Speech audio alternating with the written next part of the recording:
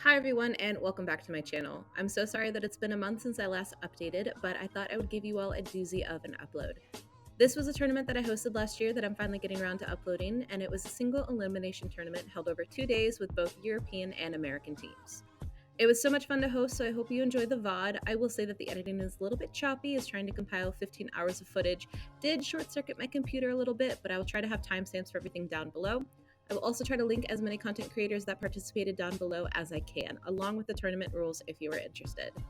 Thank you so much for watching, and I will see you in the next one. Pick your score checks, right? Oh yeah. Oh, we're in. Perfect. Beautiful. All right, checking the builds. All right, we are all good to go. And Wesker brought Lethal Pursuer, so this is going to be a very quick go.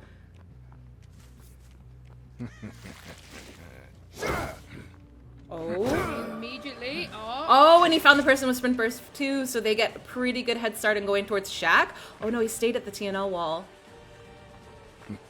Does he fake it? Oh, and he makes that vault. Who's to get the other vault here?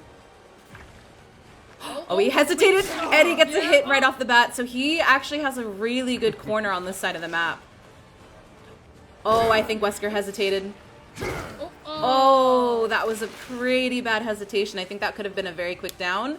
A little bit of mind gaming on his part. Oh, and I think he got the Quinton. Does he lose Shaq? Oh, what? He left the chase?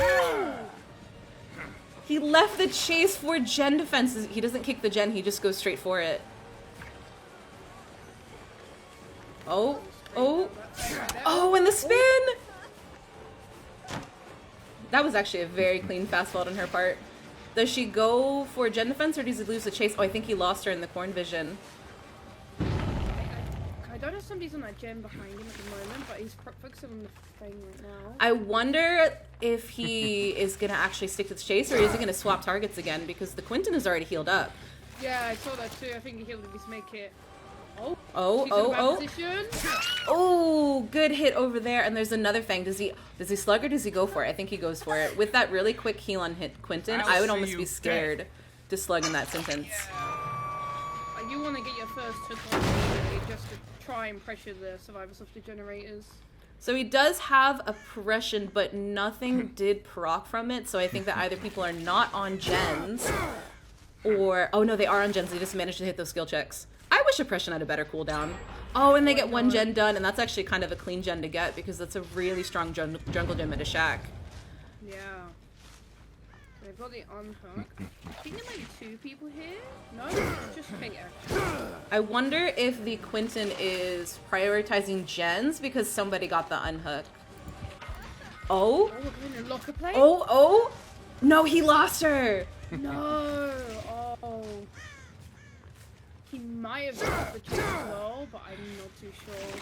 Oh, and I think we saw the hint of repressed alliance. We did! That is honestly pretty clean. It's weird that they prioritized the gen over healing. Oh, I think he hesitated on her. Yeah, he only had the one dash that he couldn't reach her there. Just getting the end clean in one here. And another gen goes by. Ooh, oh, just misses it.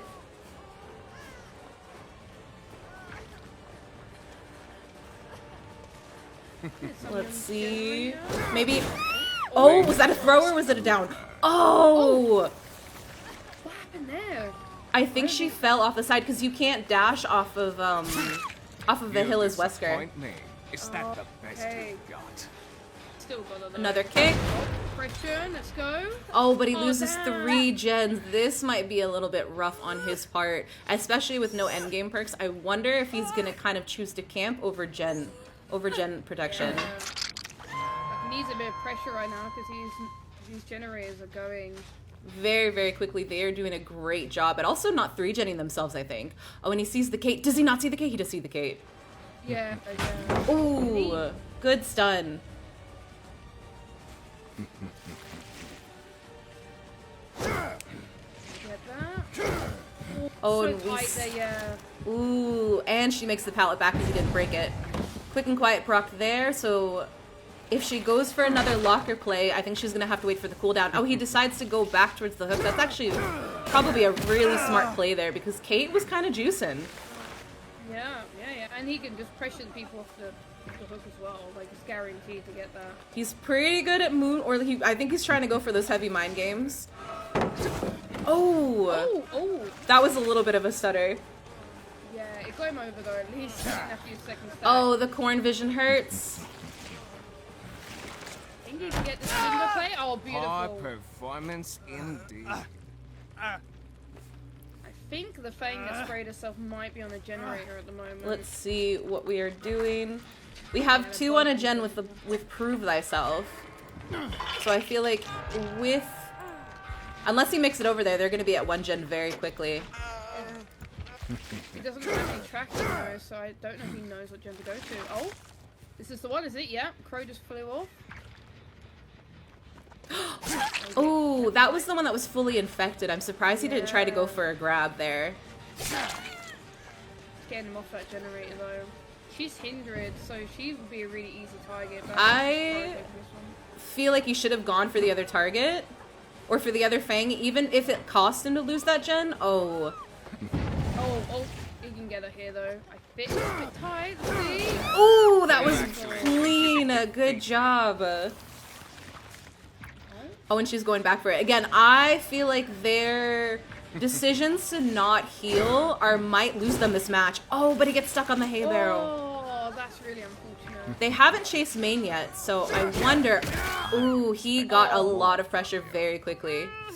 Oh, definitely. And if he kicks that generator, he'll get a pressure off on the other gens if there's any progress on them. Let's see... The same generator as earlier? I think so. Yeah, they're going for the gen, I think, over the pickup. Ooh. Oh, and they get the pickup on the Fang. Got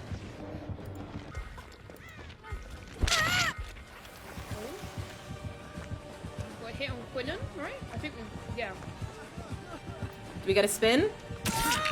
Good hit. Won't make it much further.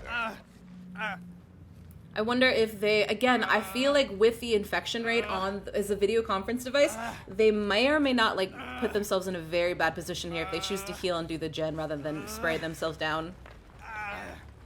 Definitely. I don't think there's too many sprays left either because they've been spraying a few times. Choosing to clean up. Oh yeah, they go for the gen. Probably reset the Fang.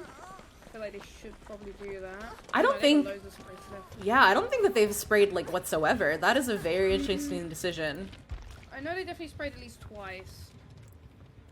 He's checking around. No tracking perks once all the gens are done. Oh, and I don't think he's stuck a proper chase with the Kate yet. Yeah, because if he knew where the other 2 infected Fangs were, he could instant down the power, right? Like instant grab them. Oh, good hit. I shall release Ouroboros. Choosing not to tunnel the Quinton is an interesting move. I feel like maybe you should have gone for having the 1-man out and making it a 3v1. Yeah, oh. definitely.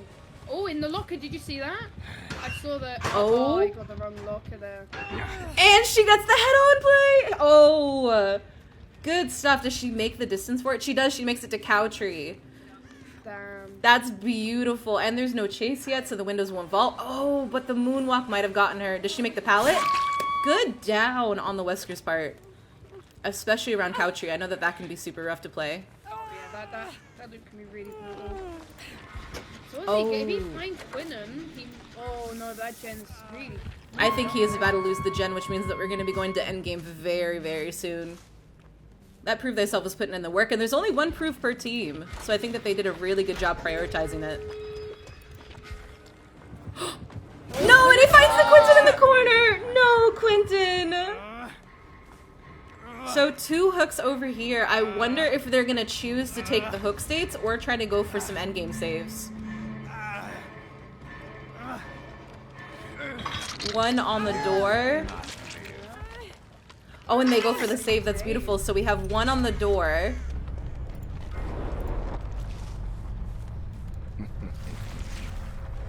That's not the infected Fang, is it? No, it is not, unfortunately. I think the other infected Fang was the one that was on the door. Yeah, that was a really smart play that she went for the save instead because of that. I think you can get her on the Cowtree though. Oh, and he got the good pallet stun over there. Yeah, Shack pallet, I believe, is still down. Oh, but it's a throw, isn't it? think that door is pretty much done on the left, so she might be able to get out here. You're Ooh, merely up there. postponing the inevitable. Get her. Oh, it's gonna be close. Oh, flashlight save? No, not on their part. Oh, and we saw someone leave. All right, so they secured a pretty good escape. Are they gonna do it on the other side though? I wonder. I think they have to make the tough decision. Do they want to do altruism or do they want to secure the 2 men out, which might help their killer on the other side?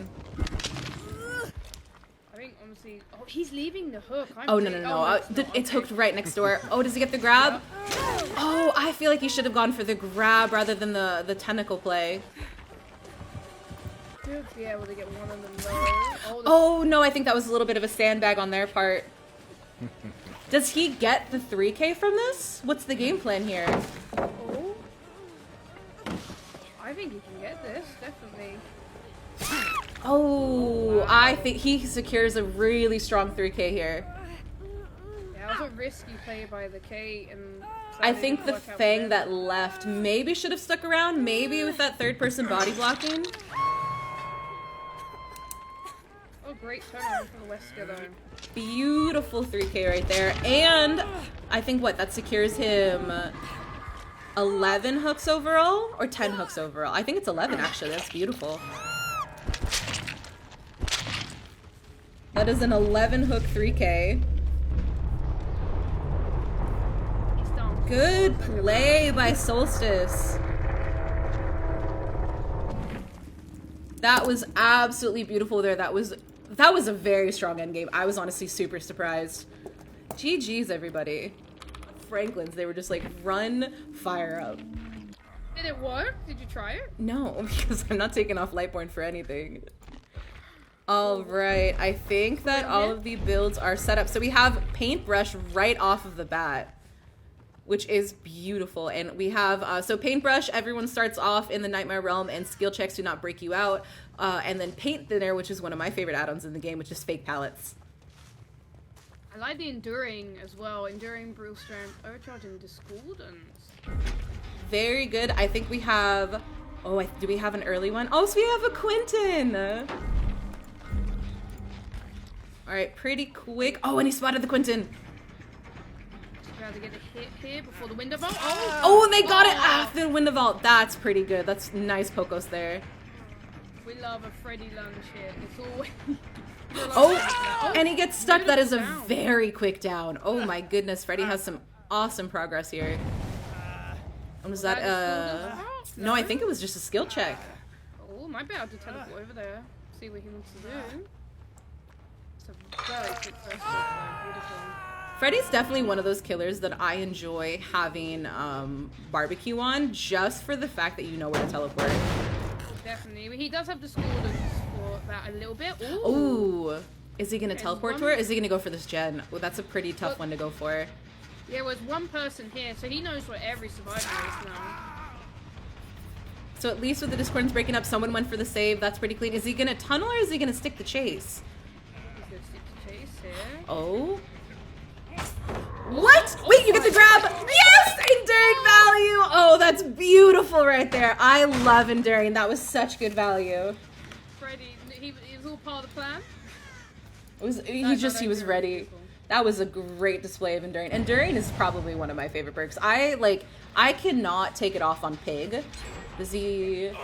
Doesn't go for the gen kick. I think he got a bit lost the way Vittoria was. I was also a bit lost. I think he teleported a bit, I'm not sure.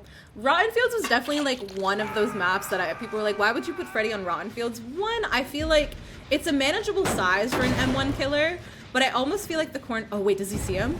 The corn vision kind of works in his favor because it's a lot better when it's in black and white. Oh yeah, this map just looks so much better in Freddy well. Oh, that was a nice spin hit though. Overcharge proc, I think, on the gen back there with Discordance. Back to it. He might just tunnel Vittoria out, honestly. He decided to stick on the gen while injured. He has really good pressure here, actually. Yeah, like Vittoria doing a mistake like that, like being that close while injured, I think he should just take the second stage. Oh, but Shaq is an interesting chase as he can actually go for it. Ooh, greeds Shaq palette a little bit. I don't think that he necessarily had to pre-drop. Is he take it wide enough? Oh, can we get the... I think that was Lith on Vittorio. Moonwalking a little bit. Oh, and I think he lost him. Does he go for a gen or does he try to kind of follow the scratch marks in the fog? Oh, and the Leon healed up already. That is insane.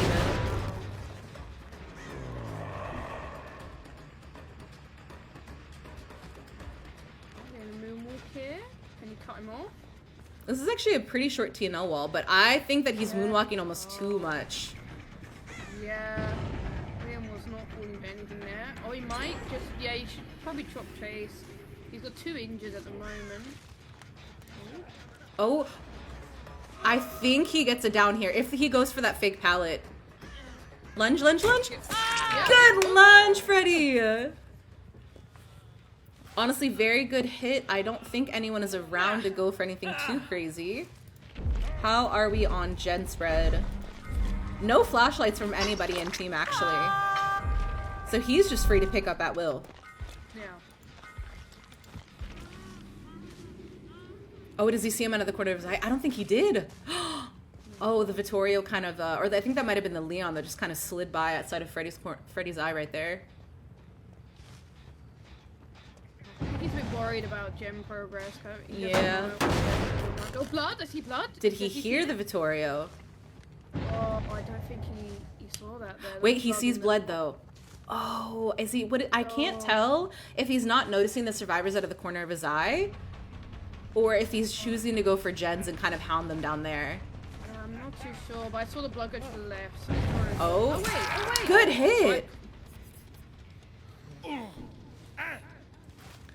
Freddy knows it. See, I lost the Vittorio, but he found in the end. Definitely have the gamer headset on. I think this the Freddy's on console, or at least playing on a controller, because the movement is so funny to watch. Good teleport over to the Discordance Brock there. Oh, and the blast mine!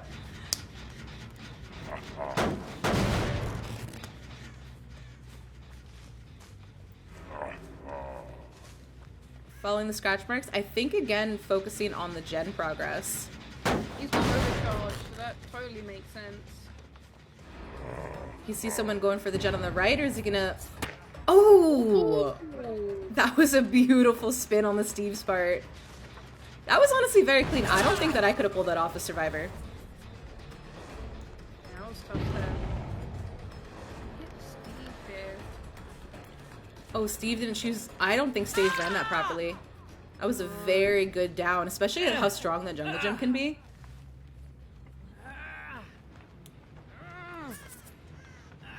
It's weird there's no hook there. Yeah, I was about to say that. Lots of discordance value this match. I think they're choosing to definitely... Actually, no prove thyself on anybody in the team. But that gen is super close. I'm surprised they didn't stick it.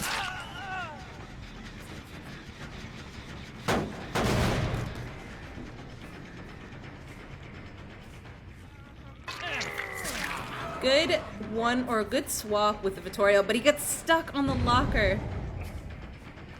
Yeah, it's gonna be a down. Fake pallet? Fake pallet here. Fake pallet? Fake pallet? Fake pallet! Oh. I think that actually might be the first fake pallet Oh. see.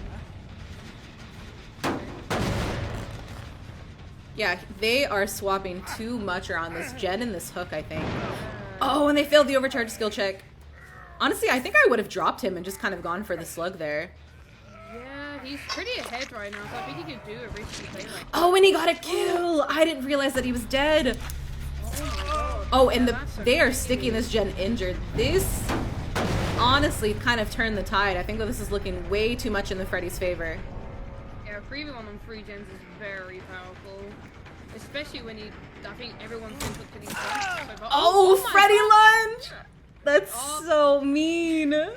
Oh, we love Freddy for that. Freddy's long fingers never fail us. I can't remember if... Oh, the Leon has not been hooked yet, actually. Okay, so... Oh? That was... Oh, no, we're good, we're good. Okay. Freddy had to think about it really quick. He's getting some insane gem pressure here. That And- one generator's been kicked so much. Oh, I don't think he hears the Quinton. Did he hear the Quinton to his left? He did, he did. He did. No fake pallet there. Are you? Throw the fake pallet down. I feel like that might be a little bit cheeky for later. No, that gen is still regressing. He sees the Quinton at the TNL wall, but is he... Oh, quick and quiet on the Quinton. The Oh! Oh! Oh! I think he spun himself.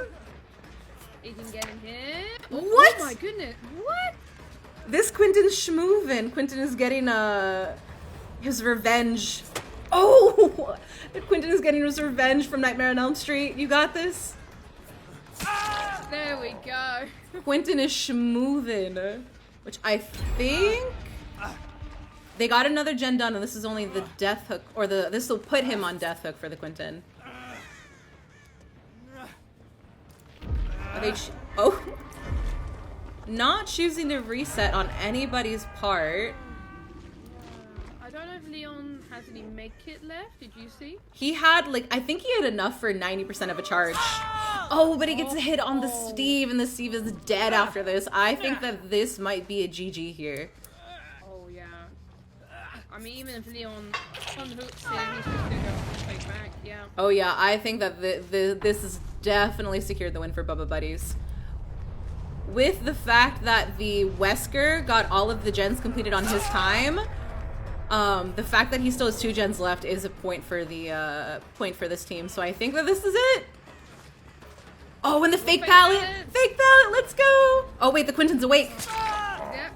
Well, now he's dead. GG's, GG's indeed. That was beautiful. I don't think Unbreakable is on anybody either, so... Honestly, very strong Freddy match. Yeah. I wouldn't say it was a rough start. He had a really quick down, but it just snowballed and snowballed so quickly. Yeah, I think That one them... generator. This is honestly why I decided to ban Circle of Healing, because I feel like if there had been a Circle of Healing up, it would have completely changed this match. Oh, 100%. Especially if they take a med kit, you just heal so fast with that. And no hatch play from the Leon. Maybe he might have been able to crawl for hatch. No one's been bringing any offerings, which I think kind of adds to the excitement of it. So, Entity's Rejected Prospects does not go forward to the next match, and Bubba Buddies is going to be going against Go Ahead and DC. Honestly, good plays from everybody.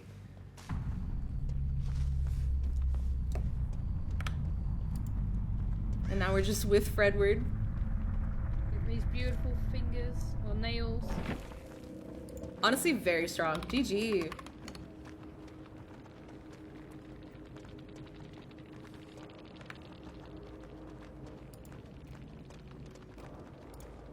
I love survivors. I feel like I'm definitely like I'm like a mother hen with my babies, but sometimes I wanna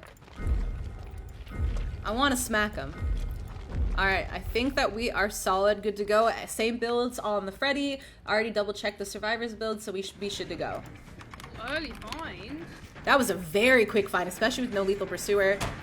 Oh, and Freddy gets the hit again. Another Quinton, actually. Wow. Yeah. You're right. Speeches.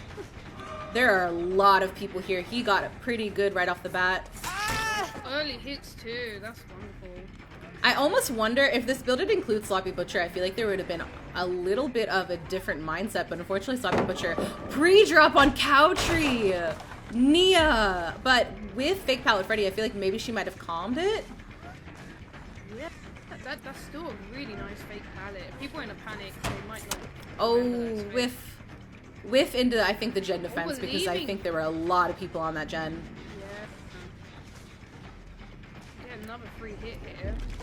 Maybe. Oh, we got the palette though. Oh, enduring value maybe? I feel like he might have to brute force it with this team. They're already really quick to pre-drop, especially based on what he was going against with the Entity's prospects. Let's see how we are on spread. Oh, one gen is about to proc. We're doing a reset over here. Oh, he found them. Heard his lullaby. Oh, yeah. Body blocks, I think, on the Nia. One gen is already down, and he's going to be going towards bounce, maybe? Ooh, actually, I don't think that was a balance proc. Was it? No, it was. Does he have balance? Balance is such like a inconsistent. Oh, he did a balance landing. Yeah, he did. Okay, yeah. It just looks. Yeah. Look at that hit. Oh, and he loses the chase. Oh, I think the Freddy left. Yeah, I think he's just pressuring Gens here with his overcharge. Which may or may not work with this team. I was surprised that he decided to stick with the same build. Yeah, I mean, they're resetting the Quinton, I think, at the moment because Serena was there. So, yeah, Quinton's now healed up. I'm not sure when. Oh, it was a complete team reset, and one gen is down. Getting these fake pallets out, though, which I think is what a bit of his plan is here. Oh! Ooh, fake pallet at Mitri. I don't think he knows. Ooh, that might have been a very clean spin there. Discordance proc on that gen, so maybe some more body blocking. I wonder if he's going to try to eat through their resources, because they have a limited amount of medkits. Yeah. I think he also just wants pallets to be gone too, so he can actually use these fake pallets. I think one of the perks that I might have swapped, because I feel like the Enduring Brutal is very clean, but I think as he progresses, you might want to almost swap. Maybe, honestly, overcharge for like Dead Man Switch. The gen kicking mud is like definitely pretty clean, but with Freddy, if you can secure those downs, it's kind of like the same thing with Artist. You're just able to proc Dead Man Switch across the map. And the more gens that go by, I feel like that might be a little bit more helpful. Plus, I think while you're trying to keep a steady head and chase people, Discordance and Tinker, like, distract me. Oh, and the Blast Mine.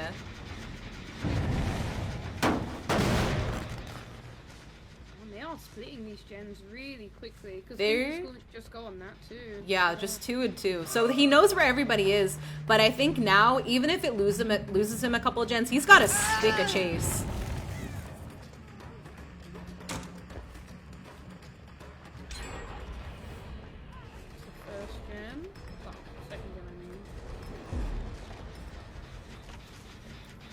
I think he wants to defend that one. If anything, I think that... Oh, good hit. That was a good spin. I think maybe he might have to switch his tactic, but... Oh, he actually just vaulted. Wow. Then you get 2 more volts on that. Nope, back to the Discordance proc. Okay, yeah. I wonder if they have been paying attention. I wonder if they worked out Discordance. So I honestly would probably go to the outskirts of the map and kind of pressure something else. Oh, and the Leon runs into the Freddy. Oh, wow. It could also just bait Discordance as well on certain generators. Yeah, especially if they coordinate that someone's chasing. 2 people could bait Discordance and 1 person could actually be pounding out the gens. Nope. Oh, no. We're waking up. 1 person is on a gen. That honestly might... I think in any other situation that would not work well. I understand that waking up is important against a Freddy, but I honestly would do a gen. It's not like how it was with Swing Shen's Freddy, where like staying asleep isn't that big of a deal now. Oh, Freddy lunge, not quite.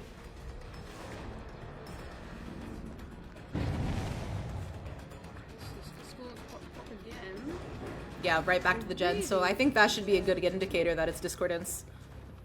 Oh, but I think he spots the injured Quinton. Oh, nice try.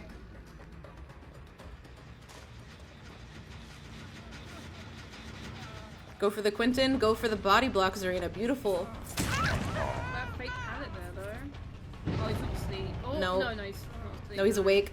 Oh, but I think him leaving might have been an issue because now it's just a TNL wall. Does he fake it? He does fake it, but he falls for the fake. No, Freddy. Good moonwalks. Yeah. Quinton's paying too much attention. Freddy lunge. Oh. Oh, just barely misses. This is why we got to run coup de grace on Freddy. Yeah, this team is fantastic with how they're balancing everything. They have really good altruism, and they're doing pretty good on pounding out those gens. But they're just like triggering discordance. They're taking the hits when they need to. Yeah, good pre-drop on the Quinton's part. Oh no, we are putting fake pallet there. Okay. That shack as well. He might drop this. Yeah, he is. Yeah. Oh, but Discordance Brock over here. There's just too much going on, I think. Oh, Blast Mind again! 3 people are currently injured with 2 gens left. He may have lost him in the corn here. I don't see any sight of anybody either. Hmm. There was 2 people there, so that's quite... I think, no, they're going for the full reset now, so I wonder, do we have anyone on gens? No. Oh, does he get the hit on the Quentin or the Leon? Nice body blocks. Discordance Brock. He has a lot of quick decisions right here.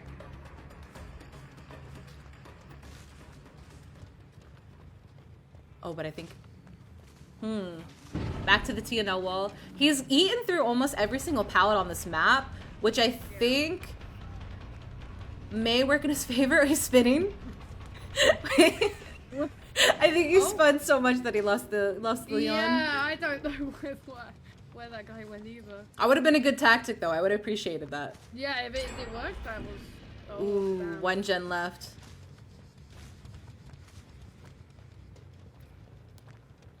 I think I would have liked to have seen him kind of stick a little bit more chases. I think him going back and forth was probably the indicator that it might have not worked out well.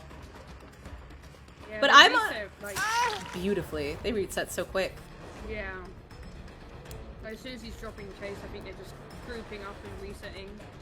So the Freddy add-ons, because someone asked in chat, red paintbrush is it starts everybody off in the trial immediately in the dream world, and if you fail a skill check, normally it would snap you out, but red paintbrush does not. And then paint thinner is fake palette Freddy, so you get, I think it's 7 fake palettes to put her on the map. I hear Quinton, he might prioritize Quinton. Oh, they're body blocking again. They are doing beautiful body blocks here. Balanced on the Quinton. Oh, I think Quinton messed up. Oh, but the corn vision spin.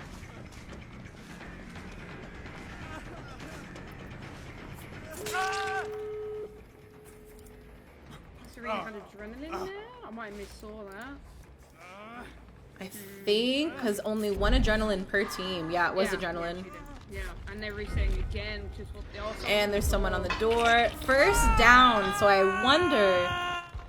I would honestly not leave this hook.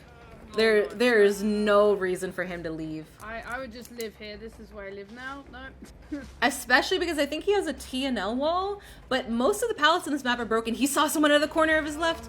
Oh, but they get the unhook so quickly. Really just good body block now. So yeah, Serena's here. Wow. Oh, this might be a GG. Might be able to cut one of them off. I don't... Oh wait, everybody's injured actually. He has got it down the Zarina because the Zarina has a flashlight. Oh, never mind. I think this might be it. Look at the train of survivors. And the dead heart. No. Wow. Oh my goodness. GG's. That was a 4-man out with 1 hook. Honestly, GG's very well played. Coal tower, please.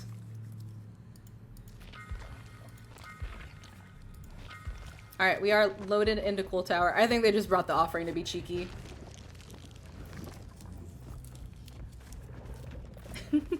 So we have a pretty good spread right off of the back, making sure all of the perks are okay. Oh, and I think the Demogorgon has found someone right off of the bat. Oh, and he gets the hit right from that drop. That I don't believe the Fang had balance landing to kind of make sure that she would have been made that drop, but that was a very good hit right off the bat. Is there a way to review the brackets? Exclamation point rules and exclamation point brackets for everything. A whiff on M side. And I'm very interested to see that M has decided to play Demogorgon over Huntress. M is normally a Huntress main, so I feel like the choice for Demogorgon is a little bit cheeky. I think, oh, it is, oh, that gen is super close. So 3 people injured right off the bat, no downs, but the TNL wall against a Demogorgon may or may not be a good idea. No dead hard from there either, and that is the person with the flashlight. Are we gonna get a slug right off the bat? Oh, this is gonna be dangerous. I have received Kona on my desk again. She's now giving me a lick. Hi, ma'am. No, I think everybody is injured now, but 1 person is down. I think that it would have been a little bit too greedy to excessively slug there. But honestly, with everybody kind of crowding around that gen, I feel like this might not be the best move on the survivor's part. Isn't that right, Kona? And a pain res hook. Oh my goodness. Let's see. Ooh, another down right off the bat. This is gonna be a dangerous one, I think. He has a lot of really good pressure. And we've only just started.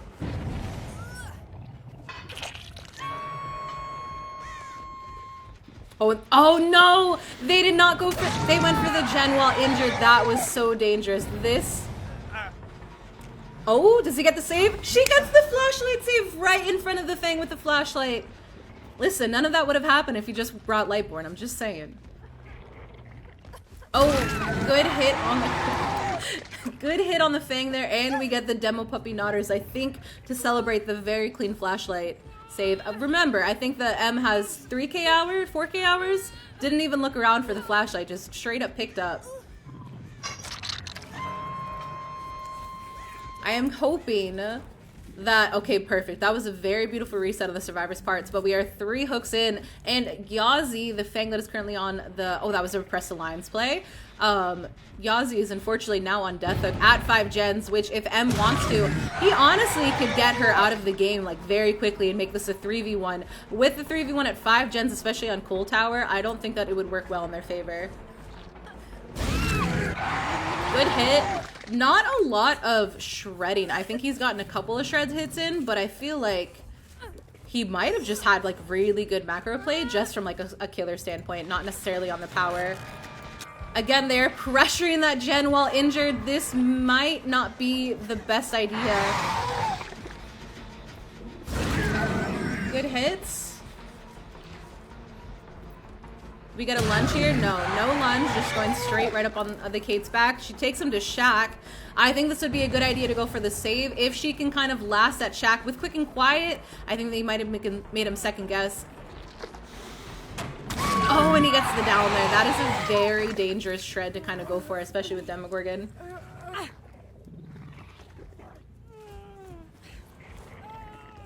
I still have Kona on my keyboard. Thank you so much, Kona. I do have anything to say to our lovely survivors. She says no. She's upset that she can't just chew on my arm. We're going for no plundering. Oh, and we found a medkit. Pretty good heal on the Fang's part. I don't think that he hears her up in that tower, so I think he's just gonna kind of go around the survivors that he can find. Good stun, but Enduring just makes, oh. Enduring Hubris play, that was pretty clean. Hubris is one of those perks that I considered to ban, but honestly I wanted to see with the way that people pre-drop, to just kind of leave it in to see with the cooldown, with no End Fury, if they wanted to do End Fury Hubris. I almost would like to see that play off, but honestly that was a very quick recovery. The only perks that are really banned on the killer side are certain combination perks. Haunted Grounds is not allowed, Rancor is not allowed, Starstruck isn't allowed. But again, I wanted to see if you were willing to sacrifice a part of your build for End Fury, for End Fury Hubris. With the way that I don't see that working out well in comp, I was more than willing to allow that. Lear is out of the game, which means that it's now a 3v1 at 5 gens. I think that this Demogorgon has just secured the win for go ahead in DC. Oh, can we see a head-on play? Oh, but a Hubris proc on the Kate now! That is very dangerous on the Kate's part. I do not know if she's going to regret that or not. Oh, I think she might go down here, y'all.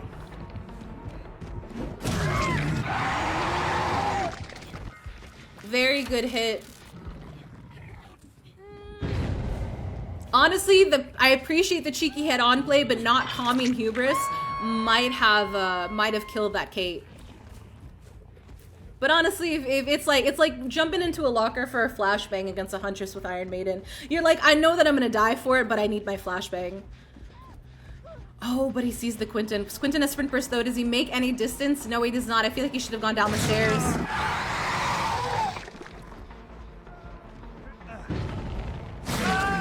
Very good hit on the Quentin there. Yeah, this team, honestly, I feel like everyone played super well, but I think M just got very good pressure over here.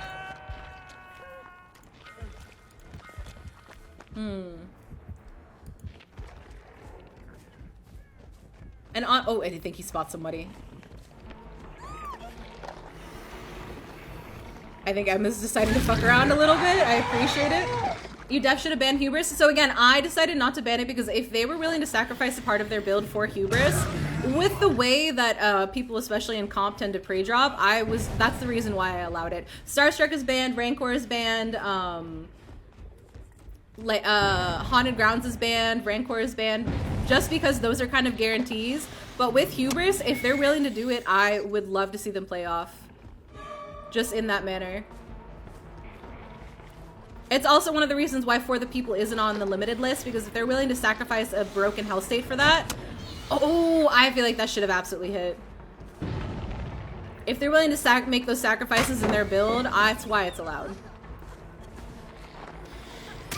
Good hit.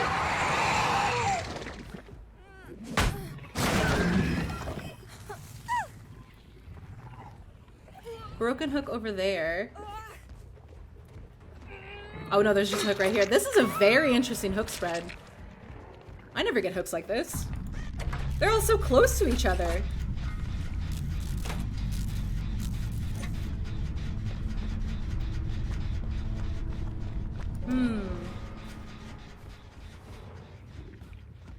Oh, he spots the Quentin. Really good hint on the Quentin there, and he's going to main. Oh, good pallet throw. That was kind of dangerous, though. There's nothing really to get around there.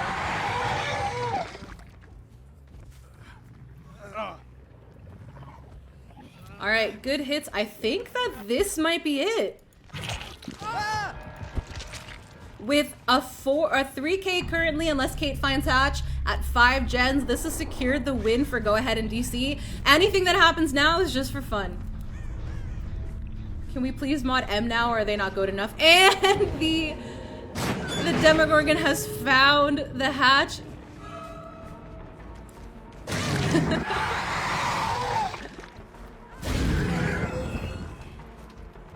Oh, what are we gonna do? Oh. Again, anything that happens now is just kind of for fun because, unfortunately, Bubba Buddies is out of the tournament. Go Ahead in DC will progress on for the sheer fact that no gens were completed and they got a very, very solid 4K. GG's on their part. Break a couple of doors for later. Honestly, that was very solid. That was so much fun to watch. Thank you for enjoying the tourney. It was my first time playing like this. Lyra, everybody, you played super well. Everybody was just super fun to watch. GG! Right around their macro for maps and for how everything's going to be played. We loaded in pretty quickly here. Checking the builds right off the bat. Alright, we are solid. We have a pretty good corrupt spread. I don't think that this is the ideal corrupt spread though, but we have a pretty good spot right off the bat for this Oni. Good vault. Oh. It was a good attempt to swing over that fence. So you're picking a map to favor the killer? No, it's a map that is balanced for both sides. It's one of the maps where it's like you could play on it and it can be one or the other basically.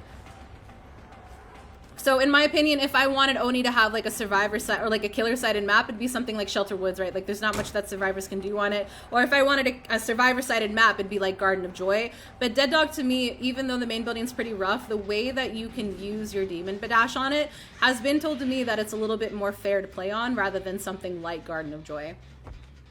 So the maps that were chosen are the maps that are are better for both sides. Also, you saw right there why I allowed Hubris, because it's just going to be a lot of pre-dropping. So if they were actually able to get the stun on that killer, I would love to see the how things could play out. And another thing too is sacrificing it on their builds. Do they want to see if they can get it down with Hubris? Oh, a pretty good slide on the Atom.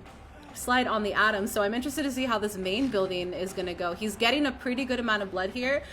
Oni is a tier 2 killer, so he has two of his green add-ons on here. Tier 3 killers are the ones that were kind of allowed to do whatever they want. That's what you saw with the Freddy there. Also, that was a very good hit, especially being on oh, that's cheeky. That's very cheeky. Especially being on a fast vault for that main building. 2 gens down, but he has a pretty good control over this hook, especially being so close to main building. Are they... No 1-for-1, no swap. So reassurance is banned, mainly because I know that the whole play is to just kind of reassure the person that's on the hook and force the killer to do whatever, like figure out what they're gonna do. But I wanted to be a little bit more active, especially in the chases. He's actually leaving the hook, which is fascinating. Oh, he's going to get his blood. Beautiful. Let's go. I want to see if he's going to go for something proper here. Good body block attempt. Good flick on his part, or are we going to be going towards this pallet? Or did he actually lose the Nia? Nia did a pretty good pre-drop there. Oh, but the vacuum into the pallet.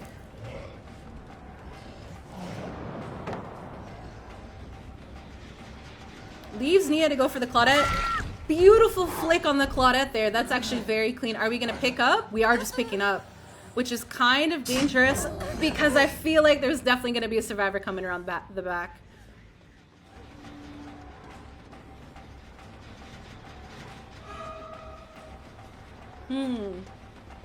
A heal up there, which means that there's a good amount of blood here. Oh, good attempt. I don't think I've ever gone against an Oni on Dead Dog. I have seen a lot of fun with Oni on Dead Dog, and I've actually played as Oni on Dead Dog. And again, like, my playstyle with the killers differs so much that I feel like one map that I hate for one killer ends up being a little bit more fun with the other, just because I play them differently, right? So we got 1 down with the Oni rush. Choosing, I think, go for this Claudette. Interesting. Oh, I think he's trying to go for gen progress rather than what everyone's going for the chase. 1 gen left. They are getting these gens done so quickly.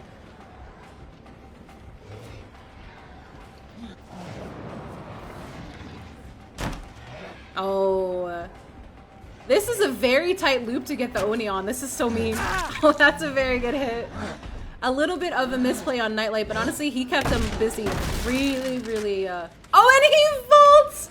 Oh, I feel like the vault there might as well have been a GG. That was a good try there, but honestly, that was pretty fun to play around, especially with how tight that was.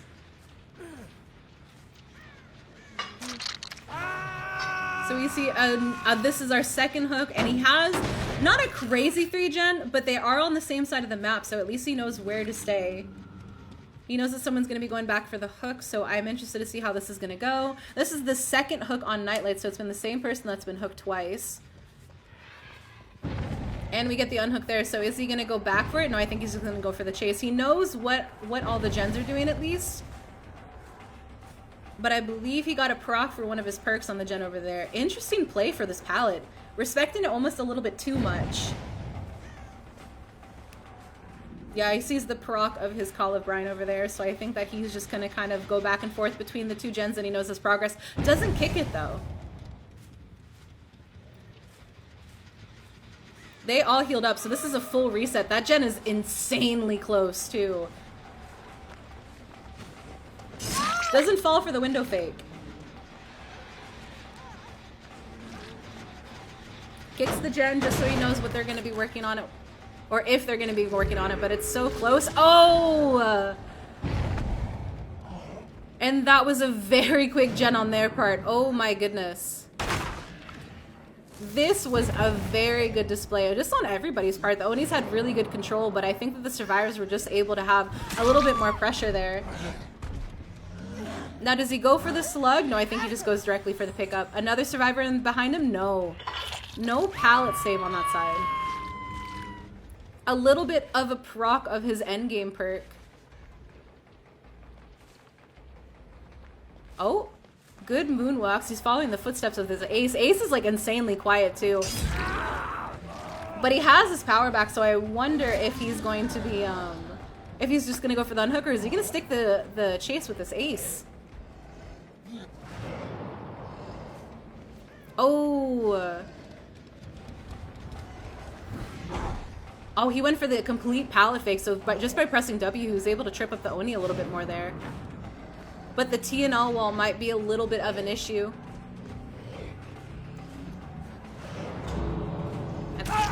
Good hit on the Oni there. They got the door open, and that was the deli play on the Nia.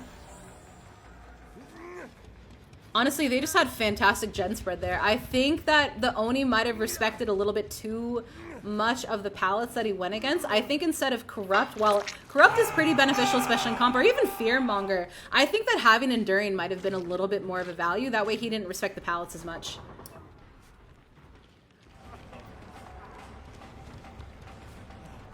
But two people actually, the Nia's still injured. She's still broken from Deliverance. So it'll be a 1-for-1 if they're not careful.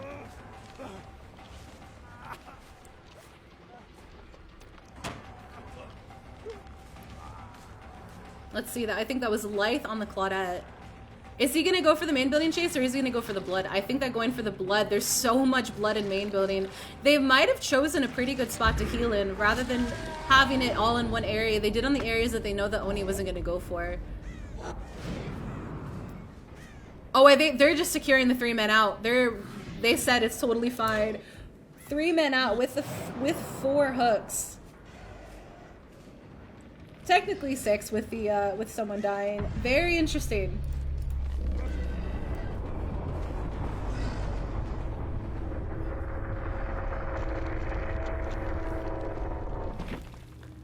GG's, honestly, that was very interesting to watch. I feel like everyone worked so well with how they had their gen spread and how the chases went. GG.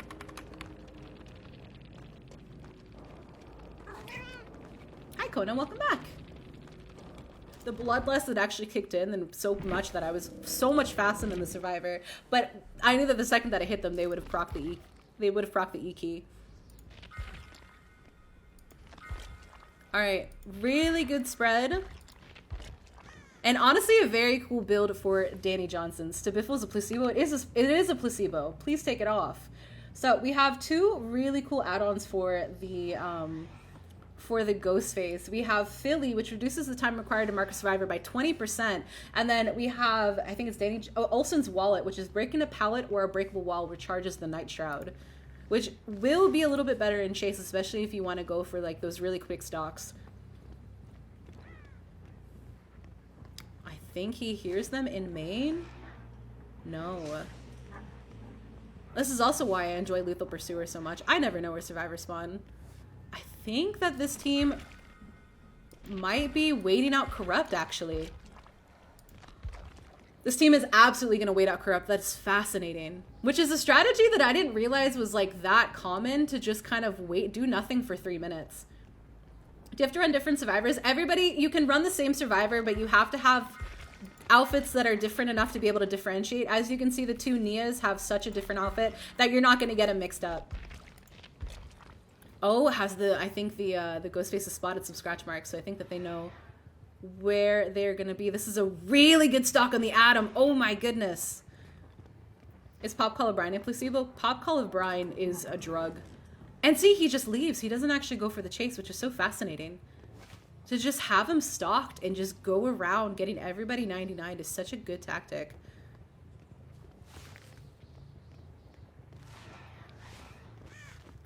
Corrupt is 2 minutes. Corrupt is 2 minutes. Is Pop Colubrine a good combo? I mean, just in general, you can stack any of the gen kicking perks. Of course, it would work out well. I would have Corrupt on my solo queue and Swift. Nah, I just get on whatever. Again, I'm impatient. So, no, we are waiting out this Corrupt. See, the Claudette's not even getting on a gen. Oh, I think we have our first gen progress. That's beautiful. I almost wonder if maybe he should have waited for that Adam. He's just going around crouching.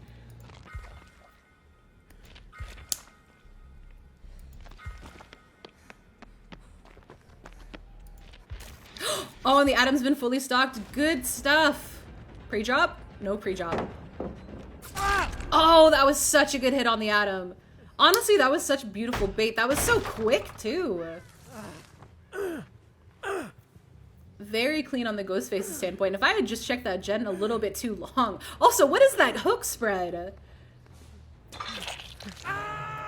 Those are so close to each other. That's a Bubba's Delight right there. It's a comp cosmetic. What, the fact that the wrist skin doesn't make any sound when it drapes? That is very interesting.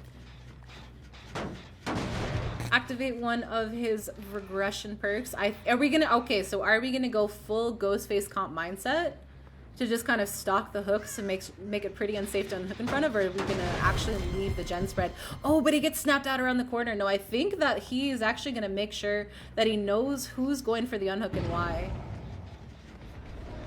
For the people play with the Nia, that is interesting. I don't know why that was an option though. With the fact that the Ghostface is actively chasing the Nia, the For the People is probably wasn't the best choice over there. Hits the Nia and then leaves. Is he trying to maybe get on the people who are on the gens over here? No gens have actually been worked yet. Oh, we have a little bit of progress. Actually, we might see one pop very quickly.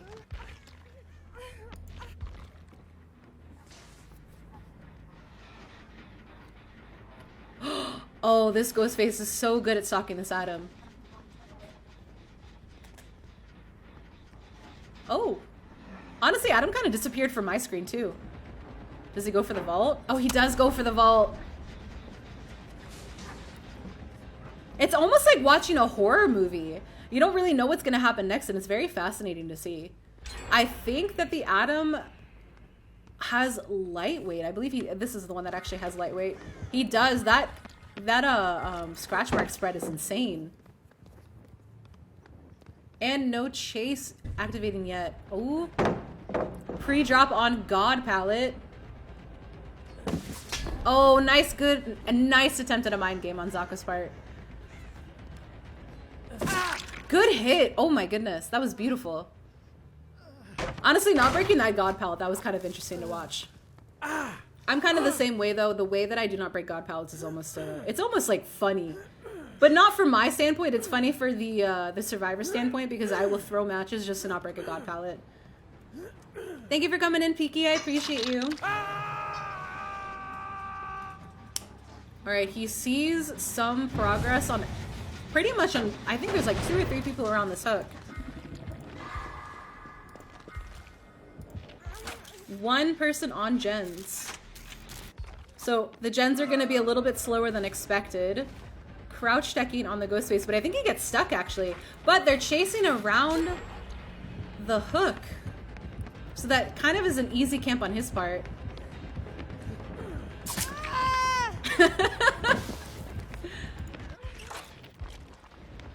Oh. Good body blocks on the Claudette, but I think he's just going to go for the tunnel on the Adam. Thank you, Teddy. I really appreciate you. GG's, by the way. Of your artist player will never break Shack. No, I don't break Shack palette. I leave that up. Why would I break Shack palette when I could just throw a crow and not have to break it? Oh, the Adam's very patient here, but honestly, I think this might be it for Adam. Oh, no! Very good use of off the record. That is one of his limited perks.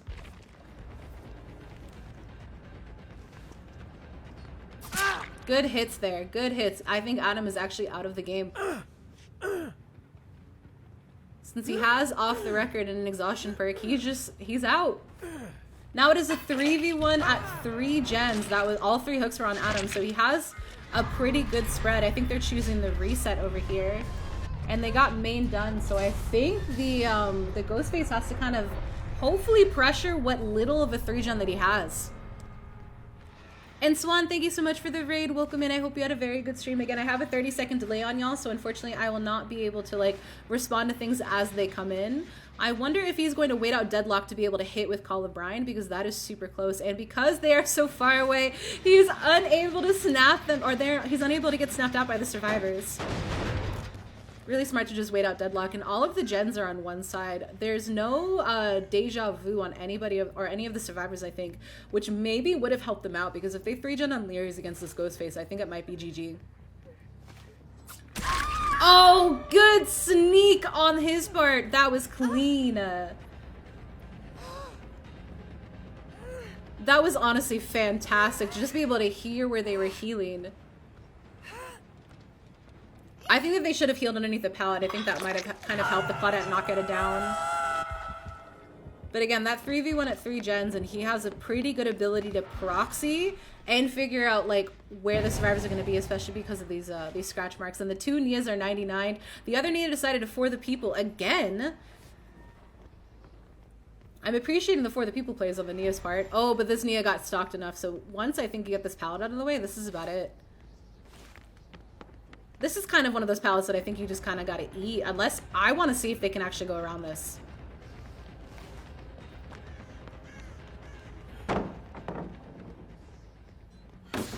I was gonna say, I would be so, oh no, she decided to stay. I was like, I would be so surprised if she goes down at this pallet, but I think she should have just pressed W. And maybe made it to the pallet that's inside the room to her right, but that was a very good down.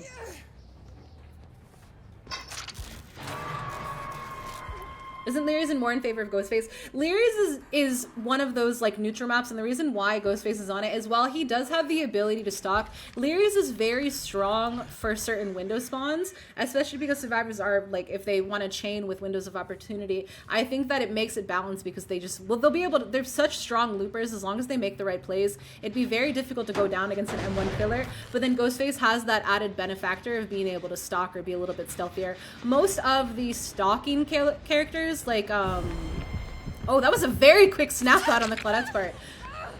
Most of the stalking or like the stealth characters are on Lyris, just because I think that it's balanced on both sides, just knowing how to loop and knowing where to loop, but also getting that benefactor to work with their power well.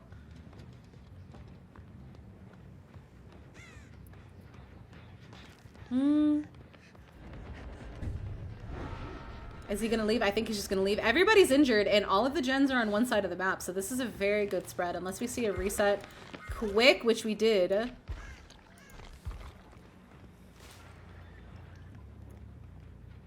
don't think that he knows where they are. I think he's assuming that they're resetting away from the gens. Oh, and he was right. Oh, that was very good game sense.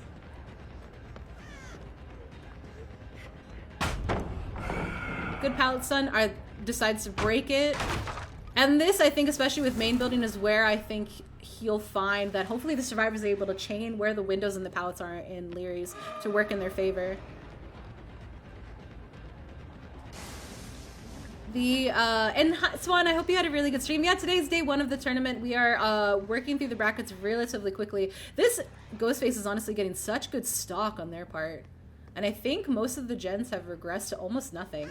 But with 2 gens left, they're not really working out well in their favor, especially on the survivor side. And with the fact that, Ooh, Kitten's got a 3-man out against the Oni on Dead Dog, I think this might almost be a GG in favor of Ooh, Kittens. Good hit on the Nia there. If they somehow manage to get a 3-man out, then I think that is where it's gonna be. It's gonna be down to the wire on what the teams are doing. But if Ukin secures another kill, I think that might be it.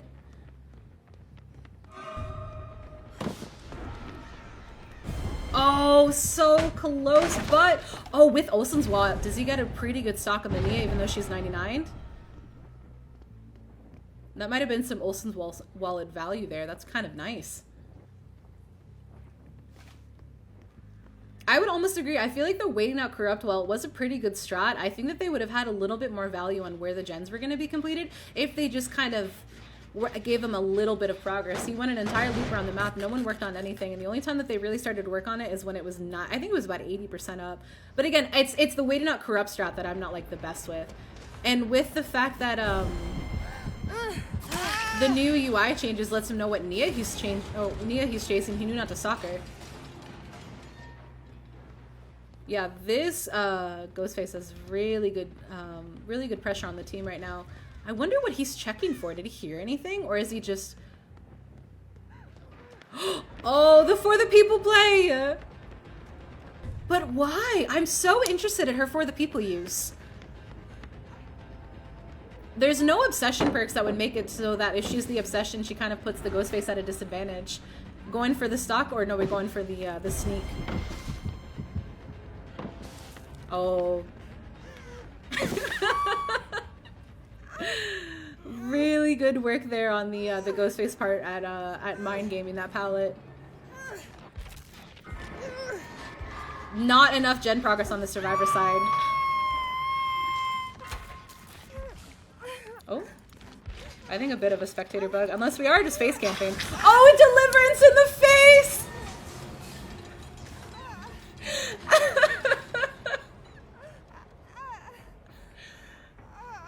Oh my god, the deliverance in the face! You know what? Fair play.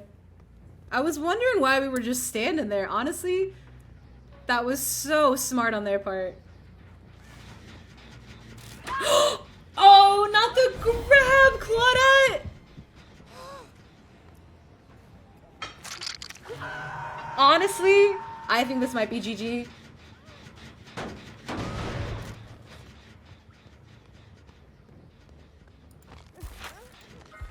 This honestly might be GG. Yeah, the Nia knows.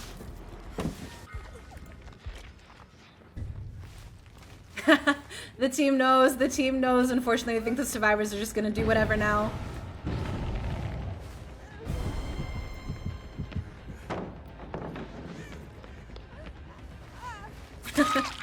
Yeah, it is GG. It is GG for this team. Unfortunately, Ooh Kittens has prevailed.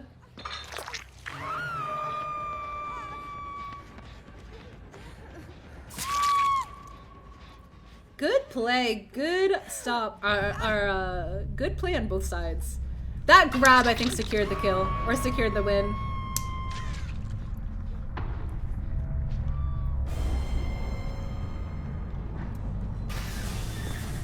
This map helped out a lot. It really, really did.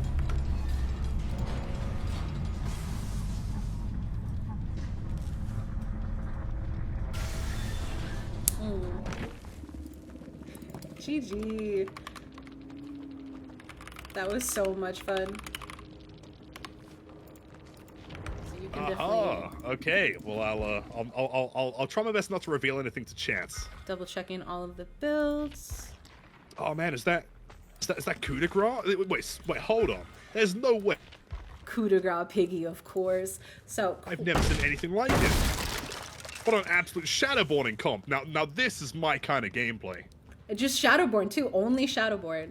Yep, oh, yep, that's just Shadowborn. Right off the back with the Ash, but yeah, no chases started quick left. hit there. Oh, still no chase. It's always so awkward chasing a survivor with nothing. But sure, it's worth keeping in mind though that he does have the window vault here, so he probably could just run forwards and make it straight over there. Although he is opting for the pallet. Oh, good mind game on the piggy's part. Yeah, this could be an easy hit. The almost Poco. Oh, the Pocos. That was disgusting. I mean, personally, I'm a purveyor and interestee in the podcast. That was pretty clean. Greedy with the pallet down there, but he ended up sandbagging his teammates. Sure, plus the second hit on Michaela. This Are we throwing snowball. the pallet down? I think that we might have to start pre-dropping some pallets. Yeah, this is risky. That room as well, that is not the room you want to be in right now. It's easily mind games. Oh, yeah, that's good the hit on problem. Mr. right off the bat. So as far as items go, who's got what right now? I see a medkit on the Ash. I don't know if I spotted what Michaela was holding. Let's see. I think that we should have one of every single item. And she found a medkit in a... Found a medkit, cool. Okay, That's cool. beautiful. Yeah, they want to make sure that they're resetting as quick as possible. I still Right, so think... swing to fall? No, the swing to fall is a placebo. I don't care what anybody says. No, nah. Hold, I'll have you know this. At the very least, it makes you feel cooler, okay? No, it doesn't. Like, you just look swing, goofy. You get like a... No, because you get a hit, and then you get to like hit into a wall or some cool shit, you know? Like, I respectfully disagree. Swinging to fall is the way forward. You quite literally. I'm telling you, I've been seeing. Whenever I see survivors do that, or the killers do that, I know what they've read and I know what the videos tell you. But I'm telling you, it doesn't do anything. You just look goofy. Okay. There's personally, I think it looks really cool. Also, podcast hit on the Yui as well. Oh, sacrificing the Stabiffle stack. Yeah, she's got the beamer as well. Do we see a dash hit? Oh. That was smart play from the Yui, though. To be honest, I would have been down there like 12 minutes ago. I'm also very... This is the swing. That's the swing. I'm telling you. I'm telling you. No, that is the way forward. It's the way to do it. Come on, you just want dead Oh, hard. the dead hard! Oh! Ailey, that was disgusting. Okay, I did promise. This is your I'm not sure mod? people know. Yeah, this is my mod. I told them that I was going to make fun of them. That was a pretty sick dead hard, though. Gotta say. Oh... Oh, this is going to be tricky, though. Very And the interesting. W. Yo! Oh, This is Ailey's smart. juicing here. This is beautiful. Get a little bit of Yeah. bloodlust. Oh, but the They hit get one here. or two gens. Yeah, but like I mean, the gen progress could be pretty substantial right now. If they get one or two more, they're in a really good spot. Ooh, let's 50% see. on the Dwight. Yeah, it's close. Although okay, I'm not going to try and give them advice. At this point in the game, I would be splitting gens though. It seems risky to be doubling down. Like, although it makes sense, like the reset so far has been good. To have two survivors on one gen, if the pig goes up there and interrupts it, that could be tricky. I wonder if, with another bear trap active too, oh. Yeah. It was a little bit of a teleport of a piggy side. With the bear trap activated, I almost wonder if it might have been worth it to unhook and then allow the gen to pop, because I feel like allowing that bear trap to activate might allow the pig to either go for an easy tunnel or just make it so that it's a little bit, ooh, good palism. That kind of scared me. Yeah, it probably would have been a better idea to wait just a second longer, but at the same time, at this point, they need to get these gens done. It could go either way, but like 2 gens with 2 hooks is still looking good for the survivors, but the pig can easily turn this one around. At least with pig, I know that having the active bear trap means that you don't have to tunnel, but I was kind of expecting a little bit of a tunnel there. Yeah, I mean, I mean, for the first stage, maybe not big time, but for the second one, I'd be very surprised if the pig doesn't bother going back to the UE again. Good fakes there. I think we got a hit here. Good swing, good stuff. Not much value out of Save the Best for Last since she stuck the chase No, with not Lily. massively, yeah. Which is the problem as well, is that if she does decide to go back to the elite to try and tunnel the UE, she's going to lose those stacks big time, so she doesn't really want to tunnel the UE ideally. She heard some progress on the gen up there, but she also saw someone on the gen down there, so 2 gens are being worked on. Does she get a did she? I stealth mean, play? is she running Shadowborn? I mean, she could be. Oh, good hit. Good stuff, 2 stacks. Honestly, I'm pretty surprised. I mean, okay, I shouldn't say surprised. It's kind of mean. I'm quite impressed with these chases so far. Like some pretty good stuff. Very life, maybe? No life. Oh, the yoink! Blight doing perfect. The grab as well. That should save some time. Although, going for the trap, of course. Although, I mean, in fairness, playing as pig, you probably don't want to go for grabs, right? Because then, if you want to go for a trap, you got to drop and then, you know, waste kind of 4 or 5 seconds doing so, right? Yeah, it's a little bit better to just get the hits, but it also depends if you're a stabiffle pig enjoyer, which I hate. True. Yeah, yeah. I feel like the grab's probably a little bit of a benefit. Oh, that scared me. Yeah, good stuff. I mean, how did she know he was there? Hold on a sec. That we might got have, some gamers. that was a. I feel like the headphones might have helped with that Good one. stuff. I did Yeah, not see must have that. done. Yeah, yeah. I mean, to be fair, he's not the quietest survivor, you know, kind of truth be told. My favorite is. I didn't see anything. No, I did not. My favorite is whenever I'll watch my matches back and I'll be like, how did I hear someone or how did I see somebody? Yeah, totally. I had this crazy thing happen. I think it was last week or something, where I swear to God, I heard like these footsteps from like 3 buildings away, and I was like, that sounds like a Yui footstep, and it was. Like, watching it back, I didn't hear shit. Like, Yeah, there was nothing there. Just It's had my weird. hacks on for a second just to make sure. Yeah, right. Really good gen progress on the survivors, but I think Sure. that they might be in risk of 3-genning themselves Because For sure, it's tricky. there's one there's one gen left on Ignoring the it upstairs. Yeah, the upstairs one they've got to be careful about. Because if they keep everything downstairs, then they might be able to. I mean, it's tricky because one direction they could go is by taking the chase upstairs, where the pig. Also, one dead already. Oh, that's shit. rough. Yeah, I mean, to be fair, they're not in the worst position. 2 gens remaining, they could still bring something back. If they get one more gen, they're in a really good spot. But having someone dead this early is rough. Well, it's crazy how quickly these games can turn around, though, right? Like one kill, and that could be it. Especially with Pig, she's such a fantastic snowball killer. Oh, big time, yeah. Because the thing is, she has that passive slowdown, right? I mean, that gen, though, perfect. 1 gen remaining, they might be okay for a 2 to 3 person escaping if they play it well. You know what? I believe in Annie in the 1 gen chase. Illy's got to be the only. Yeah. Illy's gonna be the only one working on the gen because Wombat. Come on, Oh, I feel like that would have hit. That was close. Kind of tensive for that one. Good hits. Good stuff. What's the progress happening with the other survivors? Someone's got to be on a pretty decent looking gen, right? No, that was a heal above Healing. there. Nobody's on a gen, but we do Nothing so have far. Deja Vu. Oh man. True, it's getting risky though. Like, especially because they're both so close as well. If she starts to snowball this, man, it's gonna be a close one. No charges left on the toolbox there, but this is a full gen build on the Michaela. Yeah, for sure.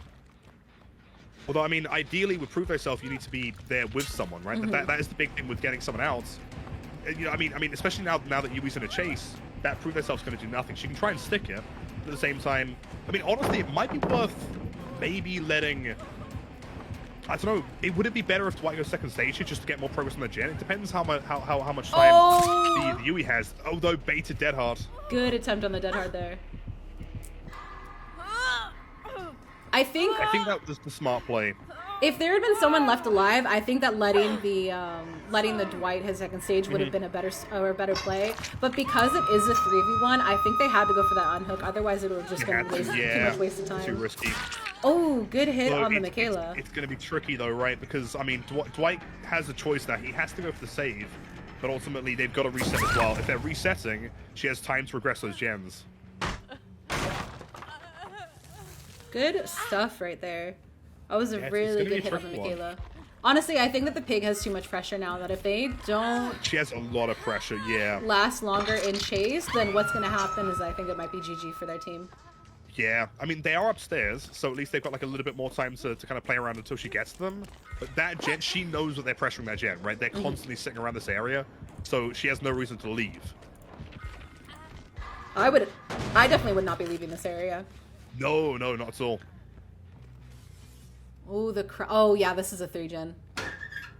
Yeah, it's always the problem. Like, it's kind of funny, right? Like, Midwich is always this, it's an interesting map to talk about because it's seen by so many people as being so obviously killer-sided. And I think moments like this is what gives it that impression, because the survivors can quite easily put themselves in a position that is so hard to win. It's so easy for most killers to defend it.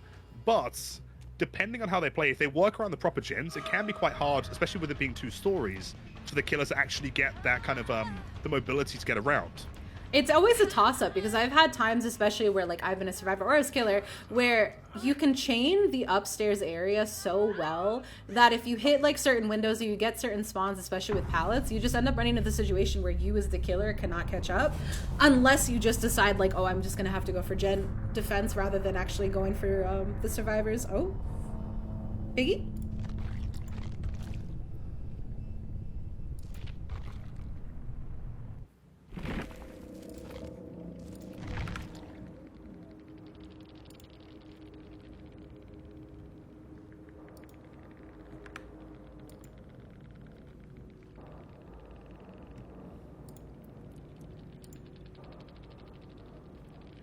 So respectable. It's sick.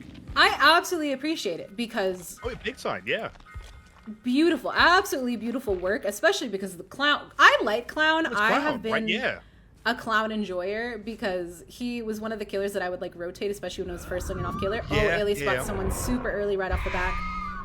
Oh, I'm not seeing the game. Could you stream it? Oh yeah, of course. I might be missing this one. For anyone curious, I was definitely watching this whole time. Also, I see you guys trying to feed the mods in chat. I feel know! like we need... Yeah, dude. Ridiculous. We need a cooldown. Like, 2 hours at least.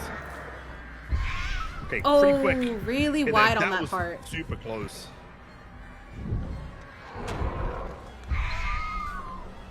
Almost able to... I was wondering if they were going to be able to interrupt the gen on that spread.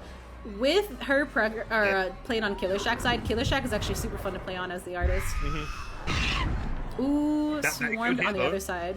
You can hit up there with the artist. What, like from the bottom? Yeah.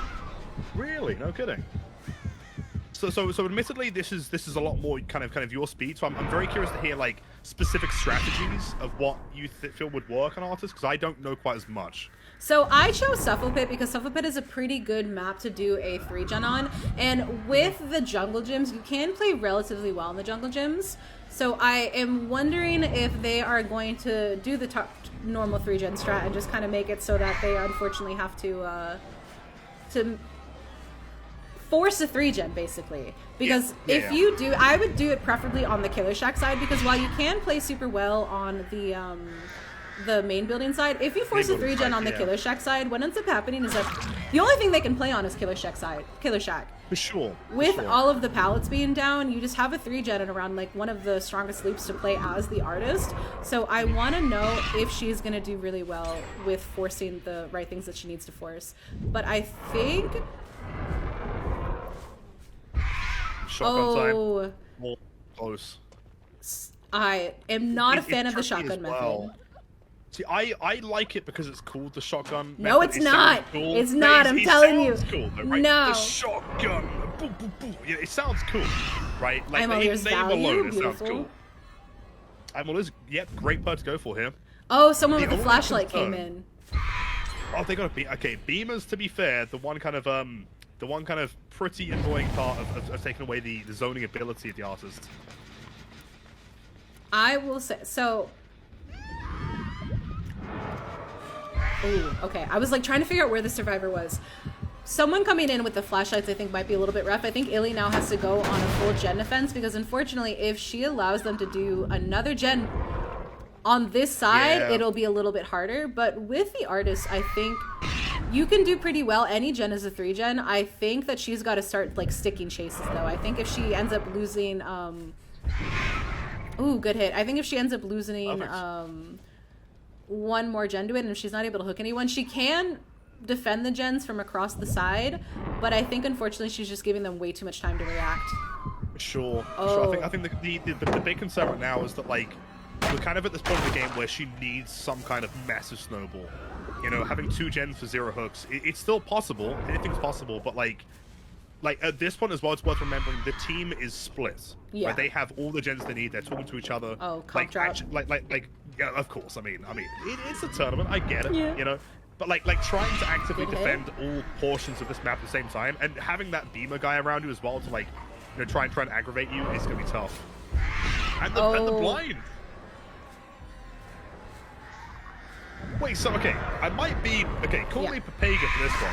Good hits. You can flashlight blind someone as they've don't pick up, don't pick up. hit by a crow. Oh, she got it. Safe. Good shit. Wait, so for example, if I got hit by a crow, someone can shine a flashlight on me and it will get rid of it? Yes, you can also do it with flashbang. No. And you can obviously with any of the firecrackers, just because they're affected by light. So I had no idea. Ooh, Illy now is in a position where I think I would have stayed over by where the survivor was hooked. Yeah, for sure. But Although, if she's good able count, to, sure. if she's able to down these survivors very quickly, if she can chain her dead man switch properly, it'll work out a little bit better. But so what I was trying to say, the reason why I don't like the shotgun method is the cooldown. Oh, big time. Yeah. She has Velvet Fabric over Festering Carrion, so the cooldown is not going to work in her favor if she sends off more than like multiples of crows. This, I think it's the tap with this flashlight is working not in her favor. He's doing great as far as the survivor team goes, but it's making it very tricky for her to get you down to. Oh, good hits from Illy's parts. Beautiful moonwalk. Me too. Yeah, perfect. But I didn't know that the shotgun method was like an actual method, because people be like, oh, you're shotgunning your birds. And I thought that they were talking about staggered hits. Yeah, for sure. Staggered hits for me is like, it's like my bread and butter. I appreciate like Yeah, getting totally. to ooh, she just kept holding W. Very That's so close. fascinating. Yeah, for sure. It's tricky though, because it's one of those times when you've got to get inside the mind of the survivor, right? Like, it's similar to playing, you know, spirits or blight, nurse, killers like that. You've got to be able to profile them. You know, like from a distance, are they going to hold W? Have they been holding W? And Work with? oh, so close with the eye ears. I think that was just like a touch off. Ooh. Very close. Lilith is not an optimal bird main. Yeah. Okay. No, you're not. I hate watching you Okay. play the artist. Oh, I hate. okay. I No, hate. I'll have you know, I am the #1 shotgun artist worldwide. No, not the also with moonwalk. moonwalk as well. Oh no. Cheeky. I Antagonizing. cannot stand. Okay, I love it. Don't get me wrong. I appreciate you Tell me playing the what I'm doing artist. wrong, okay? But What you am I just doing wrong? you just swarm them and you're sending off 3 birds hoping for the best. Yeah, That's there's shotgun. no. shotgun, It's boom, boom, boom. and then Right, you have like the eventually it's gonna 14-second cooldown. And you're like, oh, I'm just getting Yeah, W space fuck against yeah. the. That's fine. I'm shotgun down. No, Get because down on the. you have more value playing Trapper. Oh, I didn't see the ace there. That was a beautiful Yeah. blend. I would have just picked up there and been SOL. I've got a sneaking suspicion. Yeah, he's going to be there. Although, if they can get the ace down as well here, I mean, you can zone him, you know, kind of zone him into the pallet. Oh, I think they might be going for a Tricky. pick up. That was smart to hold W though. Good job. It's kind of She's like gonna with get the pick ooh, I think I hear someone. Yeah, Oh, but nice try. shit. I think that So might close. be it. Unfortunate. I mean, there is still. I mean, at this point, ultimately, the only thing you can do is try and camp them. Yeah. Right. Like just trying to split pressure is just not going to work. If she can try and grab one person and just get, Oh. you know, like perfect. That was sick. Get a bit of an injury on Claudette. At this point, we have 75% of the team is either injured or down. So it Oh. could be tricky. Although, no! No, the Oh. wall blocked it. I was gonna say that Lori is it's giving right the giving Ilya a free pickup there because she didn't crawl away from the wall. Yeah, big time. Mr. Bleeding Gums with the Lilith #1 artist name. I completely agree. Okay, everyone in chat, please post a Keck W or something if you think the shotgun method is the best method to play Don't artist. Keck W my chat. we're gonna Keck W, right? What you're gonna witness is that you've never seen this many Keck W's, right? The shotgun method is Oh, the she greatest ran into method. the bird. It's not tried and true method. It is such a waste of your time. Are you sure? Because you're just wasting your cooldown. It's like To be fair, it's taken a while. Yeah, true. Although I'm still committing chat, we still gotta Keck W it. The shotgun method is the only true method. your of only playing savior artists. is the fact that it's a 30-second cooldown. I'm saved. Trying to get rid of her birds there. I feel like the body blocks might come Yeah. in. This is where it's gonna get tough. If they've 99 that door, it's a Oh, full they've escape. 99 it, yeah. Yeah, there's no way they can Oh, try and good get hit this on out. the Although, Lori. Good hit on Lori. Tough stuff though. Well played to both teams. Super well GG's. played. Illy was beautiful there. I feel like she had some Played very very well solid played. hits. Love the build. Yeah, I mean the biggest problem there I think wasn't so much Illy. I'm jealous of the killers who get the cool add-ons. Also, this is going to be Huntress on Wrecker's Yard. Wrecker's Yard, cool. Oh, and I think we have a Baba. Alright, builds all look good. Alright, beautiful corrupt spread actually. She's on Wrecker's Yard. Sure. Yeah, I'm very curious about this one because I've seen a few games with Huntress on Wrecker's Yard before, and it can go either way, but you've got to be very, very careful because as soon as she gets that basement play, it can be over, right? So quickly. And with Okaft, I think that... Oh, that was a really Right, good yeah. hit. Stupid clean. Perfect. I think with Okaft, it might be a toss-up on what they're doing. Have to be a little bit patient. Oh, good flick there. Perfect as well. Yeah, good stuff. I honestly think that Really might have been a waste of corrupt there. Oh, with It probably would agitation. have been, I think. Oh, 'Cause, we're already off for the basement play. This is what I'm saying. This is exactly what I meant, right? Huntress with a basement in this map is fucking gruesome. It's gnarly. Because ultimately, there's one way in, there's one way out, and it's right in the middle of the map. So she can basically defend and chase at the same time whilst camping this person. It's... I'm curious to see if the team brings it back. I'm really hoping they do. But it's a gnarly setup. Oh, good hit. Oh yeah, she's just going straight for the basement camp. This might. This is what I mean. Yeah. You have to reload. See, at this point, like, what would you be thinking if you're playing as a survivor? It's way too early to let that person die or go into second. You need that save. But what if you risk it, and at that point, you've got 2 people in the basement, potentially? I think It's PG. if they're going to do some swaps, they're going to have to get some gens completed. Oh, that would have been kind of a clean hit. That would have been awesome. Yeah, that little curve over the top. I think Agitation was probably one of the better ideas for her perks there. Mhm. It Yeah. pairs well with one of her other perks, but honestly, with this camp, and there's no reassurance allowed in the tournament, this might turn into a 3v1 This is what I'm very saying, fast. right? This is what I'm saying. I mean, to be honest, if I was this team, I would be sat there thinking, we need as many gens as close to the shack. It's risky. Like this one, for example, on the hill, if they can get these ones done quick, even if they get that person killed, if they can last long enough in chase, they might be okay. But it's gnarly, because it's so defendable. And the Yeah. thing is, she can effectively chase whilst camping, you know? I think they're gonna have to go for the swap very soon. They have to. It's either that. I don't know if they can do this with one person down at 4 gens. I mean, they have some progress. It's almost going to be kind of 2-3 gens, but even still, one person gone. Stuff. It seems like the ace is trying to take some aggro, which is good, but she is set. Like she is not leaving. Yeah, I think giving her that early down was super rough. Yeah, she's just gonna camp and get it and she make has it no that reason not 3v1 to. at 2 gens. Mm-hmm. We do a little bit Which, of camping. in fairness, yeah, I mean, I get it, right? In fairness, they could still get this one to work, right? If they have 2 gens standing with one person dead, it's not great. Also, she's in a bit of a dead zone here. This might be rough. Really good. The hits are accurate, though. Super good. Oh, good attempt at a flick there. Are we comp cornering? I think we might be comp cornering here. But she fair has enough. Agi. Mm-hmm. This is the problem. Good M1. How's the progress looking on the other survivors? Oh, I think we missed the vault. Damn. Oh no! Oh no! Nice. It's okay, That it's might- okay, no that one might saw buy, like that. 4 seconds. Oh, I think we're about to, if she makes it to a score check.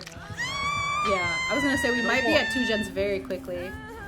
It's close to 1 gen though, because she's gonna finish that gen for sure. That one's super close, unless she maybe gets in there in time. The ace is gonna go is gonna go for the save here.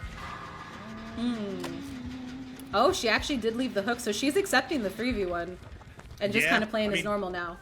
Understandable. At this point, she has some serious pressure. See, the thing that I'm thinking back to though is like, at first it seemed crazy to waste that corrupt, right?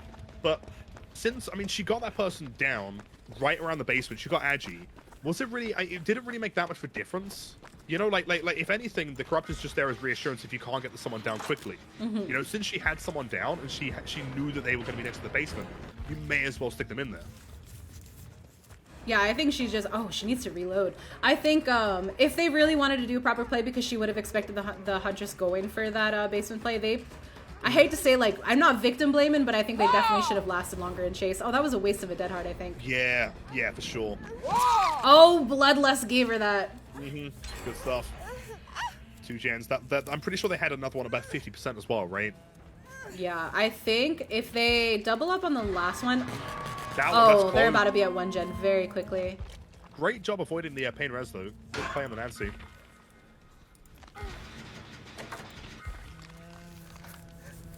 If they could secure 2-man out. I don't think that she's doing much in terms of, they're gonna finish that gen very quickly, but the Nancy is still injured. Oh, the Nancy left, I think, the second she heard the lullaby. Yeah. I do feel like the Huntress could be playing more brutally right now, for sure.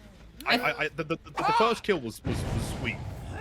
But I wonder if having that 3v1 is making her want to relax a little bit. Good dodge on the Nancy's part.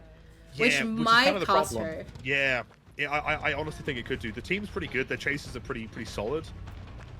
If she doesn't play the cards right, especially with the comp corners as well, it's going to take a long time to get over there with a 110 killer. They could actually get like a 2-man escape here, for sure. Oh, I think they might get this. Good Close. Do break. they have any adrenaline as well? I don't believe this team decided to use adrenaline. On their limited Interesting. list, they have mainly an exhaustion perk, and then either a second chance perk or something to help with the gen progress. Definitely. Hi, Raptor. Thank you for the raid. I appreciate Yo, you. Raptor, welcome in. I really appreciate you. I hope you had a really good stream. Raptor's so sweet. Oh, agreed. Let's see. Okay, Toolbox is gone. would it be smart? I mean, at this point, would you bother camping it, or do you reckon she still wants to go and get that pressure? Because like, if she does camp it, that's going to give them almost enough time to get that gen done. I think if they were Like, doubling up on the gens, yeah. yes. See, honestly, I mean, to be honest, I don't play Comp Survivor, so this might be entirely wrong. But at this point, I might have just risked it to go and double down on that gen. Although she is leaving, so in fairness, if she was camping it, you just want to get the gen done, right? Yeah. But I think the fact that she left, good hit on the Yeah, ace. I was very gotta get the surprised Blight at that for sure. that vault. This is not a safe gen to be playing on. Or a safe patient, hack to be playing on. Yeah, she's very patient. I'm so impatient as Huntress. I also can't aim. I unfortunately had a Huntress redemption in my chat and it was embarrassing. Oh no, yeah. See, the problem with Huntress is like sometimes we pull off some really cracked plays, and people that are new to the stream they'll be like, "Wow, this guy's so good at Huntress," and then they see the next time, it's like, "Wow, this guy's clearly never played a first-person shooter in his life." No, I think sometimes they're like, this is actually might be a kind of a solid 3-gen. I think sometimes they, instead of giving me survivors, they just give me the bots and they just change the name in the lobby. Just to make me feel a little bit better whenever I do want to get like 4K as Huntress. Sure. They are kind of running into dead zones. I know that it is reckless, but I think that I would almost take the hit to be able to run into a proper jungle gym. Or going to the corner there's risky.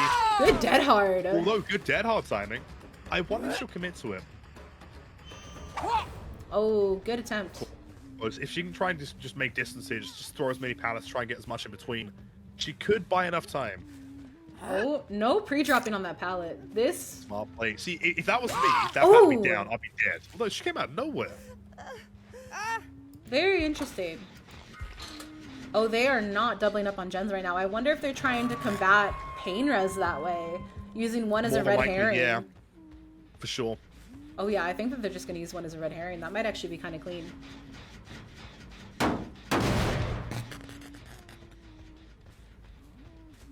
She gonna go for the spread. So now I think the 3v1 just means that she's just gonna kind of go for gen defense now, which is super smart. I honestly think what would have won the team is if the first one had lasted a little bit longer in chase.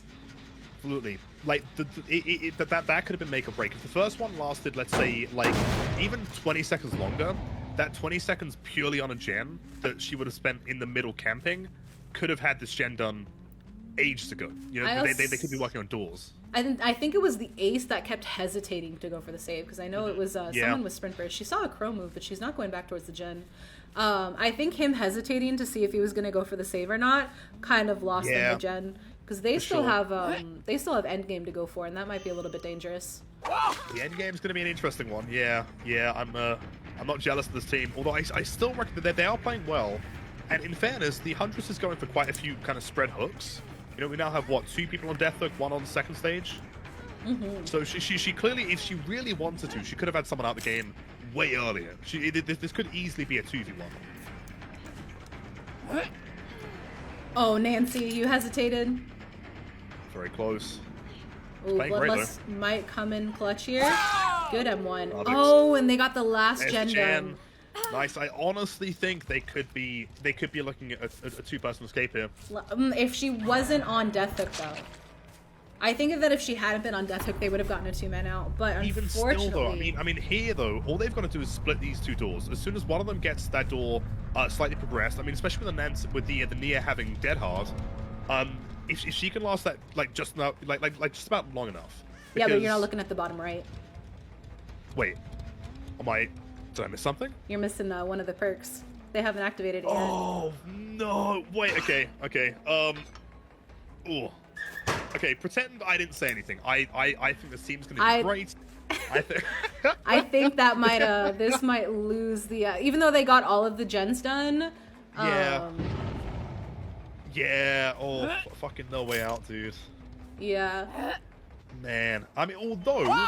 All they've got to do is just hide, right? If they just jump in lockers, head down to the basement, start a little party, right? Like, well, because they got all the gens in it might actually give their killer a little bit more leeway, because if she gets a 4K or a 3K with Hatch, but they manage to the killer manages to defend the gens a little bit better, then the other team will move on. But if they have a 4K with both gens being completed, then it'll be a completely different story. Ooh, good dead hard there. Mm-hmm. what I'm saying. Like, if she can last just about long enough, although 4 stacks at that point, it's going to take a while until Ace can jump on that door. She's got to be patient with this. Very. Oh, she's playing well. Oh, though. she vaulted. Damn. Great job. No pallet there either, though. They could still... I mean, the Ace could play the hatch.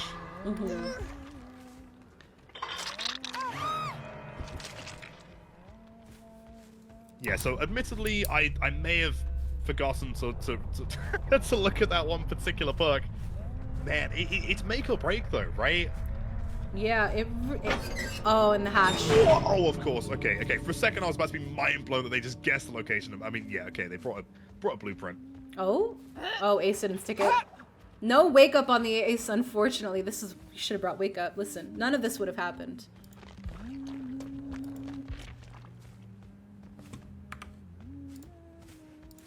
None of this would have happened if they had just brought wake up. The Chad perk. Swing. All I'm saying, it's still possible that the Ace could escape this, right? If he's got wall hacks and he falls through the floor somehow, if and also he manages dangerous build to last the entire endgame collapse timer, it might honestly win his team some points. Is that an extra rule? Well, no, he'll die to endgame collapse. I forgot it was the slug. So if they they get bled out, they still get a hook state from it. But now I think they're just playing for fun. Oh yeah, they have no reason to. She's demolished this. I mean, super well played to both teams. I think the problem was that first down, it was like I was saying beforehand, like with this map specifically, that basement is so destructive for Huntress. Good hit. The last thing you want to do is have 2 people down so quickly. Yeah, I think the hesitation on the Ace going for the save, and I think just getting that down so quick just kind of made it super unfortunate. GG's on their part. GG's, very well played. Would it have been possible to go for a trade though? Like, it would have been risky, right? If the person who had sprint burst, I think it was the Ace, if he had gone for that save because he had Deli. Oh yeah, Deli, true. Yeah, I think true. I think that the Ace was the misplay there. I think he could have gotten a very good save on her and made it a little bit better. So that's very interesting that they didn't go for that play. I'm surprised. I mean, to be honest, that entire build would have been perfect for that play.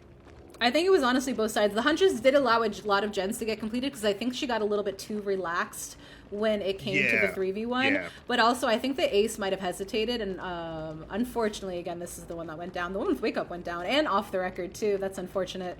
Considering the fact that I'm really boosted, and I'm going to die anyway, so, you know, like it doesn't... I've never really felt like dodging it with the quickscope was ever that big of a deal. His was just, I feel like I just went against very good Deathslingers, and it made me understand the power of like what it was like to quickscope. Also found someone super quick off the bat. Yeah, super quick. So this is actually, respects the pallet, but also, not respects the pallet, but greets the pallet. So pretty quick hit right off of the bat. This is when I think we'll start to see more of the, that was delicious! That's what I'm talking about, right? That's what I mean. The little holes, right? Slingers have this kind of interesting mechanic of just being able to find the smallest little cheeky holes and always guaranteeing these disgusting, it's so good. We are already seeing super quick progress on the Deathslinger. This is great. So presumably we have someone in the main building. I would assume with the spawns, we have some good progress. So I think that they are on separate gens. So nobody's in main, which is kind of a rough one to defend, especially as a 110 killer. So if they keep running over there, we'll definitely see something. So we're going to start to see kind of those crazy builds. When it comes to the limited list, I focused mainly on like the nastier meta, but there's still some like quote unquote meta that's allowed to be stacked with it. I mainly just made it so that, oh my god, that was so good. Good job playing it, although he does break it intentionally, I presume. He has Warden's keys for the quick reload, and I think the other one is, hold on. Honestly, all I know about is Warden's keys because I know that that's one that people yell at me to put on. That and Eerie Coin. I appreciate Eerie Coin, but it is bad. So he has Tin Can, so it's the cooldown time after missed shot. So he's just going for super quick hits as much as he can. Yeah. Oh, and he interrupts the unhook. Let's go. Very good swap. Oh, but they're here for the body blocks. Yeah, okay, cool. The entire team is injured, though. This could be rough. Really interesting play, though. Also, if he hits. Oh my god, and he hits this Deathslinger is fantastic. MLG Pro. Oh my goodness. It's gotta be hacking, right? It's just gotta be. There's something wrong with this slinger. This in is the best possible way. Oh my goodness, he is just good going plays. for such beautiful hits. Yeah. What I was going to mention, though, an interesting strategy that I hadn't really kind of thought of as Slinger is he was kind of he might do the same thing here. He was kind of camping the hook, but using his power to kind of intentionally break off as far away as possible so he can injure people from a distance. Yeah, like, and that's allowing a really to... interesting strategy. I think it's to deny the 1v1 or the 1-for-1. Yeah, for sure. Because like they can try and make that distance, but logically it doesn't take him that long to cool down from that missed hit and then go for a swing for the trade. Oh, good pre-drop. But I think the Deathslinger has been doing a pretty good job at making it so he can make it over these jungle gyms. Oh, and he still gets the hit there. He is spicy. He is doing a very good job. He's played at least a couple Slinger games. If he is able to defend these gens perfectly too, I think that if he keeps his pressure up, this might be a very interesting and very close match. Yeah, for sure. How are the survivors looking on the gens? But I'm presuming, I mean, they've just reset with the ace. Only one on the gens at this part, which might not bode well if they're not going to be pressuring these gens, because he's just going to kind of go for these swaps now. Yeah. He is working. I mean, it's smart to work on the gen far away for now, because at the very least, the Slinger's in this position where he cannot possibly camp and also, you know, kind of keep that gen away. But at the same time, he kind of wants that gen done. If I was playing killer, that gen is so far away. It's a 110 killer. I don't want to defend this one. Yeah, the fact that he walks so far away from the hook is fascinating. Yeah, exactly. He has a clear line of sight, though. This is actually a very, very interesting hook spawn, at least for Deathslinger. The fact that he can just walk from all the way over there, picking those gens because he knows that he's going to need that perk for later, especially if he goes for a pretty good swap. And now I think this is when they're going to kind of see, like, when they're going to want to actually do the 1-for-1s. Yeah, it's very close to that second stage now. I think, is Tap going to bother? No, he's still sticking. I think we might be comp cornering this. We've seen a lot of teams go for the comp corner strat rather than taking the hit and trying to get to a better lead, which is very interesting. Yeah, I mean, again, I'm curious to see how this goes, but against someone like Slinger as well, he can kind of drag you back into that corner. That's the problem. The whiff on his part. Nice. Oh, does he get this hit? I think he does. Oh, and they got the body block. That is beautiful cool, communication. Good play for survivors. Both sides are doing great so far. And they got the All unhook on the Claudette. One or two more gens. Yeah. So the gen pop is perfect. Oh, missed the hit there, so I think he's going to try to go for his gen progress now. They're slowly but surely 3-genning themselves. Yeah, which is he's probably fully aware of that is the thing. So they're going to have to start, like, either making sure that they get main done, or at least 2 of the gens over on this side done, which is big time, yeah. Going to be very rough. Ooh, that would have hit me as Survivor. Very close. Oh, yeah, for sure.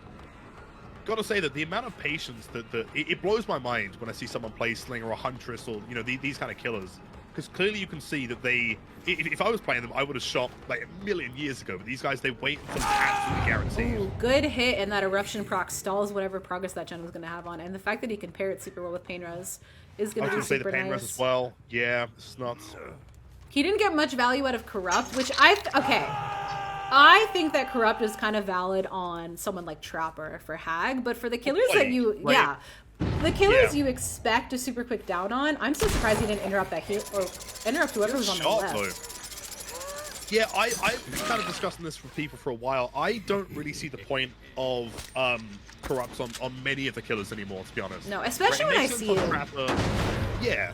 It makes sense on those killers that kind of require that little bit of setup. You know, Plague is huge on Trapper, of course, Hag. But on killers, like, unless you're maybe going for, like, a big injury play, right? You're playing Blight with the Outring or something, and you're going to injure all 4 survivors and then go for a down. But then the chances are, in most games, they're going to have medkits, they're going to reset anyway. I just don't really see much of a point, personally. No, and, like, when I see it on, like, a Blight or, like, a nurse, I am like, you're gonna get that down in 2 seconds anyway. I feel like you would have a little bit more value having like Lethal Pursuer and just like assuring that down. Big time. Yeah, guaranteeing it. I mean, which to an extent I can understand. Like maybe it's there as like reassurance, you know, similar to like, you know, for example, the Huntress game, where just in case the first down takes you a little bit too long, you can kind of push them off those gens. But the problem is, the longer the survivors are there for, the more time they have to split to gens that they can work on anyway. You know, so either way, it's a risky one. Although it does seem to have worked out pretty well. I think if he can focus on getting the ace down again soon, they might be in a tricky spot here. Ooh, good hits there.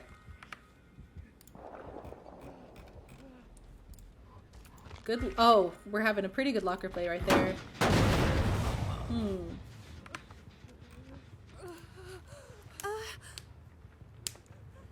Yeah, I think... Oh, is he going to go for a basement play? That might be scary. If he makes this basement... Yeah. I think this is a solidified down if she's not already dead.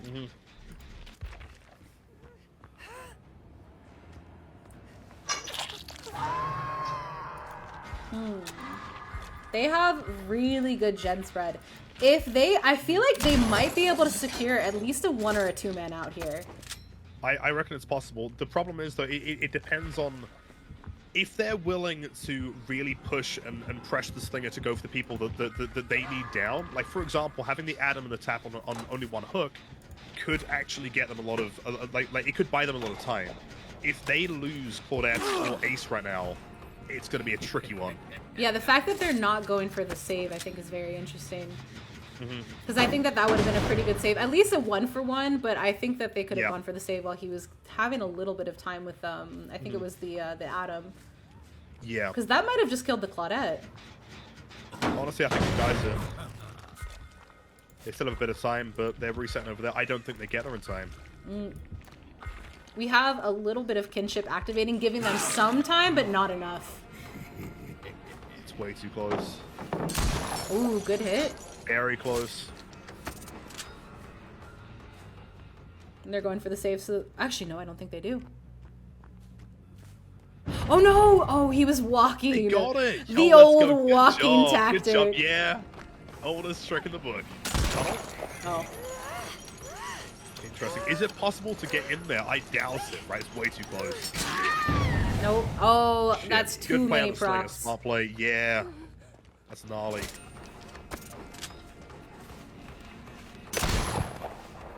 Do you reckon he's worried about DS, or do you reckon? I mean, I think he's worried about risky. the pickup. Yeah. She's underneath a pallet. We have someone with a flashlight willing to go for the play. Ooh, good hit. Who put that wall there? Get a pickup though. Ace is on death, but they can maybe get a pickup here, or at the very least the pallet throw. He's not gonna go for it. I don't think he knows too much. Honestly, I would be very worried. Wasting time though. Oh, do they get Is he this? gonna get it? Come on, Adam. Come on. Oh, good job! Yes, dude! Let's go. Let's go. This is so close that they could turn this around entirely. Yeah, I want to see if they have main. Oh, if they don't have main done, I think that this might be a little bit better to maybe possibly secure 4-man out because she is going far. Yeah, as far as possible. Oh yeah, main has Honestly, not been completed yet. The big mistake there. Oh, that whiff might have cost him. This might be it. Oh, good hit. Oh, it's close. The big issue was just not picking her up immediately, right before she was allowed to get to the pallet. It's going to be a close one. Even with her dead, though, if they get the last gen done, they've all reset as well. It could still totally be a 3-person escape here. I just got to see how much progress they're on. Ooh, are they spreading it properly? Only one person is on gens, though. Yeah, the ace is on a fresh one. And he knows which one has progress. Actually, the thing is, if the survivors play this one right and then they manage to take this swing into an area of a map that isn't being pressured, they might be able to buy the time. But even then, I honestly don't think that the Deathslinger will stick a chase that brings them to the other side of the map. I doubt it. Yeah, I doubt it. To be honest, especially because I know what they'd be trying to do. He has a little bit left of pop. Oh, but he saw some scratch marks, so that means that somebody's over here. Doesn't bother checking, though. Interesting.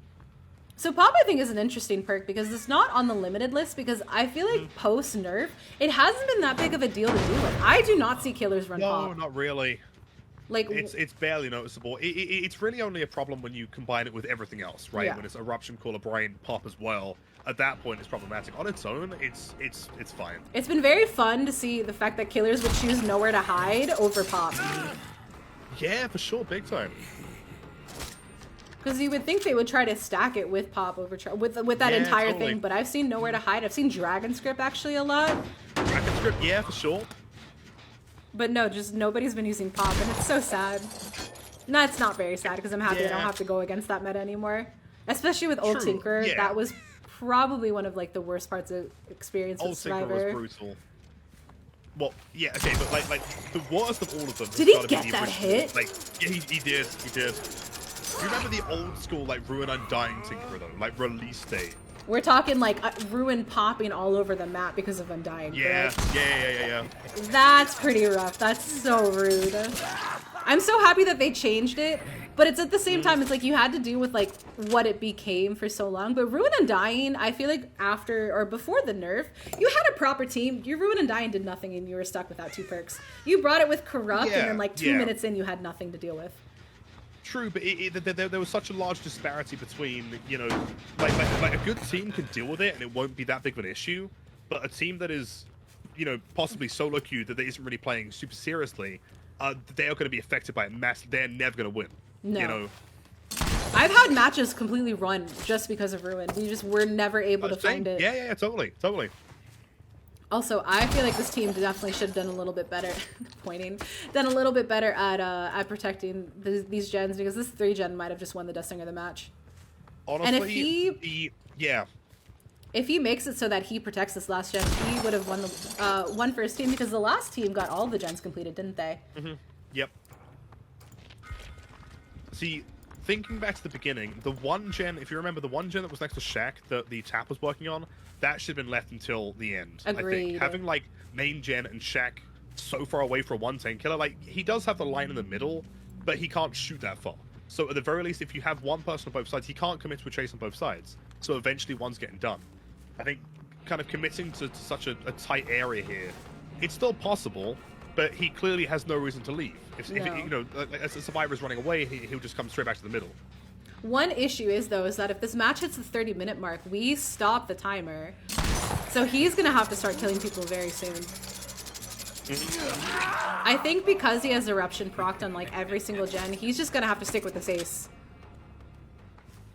He's got to try, but again, I mean, I think knows he's too nervous. progress. Yeah, I mean, which is like I totally get it. He's playing in a tournament. There's a lot of people watching and everything. Like the nerves do get you as well. You know, and he, I mean, to be fair, he's still in a pretty good spot here.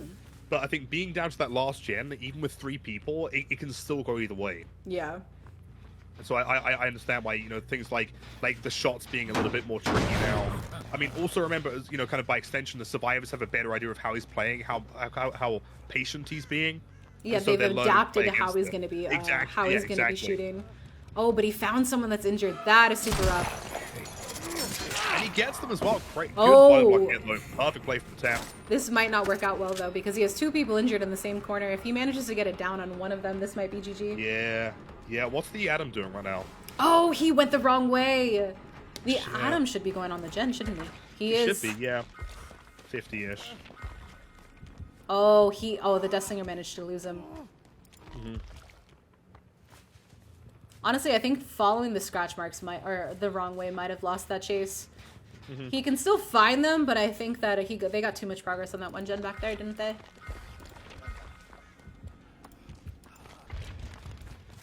Very interesting tracking on this Deathslinger's part. Yeah. I mean, in general, I'm always fascinated by these kind of plays. Oh, don't go for the window. Don't go for the window. Dead hard? Fake. Oh, that was such a job, good though, dude. dodge. Super good timing. That's what I'm saying though. Like towards the beginning, they were making a lot more mistakes. It was a lot easier for the Deathslinger to hit them. Whereas now that they're learning, they're adapting to it. I'm very interested. He didn't stick that chase in Shaq. Interesting. He's got to come back and defend. I mean, surely that gen's got to be what 60-70 now, assuming he was committing it the whole time. Good reset on their part. Oh yeah, that's about I would say that's about 70%. Yeah, I'd say so. But he was in a little bit of a dead zone with Killer Shack, and I feel like Killer Shack against the Deathslinger, he would have gotten 1 good window hit and gotten a really good eruption proc. Yeah, big time. Plus, he's on Deathhook. So I would have committed to it, for sure. At the same time, I guess, in this kind of situation, you don't want to lose that last gem. Although, at the same time, times two, if you've got 2 people to worry about, worst case situation, you have a 1-person escape, right? I think I would have risked it for that, you know, kind of more likely 1 person, maybe 2 people, rather than risking this, which could be a 3 still, you know? Ooh. This is definitely down the wire. This is probably one of the closer ones that we've seen. Yeah, big time. You can tell the nerves are kicking in. I think it could go either way.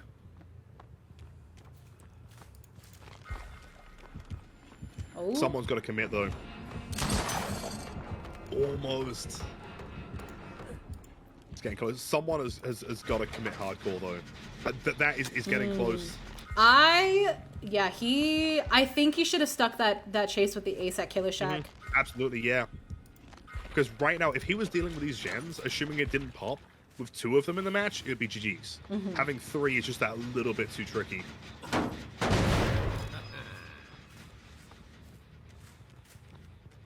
Again, this 3-gen is brutal. Honestly, on both sides, I think that they're just at a really good standstill. Oh, he saw someone tap it. Oh, just right around the corner. Close. Again, it's the lack of the quick scoping is the problem.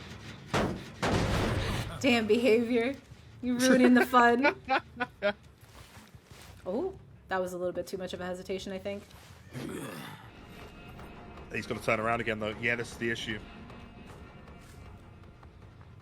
I think that I think the point of no return probably was chasing the ace at Shack. I think that was honestly the game-winning chase if he had stuck it. Absolutely. If they calm to double up on that middle gen, ooh, good hit. The thing is, though, he's not a Deathhook, is he? No, but I think now he's just really got to focus on the progress over anything else. Oh. It's about yeah. I honestly think I think losing that chase with ace, like, which is what I was saying, right? Is it worth risking a 3-person escape when you could have at least guaranteed the 2? You know, like, it's so risky. He needs that down now. Yeah. Last gen just procs. There's no way out to deal with either. Good hit. Does he get? I don't think he gets it though, does he? No, he does not. No, he doesn't. Shit. Honestly, the right thing for this team to do: open the doors, get out, secure that 2-man out. Yep, for sure. Yeah, there's no point. Jeez. 3-man out, maybe?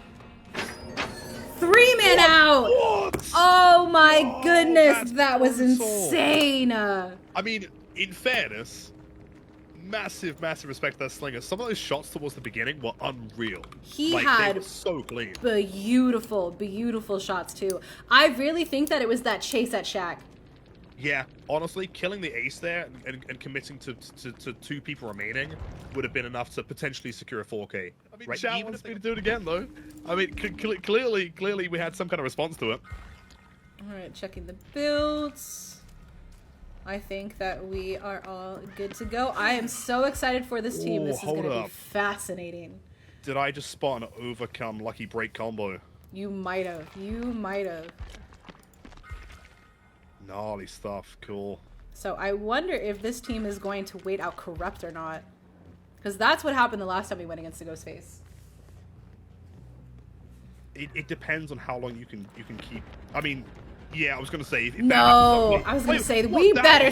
I would have been snapped out. Although saying that, I'm not sure if I'm missing something. I swear that Ghostface is harder to snap out now than it was before. He is directly into his soul, right? But when I play Ghostface, I get snapped out in a second. Behind like 3 walls, right? Yeah, clearly.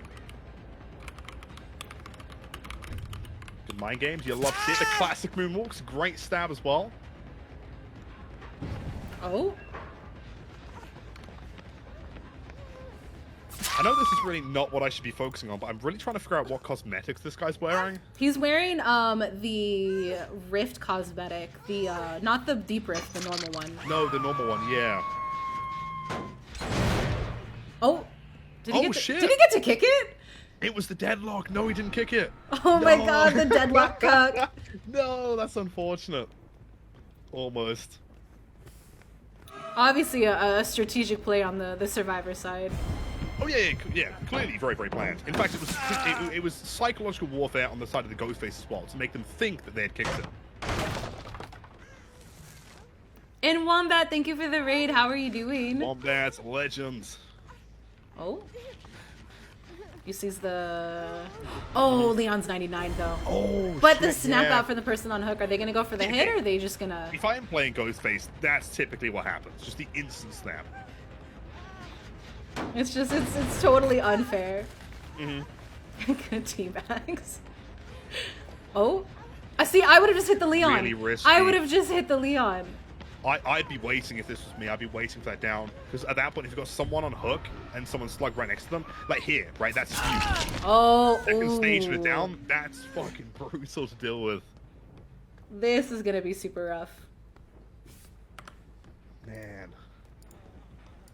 I mean, to be honest, would you just camp this until they're dead? I mean, I don't think... There's no point to leave the hook, really. Well, yeah.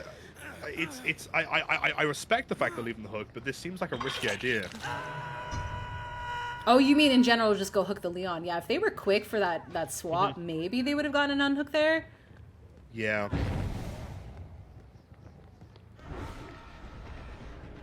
Good stock. And the Leon again. Yeah, dude, this is tough. I'm gonna presume that 99ing the Leon was intentional, because that would have been genius to me. Well, that's what do you mean, like before or right now? Like right now, so theoretically he heals up, and then really easy second stage, then tunnel out the game. Apparently, that was my thought. Apparently that's the strat as Ghostface. They're like, well, that's why I hate playing him, because you have to be patient, right? You have to go ahead and stalk the person who's injured. Oh, that's a dead end. What? Yeah. Oh, and this arena's 99. Super clean play from the Ghostface so far. And they still haven't gone for this unhook. That person is dead. There's no way they save. The Leon can't do it. The Zarina can't do it. If the Quentin comes out of nowhere with the most cracked dead hard you've ever seen, maybe. Honestly, I I think you should have gone for the 1v1 there. He should have done. Well, I'm saying that 3 gens down though, right? The gens are popping pretty fast. Yeah, but I think that like with the Zarina earlier, I think they messed around too much. Oh, not the dead hard. Messed around too much. Not bad idea. Yeah, potentially. Quentin's just been smashing those gens, I respect it.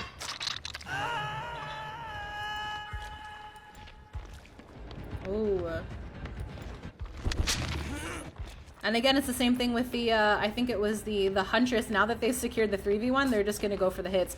Oh, greedy with the pallets. Greedy. Quentin's a bit of a juicer. Quintino, come on. You can do this. Oh, good crouch. Leaving him in. Stuff's still not broken out yet, though. Wow. All this teabagging. No sportsmanship whatsoever. Although, okay, gotta say, I'm a bit of a kind of a personal enjoyer of the classic Ghostface teabag tech. Me There too. is a proper tech to it. I know. I understand that. I don't mind the teabags. I think it's cute. I think that every killer should be able to teabag. I agree. Victor specifically. There's nothing more satisfying than downing someone across the map with Victor and then teabagging them to their bleed out. Right? I think that is the way that everything should be going. Yeah, I think that, like Hag can do it, Demogorgon can kind of do it, obviously Ghostface can do it, Piggy. Trapper can kind of do it. Oh, ooh, that might have been risky. a dangerous that's pallet to throw that's a hit. down. There's no way you get this. Good fake attempt, but yeah, it's tough. Honestly, I think this Ghostface has way too much pressure now. If they, I think they should have He's forced a rolling it, yeah. 1-for-1. Mm-hmm.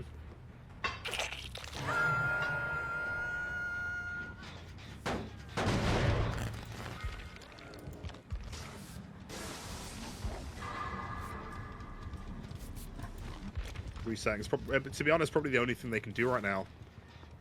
Yeah, I think it's At just the very gonna least, be he doesn't have to camp it though, right? Like he has the time now and the kind of pressure to roll about and try and regress these gens.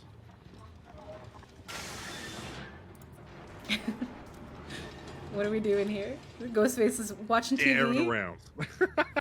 Listening in. Oh, Quentin, he's behind you, buddy. I know you won't hear this for the next 30 seconds, but he's behind you, dude. It really is. Watching a Ghostface is like watching a proper horror movie. It is, yeah. It's fascinating. Oh, and we saw this Ghostface play this palette super well earlier, but I think that he just That's honestly risky, kind of... dude. Ooh. Oh, that was close. Well played to Quentin. I mean, so far, Quentin is a bit of a juicer, gotta say. He's doing a pretty good job at keeping the Ghostface busy. Yeah, the Ghostface decided to leave the chase, especially because he's 99. It's not the end of the world, but I think that if they don't get another gen done, it might be a little bit of a GG. Yeah, I think the Ghostface has too much pressure. Yeah. Unless he found... Oh, no, he found the Leon. Leon's on what, second stage at this point? Mm-hmm.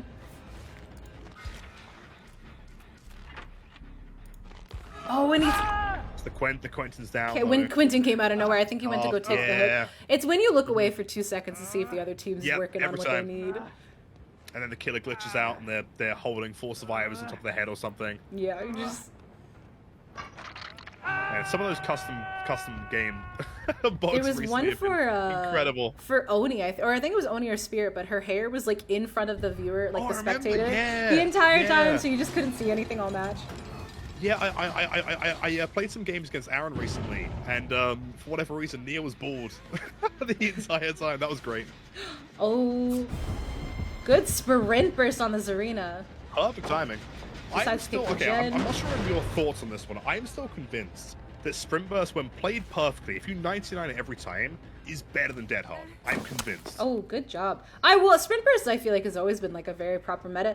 Dead Hard rewards bad plays, but Sprint Burst, when used effectively, I think is what makes it so that you're able to utilize it stronger, especially if you have like the wrong killer. If you're playing against Hag and you go against the Sprint Burst, ooh, Ghostface not breaking these pallets might be a little bit rough. Oh, but he moonwalks enough to get the hit on the Zarina. Honestly, that was a very beautiful chain on those pallets. Yeah, big time. Gotta say, it's one of those things that I always love watching, these kind of like more standardized M1 chase killers kind of play around, is the old school proper kind of moonwalking mind games. Yeah, it's something when you're seeing like a Spirit or Blight or a Nurse, you don't really see those kind of things too much. But like some of the, I didn't even know Leon was there, to be fair. Like so some of those mind games that you can do, like around Shaq, for example, are just so clean to watch. Yeah, it's very, very nice. And I'm so bad at playing on Shaq. You can loot me for 5 gens on Shaq because I try to do those mind games and I try to do those the moonwalks and everything, and I forgot that the survivors are able to so clearly see my red stain that it doesn't even matter. Yeah, like the what's that? I'm pretty sure it was the Garden of Pain. I can't remember. One of those maps has this like really like there's basically no wall to Shaq, and you see straight through it. Like Dead Dog maybe as well. Like I'm sat there trying to mind game it. Clearly they can see directly through it. Oh, I am so surprised that there is no. I honestly, Power Struggle has been something that I've been wanting to run by itself, just because I have those killers that keep running into running through the pallets. Mm-hmm. Oh, I think now he's looking. Honestly, this, I mean, they could still have a hatch play here, but this is looking like GG's. Yeah, I think getting that Zarina down, first one. Yeah, and having to force the Quentin to choose a pickup or a gen, I think was the worst part. And it's crazy. It's really fascinating, but also kind of terrifying how much of the game can change based on one split-second decision. Yeah, right? We've seen that happen so many times. Yeah. If they just went for that trade, and just kind of maybe allow themselves to at least try and reset or try and pull the Ghostface from the other side. Also, you can look through that. That is such bullshit. That's bullshit. No. That's so rude. That's unfair. That's just unkind. What in the is the killer okay? Are they just waiting? This is cruel and unusual punishment right here. Well, I mean, it fits the character of Ghostface pretty well, though. I mean, fair play. Like playing canonically, this is cool. Scared and just waiting. Oh man. This is gonna be, if I will have to make fun of M forever if they go down to this. Oh no! What? I mean, to be fair, I probably also would have gone down there, but bro, Oh, me too. I think I would have tried to go Yeah. for a cheeky slow vault. Everybody's dead, probably, Zaka. yeah. This is it. It's GG's. Man. Super well played though. I honestly like playing as a killer like Ghostface or Wraith or Myers on a map like Larry's can be really tricky. Like sometimes you do great, but sometimes it can be really tough if the survivors are communicating if they know where you're gonna be. I really think it almost might be an RNG thing. Like I think having big certain time. windows spawn together that make it so that you're just like SOL no matter what, that can be super rough. Yeah, like to be fair, Larry's can have some really gross setups, right? I've seen times before where you can have like a window into like pallet into window again. Yeah, just like, towards three the edge. TNL walls are technically back Yeah, to back. exactly. Right, yeah. All right, a Honestly, kinda 4K nuts. with 2 gens left, which means in the Well played. Good game. it means that Go Ahead and DC has to get a 4K at 3 gens to be able to progress in the next round. Gnarly. Very well played. But again, like that first trade, I honestly think that would have been a completely different game if they traded that first hook. Again, I think that we see people that are not utilizing Deli properly. Yeah. The whole point, I feel like, Deliverance especially is to help prevent like having that Dude, 45 minutes is substantial time, okay? for what I'll take a 45-minute drive to go to like a Raising Cane's. That's what I'm saying. It's mind-blowing, right? Like the concept of driving like 45 minutes is like make or break. It's like death, you know.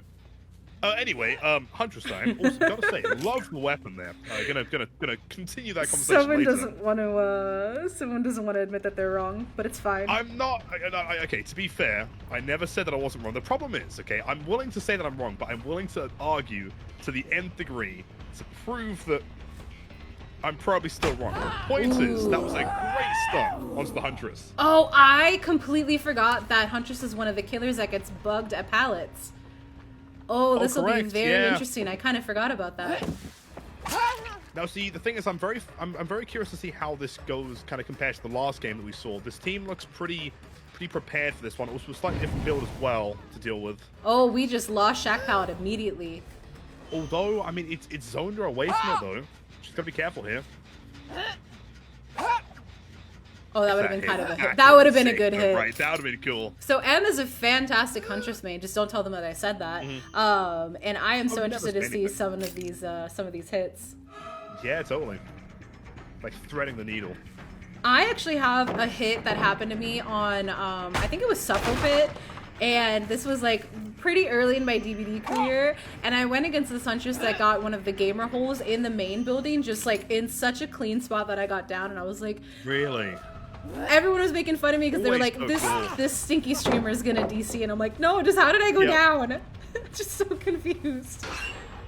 At the same time, though, you've got to respect it, you know. Like I remember I was playing against the Trickster a while ago, and this is saying something because I do not play Survivor very often, admittedly.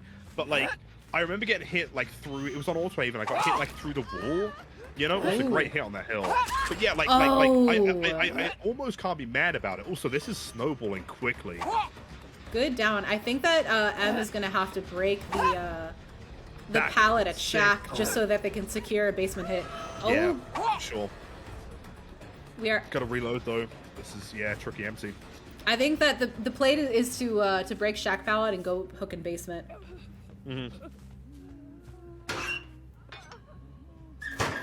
I'm kind of surprised that if I was playing a Survivor right now, especially, I mean, I'm not sure if they watched the game earlier, but like, I would be trying to crawl as physically far away from basement as possible, right? That is the last thing I want. So I'm surprised that she waited at the pallet there. I think maybe it's because of the communication that Shack pallet is still down. Oh, the Gen cucked that hit. Yeah, possibly. And that was the one that got pain risk, so that one is the one with the most progress. So she's good to just kind of sit there. Good hit on the Atom. Good stuff. Yeah, good stuff. Thread the needle over the top. Come on. Let's see it. Oh, that was such a good hit. That's so clean. Good stuff. Hopefully that. Also, okay, chat. For clarification, okay, 45 minutes in the UK is substantial distance. Yeah, it's your entire Right, country. right? Literally, right? That is a long time. Oh, Bear, thank you so much for the resub. I feel so bad that I've missed all the follows and resubs, but thank you. The stuff up in That's poll fine. is your... Catch up afterwards. It's all good. Oh my goodness. But a Barrow, dude, thank you for the 2 months of tier 2. Absolute legends. I feel like you could hit that. I would throw the match just to see if I can What, hit that. the Nia in the corner? Yeah, I feel like you could do it.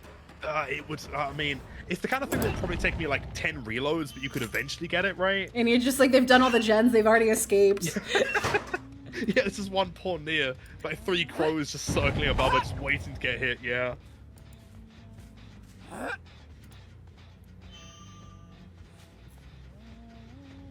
Tricky. I'm honestly surprised that we're not kind of pressuring more towards a basement play here. I think, honestly, again, I think it's the fact that they didn't break the pallet. Yeah, for sure. Vault the win.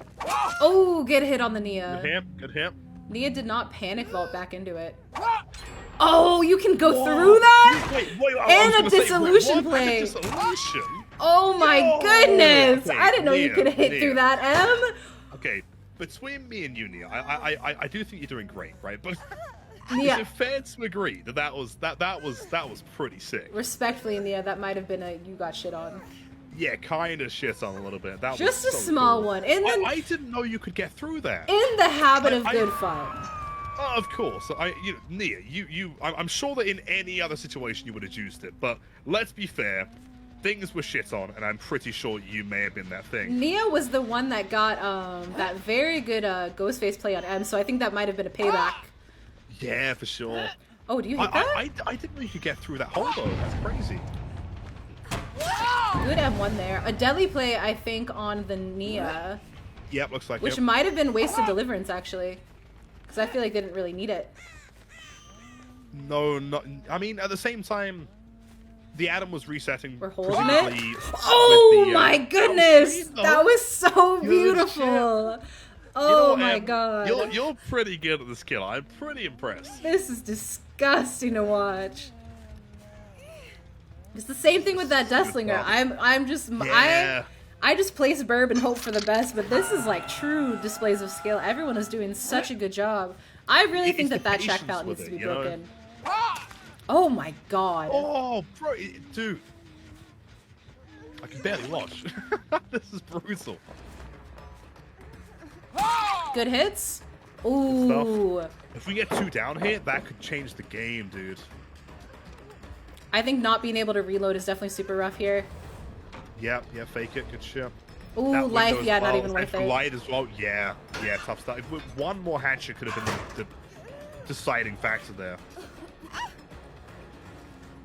Let's see, and if they can make a pay... Oh, actually, basement would have been key here, but I think they're going for gen regression over over the actual kills, which might work because that was the one that got pain res perfectly. Yep. Although, I mean, even still, we need someone out at this point. 1 gen remaining. I mean, we're like, what, 5 hooks in? So it could be worse, but if we want to try and snowball this towards the end game, we need someone out. Honestly, I feel like this Nia might be able to juice for this last gen, but they have to be very careful. Yeah, it depends on how much the Huntress is willing to commit to a chase in an area that maybe, you know, potentially isn't being pressured. Come on, Nia, you got this? Come This on, this Fred, pallet mate. is down. Come on, dude. Oh, Yo! good hits there. That was beautiful. Sick stuff, clean. I'm losing my mind here. Honestly, very clean. They're gonna go for a pain res hook to get that last Oh, never mind. Oh shit, that was fast though. Well played.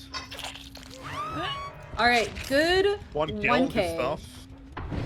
Could probably secure a second one. No Way Out just got proc, so if she yeah. finds the Yeah. Claudette, I think that she can get a very solid 2K here. Well, only the 3 stacks though. It depends how well they're hit on here. She hears the Claudette. Good attempt, good Very attempt. good shit. Yeah, it's worth it. Yeah.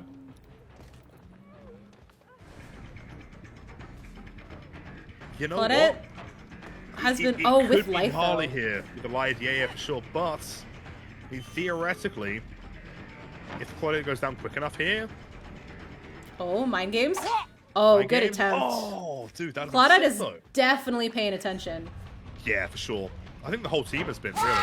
Beautiful. I feel like they might try to secure a 2-man out here, but we might see altruism. I think I saw someone's foot there.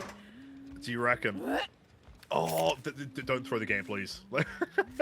Against the honey, this might be dangerous. Yeah, exactly. I'd love to see the Huntress win this one, but like at the same time, don't throw the game for a couple extra. Let's see how we're progressing over here. Far too close. Ooh. Oh, that was a kill. So honey did secure the 2K. Oh shit. Good hits.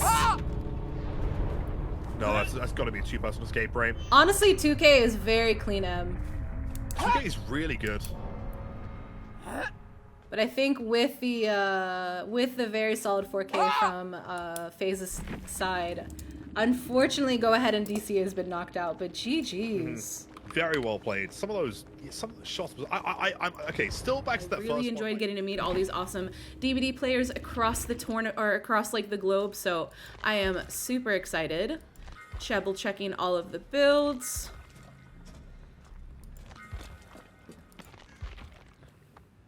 And we should be good to go. And Piggy is probably, oh, Piggy found people right off the bat too. Piggy is super nice to see on Midwich, mainly because it's a give or take, I feel like, with a Pig on Midwich. You have some pretty interesting box spawns, which make it a little bit rough to play on. And you also have these tiles that could be super interesting, because if they chain properly together, you just end up getting W spaced around the perimeter. But she found people right off the bat. And with no corrupt in the setting, that might be a very good thing, since it doesn't allow them to be stopped. Oh, no comp drop there. Oh, good fakes. And I think we're going to try to go for a moonwalk, because they're going to be, no, just straight over the vault.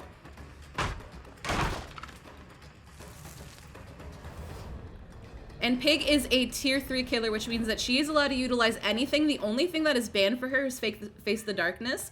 If you have never gone against the Face the Darkness Piggy, it is pretty rough, I'm not gonna lie. So hopefully this Pig can get some pretty good downs early on. Pig, for me, I like to focus on an early game rather than a late game, but she's such a beautiful snowball killer. I feel like she can bring it back no matter what. So she's doing a pretty good job at seeing who she has to stick with. We see a couple of comp trumps, of course. But if she can get some of these pallets out of the way, especially ones that aren't linked to a window, I think that she'll be better off, especially for the later chases, if she wants to get people off of the bear traps. I think she might have respected that pallet a little bit too much. With no bloodlust, she doesn't make that. Yeah, she's just going to be having to go through these pallets. And this is where, again, Midwich is super fun to play on as the Pig, and it's definitely one of my favorite maps to get. But with the fact that everything can be chained so well together, I think that she's going to have to plan out her chases a little bit more. We see one gen about to pop. We see other people trying to get their bear traps off. So I wonder if this Nancy is going to 99 it, or is she just going to allow the bear trap to activate and see if there's anything that's going to happen there. I think that there's like two strats really whenever you, Piggy has videotape and everyone starts with their bear traps on. Interested to see. I don't think that the Piggy has spotted. That's two gens that are 99. Is she gonna go for the foot that she saw, or is she gonna go for the... Oh, maybe a good dash here. Oh, and there's two people here, so she knows where 2 out of the 4 survivors are. Good dash. Oh, that's a beautiful hit on the Nancy. Following those scratch marks, I don't believe we chased in this room yet, and there is a window vault. Maybe trying to get the Nancy to block off the window. No, she just kind of sticks with this loop. I don't know if the Nancy has spotted the totem. She must have for that vault. Blocking off the window there. Again, I think that they might be 99ing these gens until they get all of their bear traps off. Good hit. Did not utilize her dead hard. We see one of those totems getting procced, but I think that might have been a good totem for the Piggy, a bad totem for the survivors to cleanse. Obviously, Haunted Grounds is banned, but most of the other totems besides Face the Darkness on Pig is fair game. They haven't procced another gen. She doesn't have that much aggression in terms of gen kick to put on, so I think that if she wants to get a little bit more snowball potential, that she's gonna have to force them to do a gen.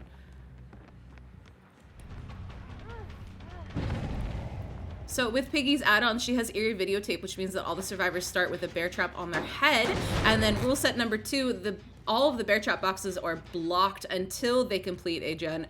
Or so it pairs very well together, and I'm interested to see how it goes. Again, I hope that they can kind of force a gen to be completed to see if we can focus on these bear traps. Because otherwise the survivors are going to be running around a little bit blindly, not going back to the hook, I think. I think she's going to, again, go for more gen patrol rather than trying to get the Nancy out of the game. Oh, never mind. She's going right back to it.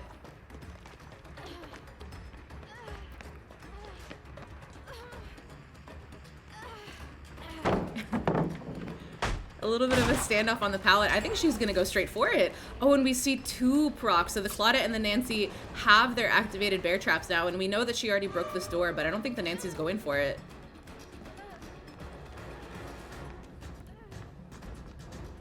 There's gonna be a good vault here. I think we should see no E key from the Nancy. Oh, that's why there was no E key. Good decisive smooch play on the Nancy, but she doesn't get that much distance, enough to make the pallet. But DS in 2023 is just 3 seconds. Rule set number 2 is the one where they can't see the boxes until there's an active bear trap. Bit of a Pentamental play, which I am interested to see. I almost want to see if someone could pull off 5 Pentamental sacks in a comp setting before all the gens are up. I very rarely can pull it off in a public setting, because I feel like the survivors, oh, she just pressed W away from the pallet. That's a rough one, especially when it comes to trying to dash at a tile. But I almost wonder if someone could pull off 5 Pentamento sacks, because you would just have to be very quick with it. Good spin. E.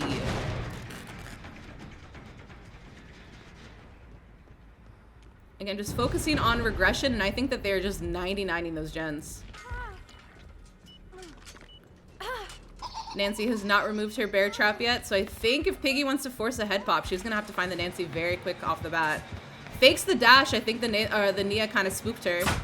Ooh, good vacuum. Yeah, I think their strat is to just 99 a bunch of gens and just hope that once they get all the bear traps off, they can start popping them, which I think will be kind of scary for the Piggy. Oh, I believe that is the 2nd bear trap. Oh, and she spotted the Nancy. No E key there. I think if the Piggy wants to secure the kill on the Nancy, she's just gonna have to interrupt her after she gets the unhook on her, because she knows that her DS is already up. Alright, we'll see if this ace is gonna be 99 in this bear trap, or this gen. There's no reason to, because the Nancy has the last bear trap on. No, we're just gonna start popping them, so I think we should see them go down to 1 gen very quickly. Good hit on the Claudette here. Doesn't pre-drop the God pallet either.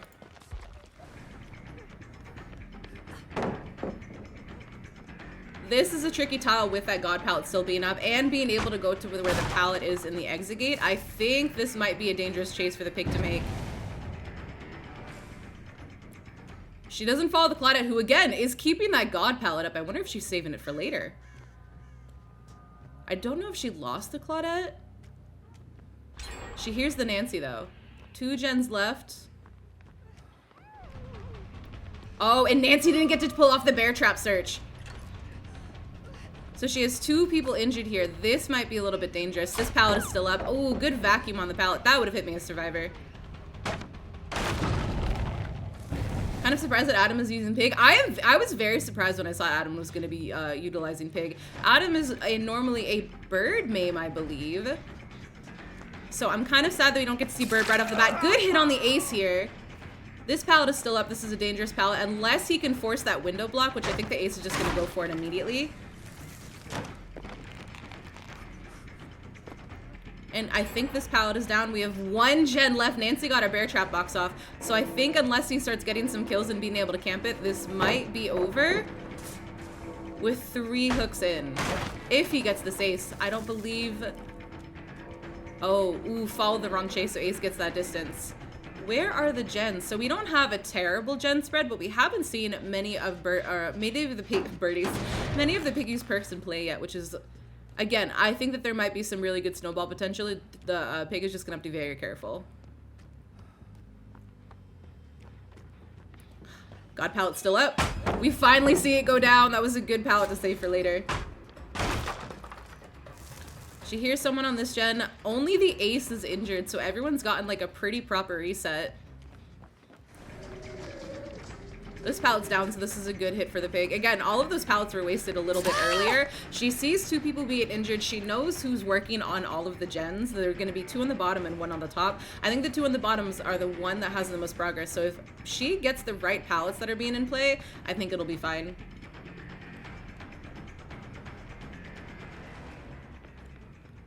Oh, doesn't hide the red stain. Nancy's here for the body block again. All these hits being taken. I would go for the Nancy. Nancy would secure the kill.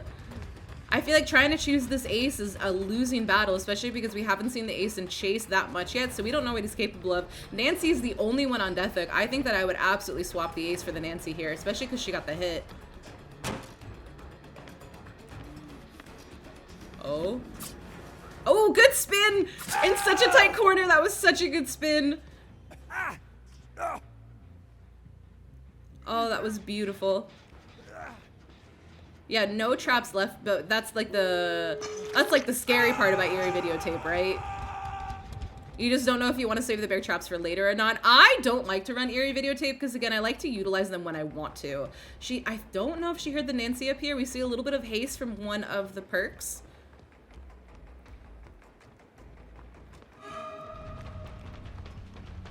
Alright, they got a reset, so the Nia is the one that's injured, and I think the Nia... Oh, and we see a deli play from the ace. The Nia is the one, I think, going for the door. And because of that deli play, we don't see the third perk come into fruition, which is very unfortunate. Yeah, the door is opened. I think this might be it for this match. Oh yeah, securing just the 2 men out. The other door is the one that's open. Again, I think that they should have stuck the chase with the Nancy.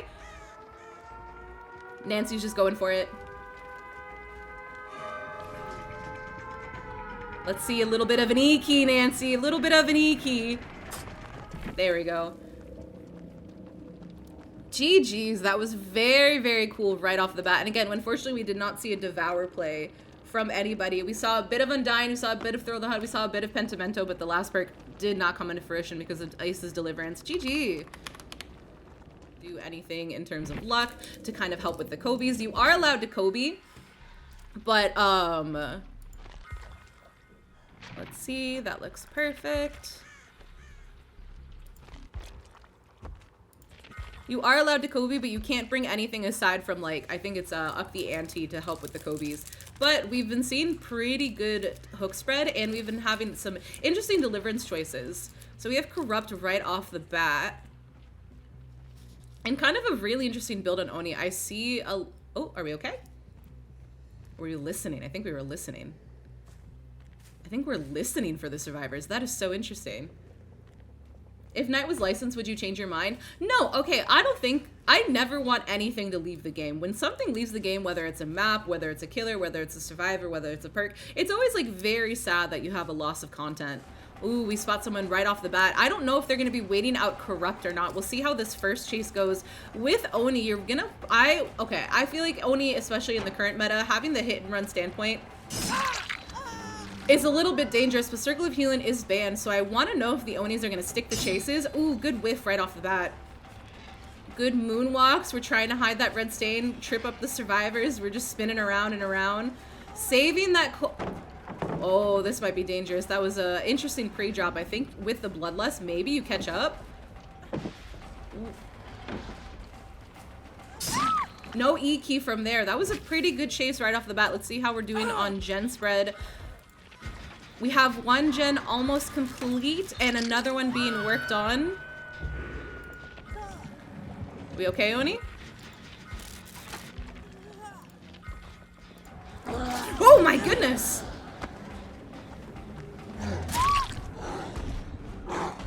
Are you... I think Oni might have a bit of a spectator bug. That scared me. Really? Oh, are we about to see we might see a 4-man slug. Oh no. This is dangerous. This might be it. This might be over.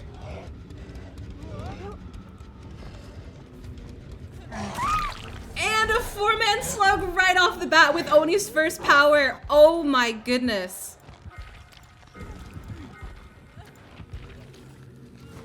Oh, we have to see if we get some Kobe's here. Are we able to bring this back from any standpoint?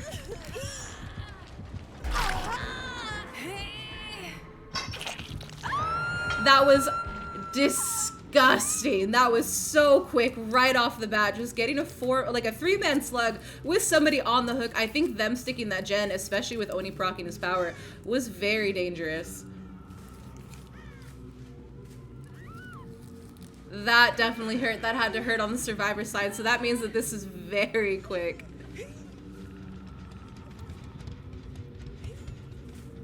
I was so surprised. I was so surprised for that to happen. I think he's just looking for the last survivor now. My slugs, my precious slugs.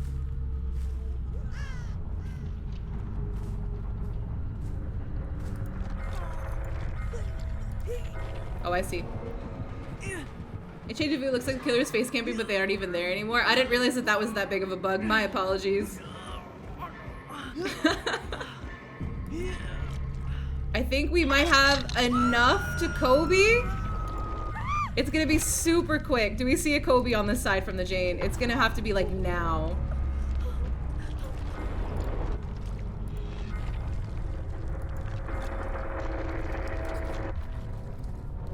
Honestly, well played from the Oni. Oh my goodness. Absolutely beautiful display there. That was disgusting. We have a little bit of celebratory M1s. Are they trying to hit the chicken? Disgusting, but well played. Oh, we should not be losing frames, please and thank you. I feel like that might be a little bit of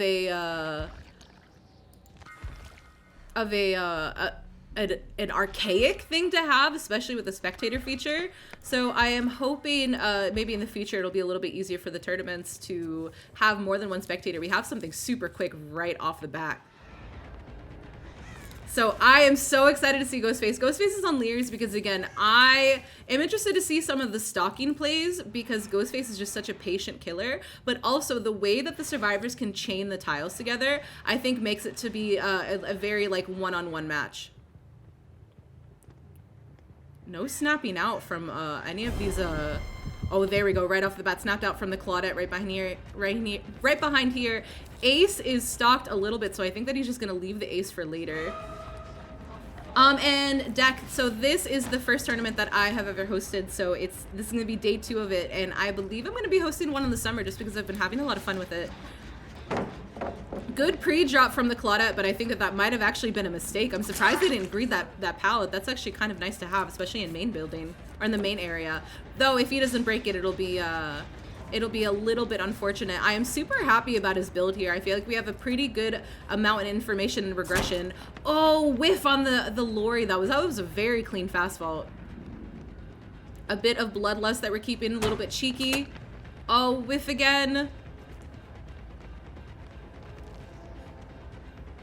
How are we going to be grading these pallets? Ooh. Doesn't stay to blind at the pallet though, just immediately goes right off, and then we have a nice vault at the window with no bamboozle. I love Ghostface's vault animation. We don't see any procs of one of his perks, so I wonder if they're just going for the hard reset first. No, we see a little bit of progress on 2 gens actually. Was that 3? I think it's 3.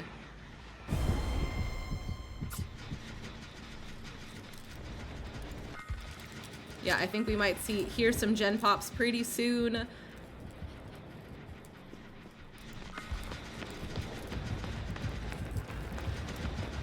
Oh, and just working on the gen in front of the Ghostface's face.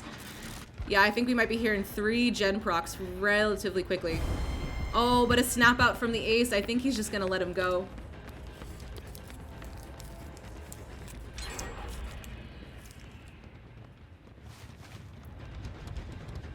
Finds the Nancy again. Claudette has not reset. We drop a pretty good God palette right off the bat. I just think that they had a very beautiful split of gens, so I think now as they start to complete things, we're gonna have to see, oh, we see a stock right off the bat for the ace.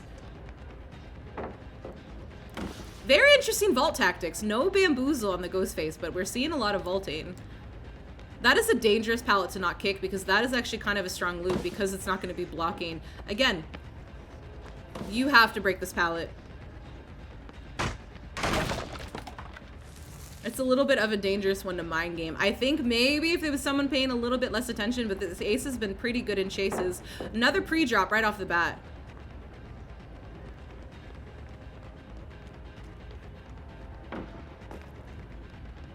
Yeah, I think you might have to be leaving here. You're not going to be able to get value out of your stock, unfortunately. Let's see how we're working on the other two. We're about halfway on the progress for the last two gens, and we haven't seen any hooks yet. So this is going to be a little bit dangerous. Claudette doesn't seem to know what she wants to do. I think she spies the Ghostface a little bit. She does see him through the window, but we might see a sprint burst play right off the bat. We're going in for the body block. Oh, Nancy manages to sneak right in, but it doesn't work out. Body block from the Nancy. No dead hard to worry about. So finally a down for the Ghostface.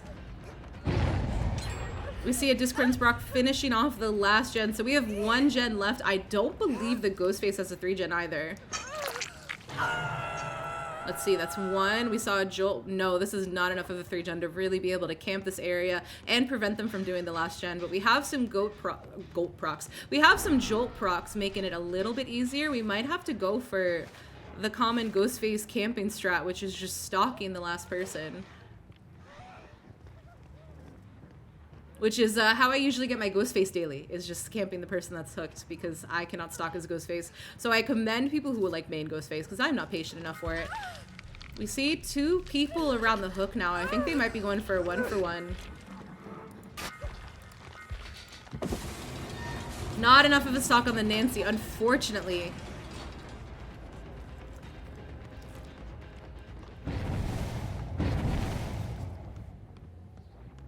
Oh, I think we're just gonna go straight for the Claudette, aren't we? Pre-dropping the God palette.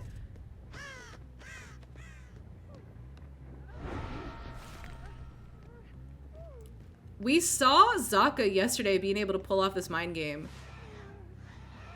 But Ghostface is very bright. Getting a little bit of a stock. I'm very interested at the tactics here.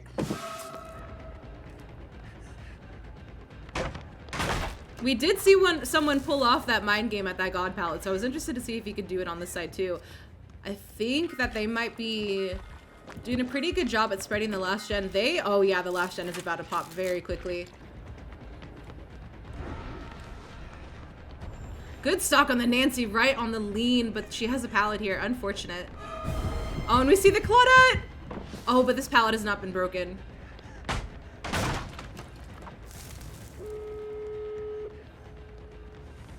Totally fine. Don't stress yourself out. Lori has not been stalked at all. I don't think we've seen the Lori touch the Ghostface whatsoever. This God palette was dropped a little bit earlier. I don't think he's going to get anything in terms of of progress on someone. Is he going to go straight for the Claudette to secure a kill, or is he going to go for the Lori? I think he might have just lost the 2 people that were injured. I think we might be looking at the door. Oh, Enduring would have been so clutch there. Yeah. We're opening up that last door, so I think unless you can secure either a basement hook or if they just decide not to be altruistic, I think this might be a 4-man out. Good hits here.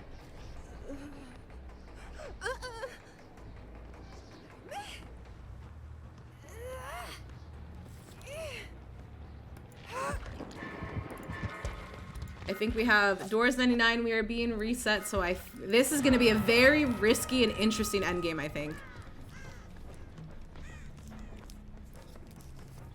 Is he gonna... He's not choosing to stick by the hooks. He's actually going for the exit gates. That's a little bit dangerous, I think. I think that they don't know if he's by the by the hook or not. Oh, okay, so they just communicated that he's not by the hook, so Nancy is gonna go for the save. I think that this is going to be a very solid 4-man out.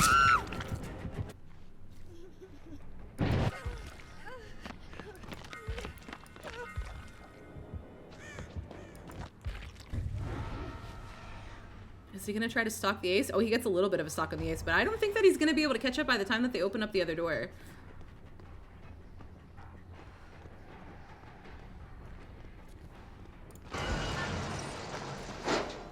Oh yeah, no, this is a very solid 4-man out with 2 hooks. All of the gens done, which means that in order for the other team to pull this back, they're gonna have to have a 4-man out with only 1 person being hooked.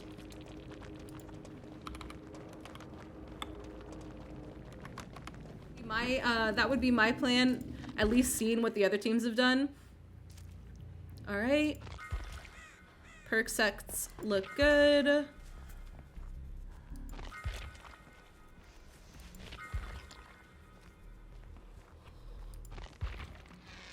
Oh, Oni has the weird, like, little face weapon. All right, so we have, honestly, that is probably one of the best corrupt spreads I think I've ever seen.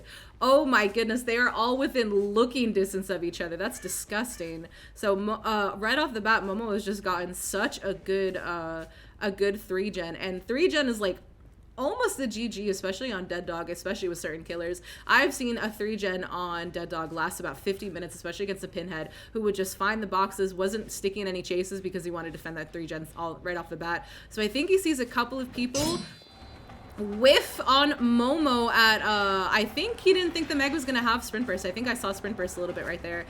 Immediately running straight to main, but does not go the right way. Are we gonna be going, ooh, doesn't make that.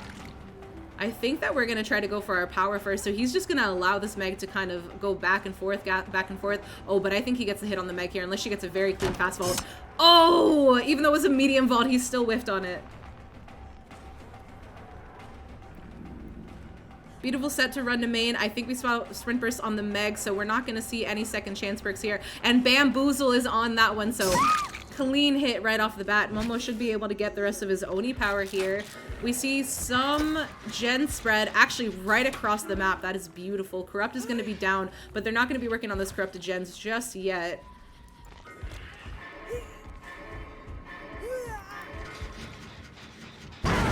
Pain res. Is this an Oni tournament? No, people, oh, we had a DC.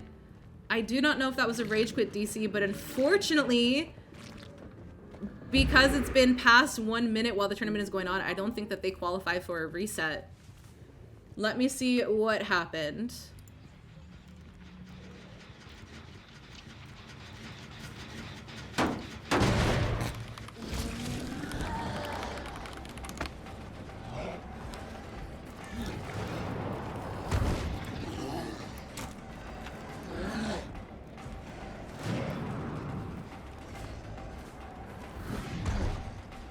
My internet gave out? Oh no.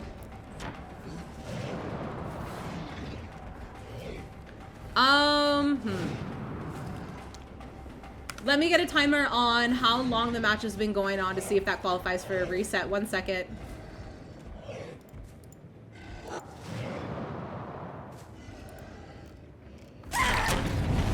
Good hit on the Elodie here.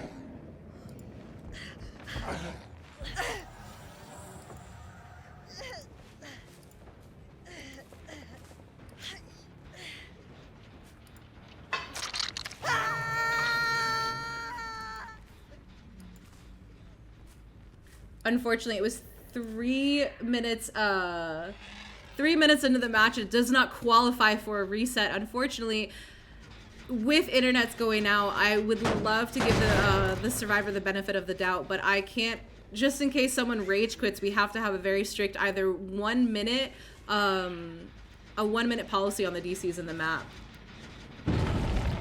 So I think that this might be a unfortunate, but also fortunate, very solid GG for Team Gorset.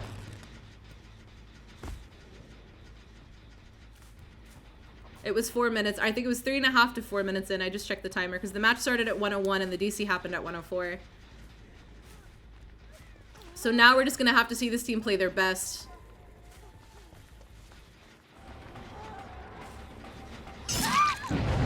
Good hit on the mag. We saw an eruption proc of the Nancy over here.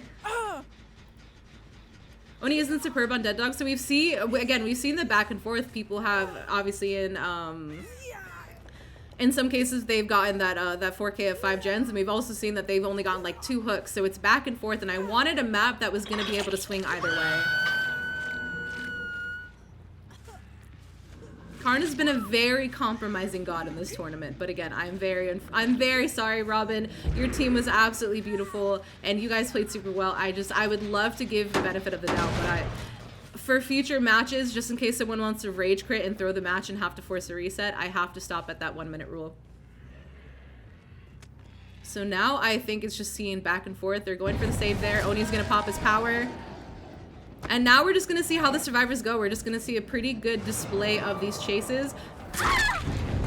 Good hit on the Nancy there. And just goes for the immediate pickup. No slugging on the Oni's part. Oh, but we saw a breakdown. Breakdown on pain res. I've actually had some matches lost because of that. But oh, that was actually, I can't see the pain res hooks because of spectator mode, but I feel like he might have just gotten very lucky with his RNG and all of his perks.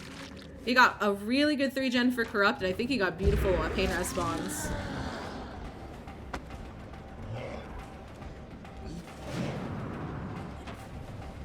Oh, we see that vault from the Meg.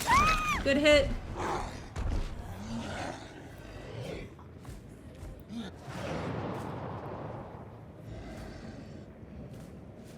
I think now we're just going to be slugging for the 4K. He spies Elodie. Oh, this is going to be interesting. Good hit right around town. So Elodie may have the ability to Kobe.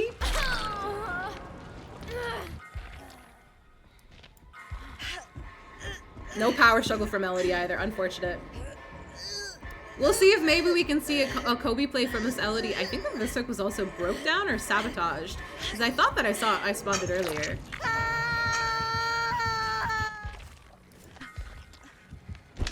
Oh no, everybody's been hooked once.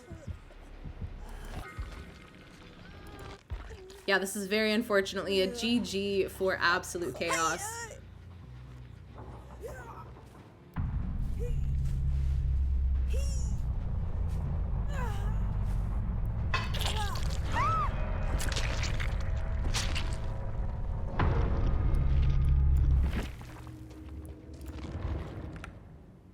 And again, I'm so sorry about that.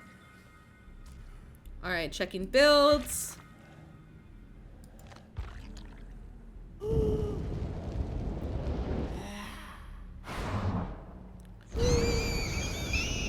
Nurse with a very good early game, so I am interested to see who she's going to go to chase for first. And I think the nature of the game now is just getting those gens done before the Nurse manages to kill them all. Going for the walking approach. So Nurse has been recently reworked, and it was a little bit testy on whether or not I was gonna have her fully admitted in a comp because I didn't know how things were gonna be balanced or if things were gonna be if things were gonna be ready in time, because with anytime that they I don't think that she heard the gen being worked on to the right. Anytime they make these changes, behavior obviously will have a little bit of a bug set, but Nurse for the most part seems relatively clean. I think that she's not choosing to stick the survivor she sees at hatch. Is she going for a 3-gen approach? Let's see how we're doing on that gen spread. The Nia was the one that she spotted at hatch that was working on that gen over there. We see 2 gens being worked on. Are we gonna have a chase right off the bat near main building?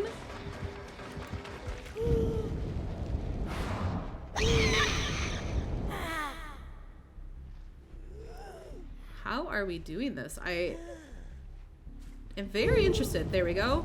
Spots the A's. Oh, and he gets the pallet stun mid-blink. Oh my goodness, that was beautiful on the Ace's part. Good hit on the Ace there. I think hopefully we'll start to see a little bit of a snowball.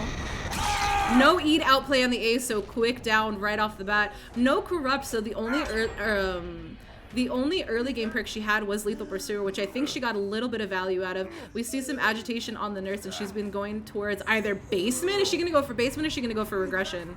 She's going for basement.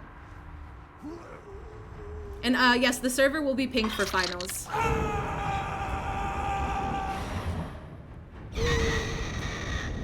And I think she might be focusing on basement with the 3-gen with main building. Very interesting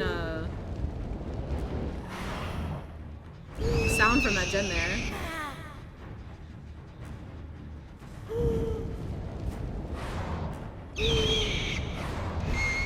Oh, not quite for that second blink.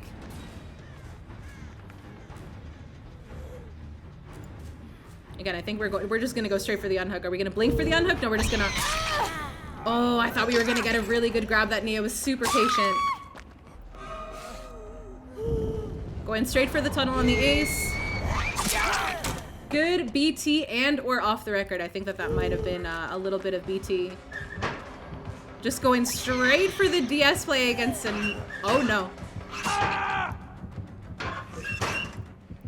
Yeah, DS plays right off the nurse. We slugged the Nia in the basement.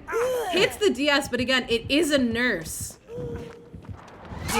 No E to outplay. DS against a nurse is kind of a GG. The 3 seconds doesn't do anything. But we see a Nia get up with Unbreakable. Slugs the slug may or may not have been a good idea. Oh, right as they were finishing that last gen Pain Res procs.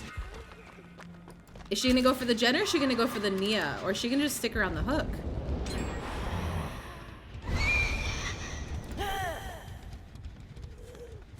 One gen left. This is gonna be very testy. And they managed to, they actually did a really good job at not 3-genning themselves. I think that she spots a Claudette, so that means that Nia will be going for the unhook.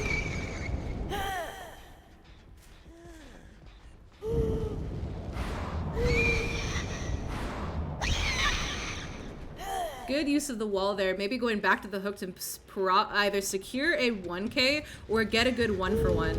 Especially because that's a Pain Res hook. If she can just get that 1-for-1 over there, it'll be really beneficial for her because she doesn't have that much in terms of regression right now for the gens.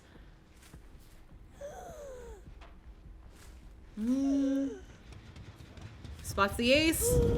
Very quiet, was trying to heal. Oh, right at the end of the E, and she knows that his DS is up, so this is going to be an out for the ace, which means that it's a 3-man, or it's a 3 hooks on the ace, so now it's a 3-man at 1 gen.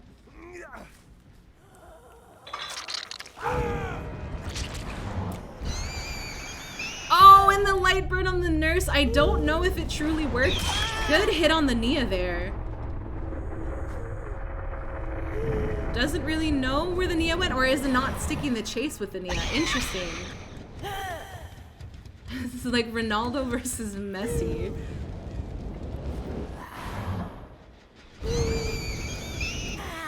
Nia's the only one that's injured, but again, she's on the other side of the map. I think that the nurse can kind of gauge what gens are going to be worked on.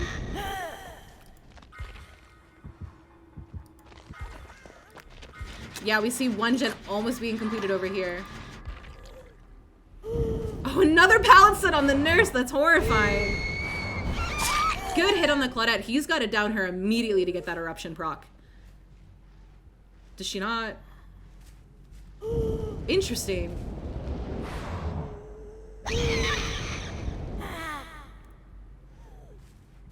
I think that she managed to lose the Claudette. I don't know if she just didn't hear. I think we see Claudette moonwalking. Unfortunately, no eruption proc because she went the wrong way. So now I think it's, are they going to secure a 2-man out? Are they just going to kind of go for the basement play? Claudette is still injured.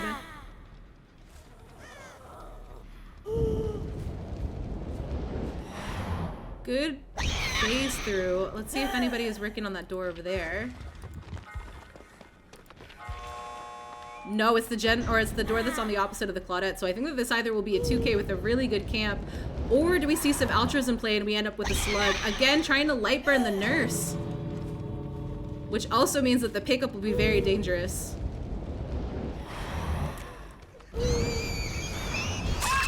Oh, and she's facing a wall, so how are they gonna do this? Good heal tech against the Atom. Oh, this is a great time.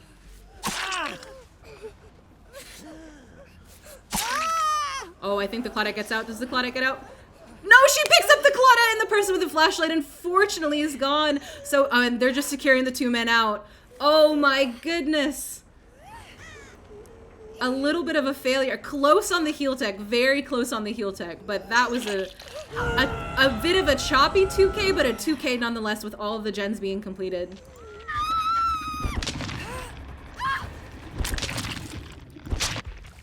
Honestly, very good on Aberration's part, being able to pick up that Claudette. Nice! That was very, very down to the wire.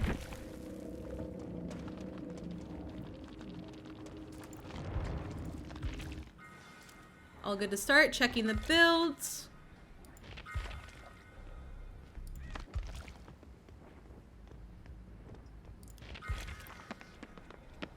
All right, we are all good. This team is not waiting out the corrupt. The last time we saw a Ghostface against Zaka, the team just waited out the corrupt, which I can't tell if it was the good play or the bad play. Getting almost an insta stock off the Nia right off the bat. That is amazing. We'll see if we'll see much value out of the corrupt. There's 2 people over here, so he's gonna get a pretty good stock on one or others if they don't manage to snap him out. Nia's almost completely stocked, so this might be a very quick down. Oh, and he gets the hit through the window with the Pocos. Very, very, very quick start. Having that down before corrupt is even up is insane. Do we see a basement play? Do you think that he makes basement? I think this might be a little bit greedy. No, he doesn't go for it. I think there might have been a little bit of attempt. Nothing Scourge Hook wise, so he doesn't have much in terms of perks that like synergize with what he's already doing. He's gonna have to go and actually kick those gens. I think he sees some scratch marks.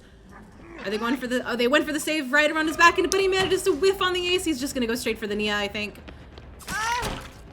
Good forcing the BT and or off the record hit on the Nia.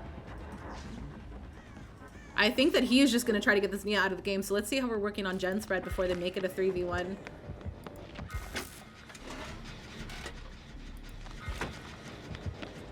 No body blocks. They're just allowing this Ghostface to get the Nia out of the game. Maybe? Oh, never mind. He managed to stick around. They snapped the Ghostface out. That's beautiful. We'll see a little bit of the slowdown from the Ghostface. I'm so surprised that he decided to switch targets there. Good hit on the Claudette because there wasn't that much stock on his end. And again, we do see those survivors working on the gen. We saw one proc. The other one is still regressing from that hit. Using his ears, very proud to see where the Claudette is going. Decides not to break the hook. He's not changing targets with the ace.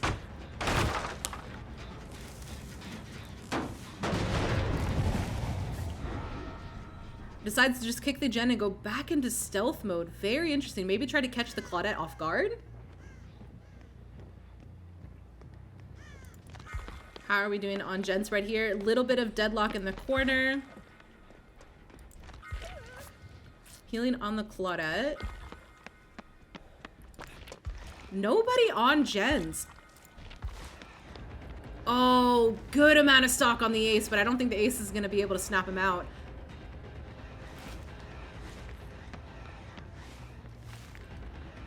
Oh yeah, this ace is just not able to snap him out. Wow.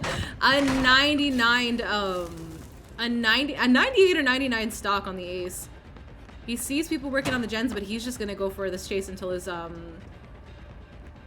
able to get that full stock. And he has a pretty good, what are we?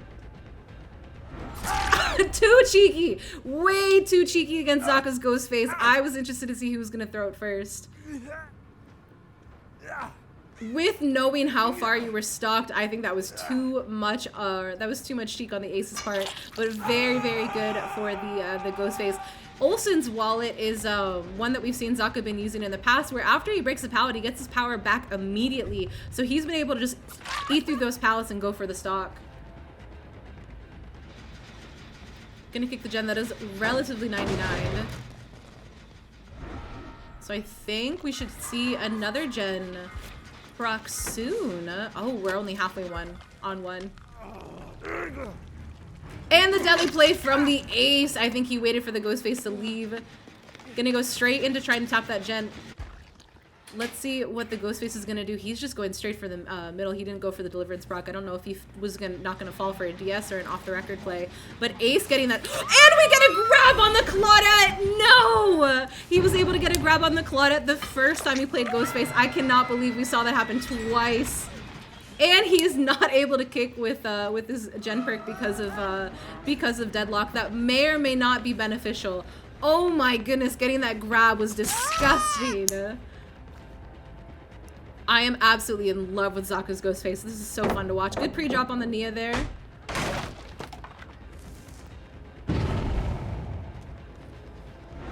Now, is he going to wait out his Deadlock to be able to kick with Colubrine, or is he going to go for a chase? Oh, he found the Zarina, who has not managed to heal up yet. Good hit on the Zarina there. She wasn't able to make it to the pallet. Decides not to slug. Everybody is injured, and everyone is in the same area. I feel like if he wanted to, he could have seen some pretty good slugging. But I believe we have an even hook spread. So he's gonna have to start either getting someone out of the game, or he's gonna have to start making sure that he's securing the second stage. Inner strength play, so almost everybody is reset now.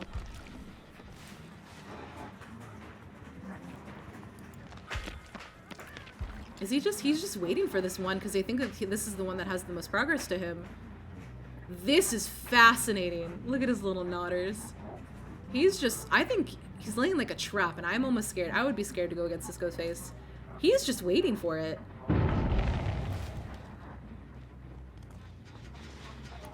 That gen is just regressing. I think that they might just allow that one to regress. But he was relatively close to the unhook. I don't think that they're stupid enough to heal underneath the hook, or maybe they were.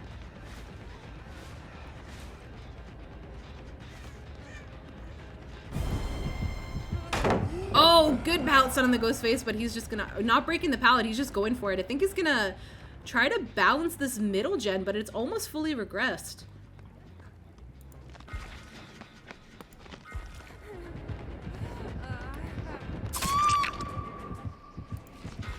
Good attempt at an FOV tech there.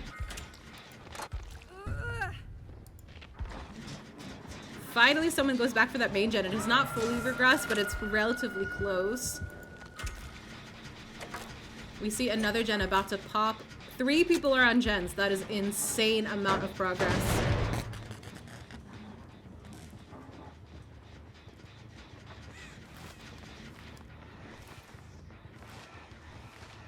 They are not allowing him to get the stock. I think that they're just going to try and go back and forth between the rooms. We see that one's deadlocked, so he at least knows which one has the most progress.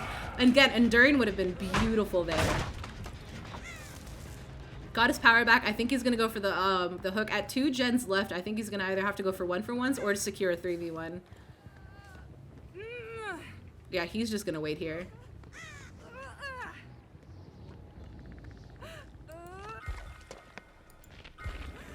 But we will see one of the perks activate, so I'm interested to see how this is going to go. Look at my short king just face camping this arena there.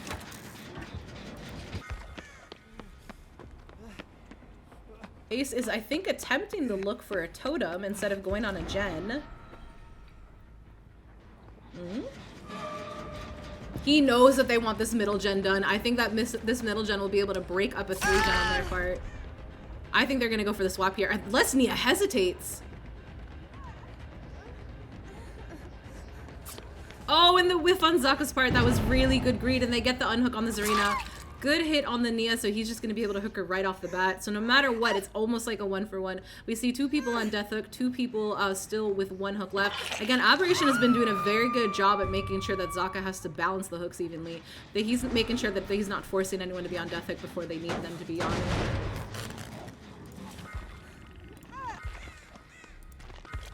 But nobody is on gens. Oh, except for the Ace. But the Ghostface manages to find him. Oh, the cheek.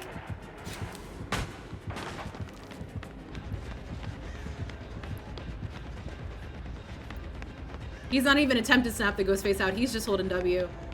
Claudette and Ace run into each other. This is very interesting movement on the Ace's part. No, he just goes straight back for that middle gen. Yeah, I think he's going to try to defend this middle gen. I think that he's closing all the gens in on each other, actually. I need to see... Oh. And he manages to sneak up on the people healing. Oh no.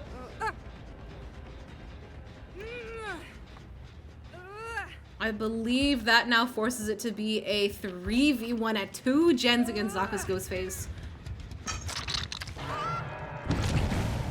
He sees a Colubrine proc there. I think he's gonna kick this before he goes over there. Them choosing to heal next to a gen, I think, was a little bit too risky. I think they should have gone away from the gen spread because they knew that the Ghostface was gonna be focusing on his almost 3 gen actually. I think he has a very proper 4 gen.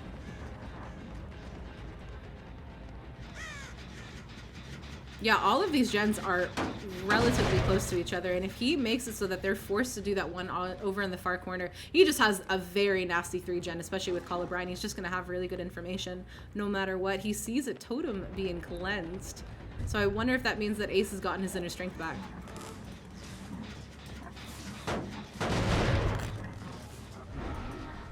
Oh, he sees a Claudette. Claudette with her very shiny cosmetic. And he's able to stalk through the holes in here. That's ridiculous. I think Claudette might know.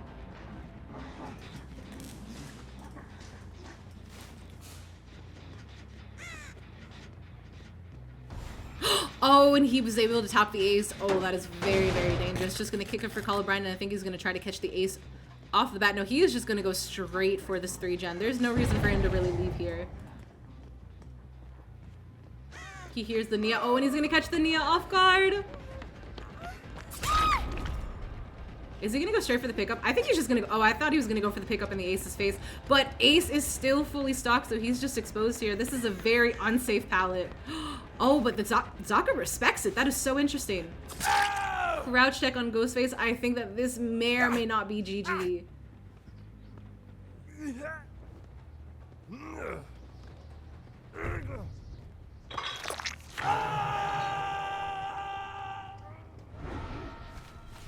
Does he hear anybody? I don't believe so. Again, they are not able to get back the progress that was lost on these gens, unfortunately.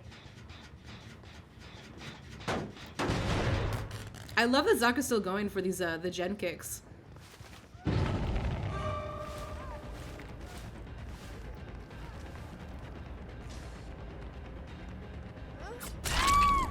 Ooh, I think that might have been a little bit of Pokos, but I think that he is just now secured to 2K. Unless somebody goes for... If somebody is able to go for a 2-gen chase against his Ghostface, I'll be very interested to see if this will kind of come down to the wire.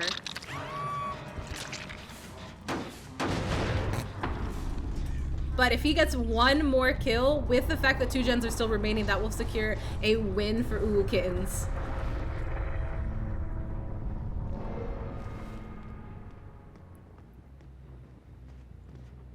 Very quiet on the Ghostface's front. Did he hear footsteps? I think he did. He heard somebody be injured.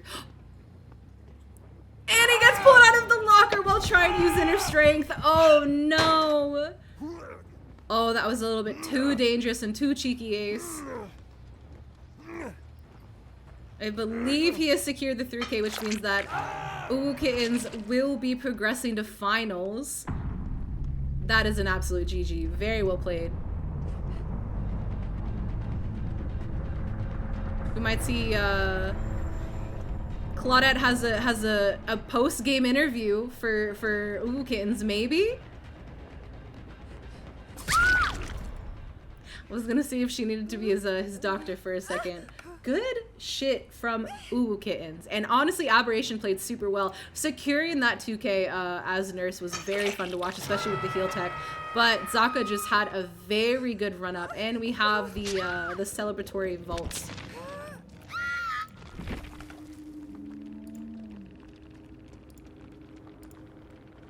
GG's on their part. Honestly, it kind of looked in Aberration's favor there. They were having a really good job at making sure that everyone was hooked once, but I think he was just able to catch up, especially with Colubrine coming into play. Meet all these awesome DBD players across the tournament, or across like the globe, so I am super excited.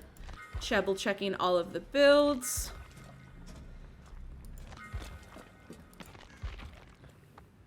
And we should be good to go. And Piggy is probably... Oh, Piggy found people right off the bat, too. Piggy is super nice to see on Midwich, mainly because It's a give or take, I feel like, with Pig on Midwich. You have some pretty interesting box spawns, which make it a little bit rough to play on. And you also have these tiles that can be super interesting, because if they chain properly together, you just end up getting W spaced around the perimeter. But she found people right off the bat.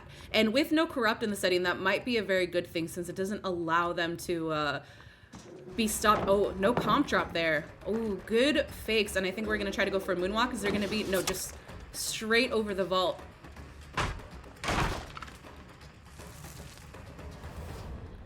And Pig is a tier 3 killer, which means that she is allowed to utilize anything. The only thing that is banned for her is Face the Darkness. If you have never gone against the Face the Darkness Piggy, it is pretty rough, I'm not gonna lie. So hopefully this Pig can get some pretty good downs early on.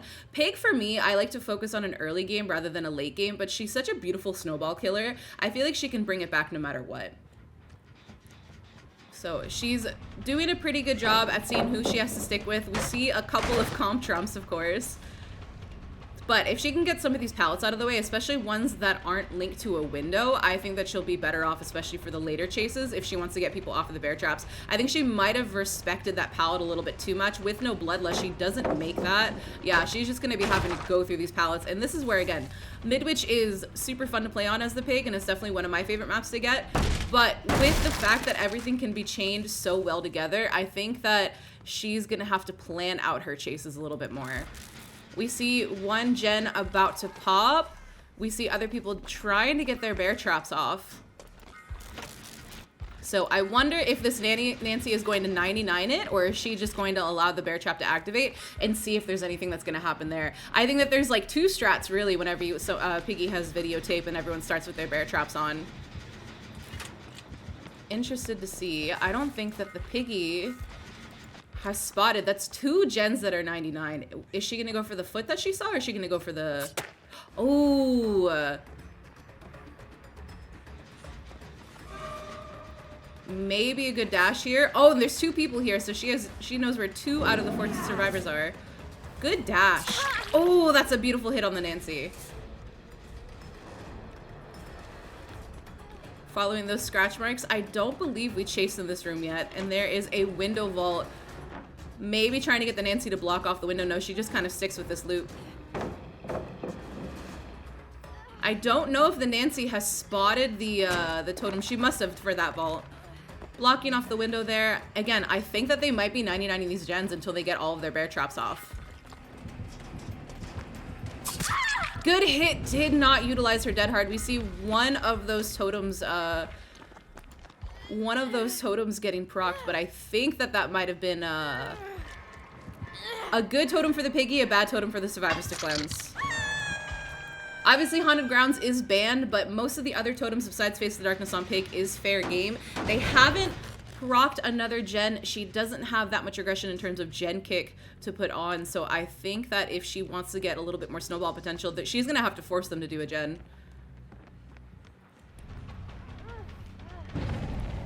So with Piggy's add-on, she has eerie videotape, which means that all the survivors start with a bear trap on their head. And then rule set number 2, all of the bear trap boxes are blocked until they complete a gen. So it pairs very well together, and I'm interested to see how it goes. Again, I hope that they can kind of force a gen to be completed to see if we can focus on these bear traps. Because otherwise the survivors are going to be running around a little bit blindly, not going back to the hook, I think. I think she's going to, again, go for more gen patrol rather than trying to get the Nancy out of the game. Oh, never mind. She's going right back to it.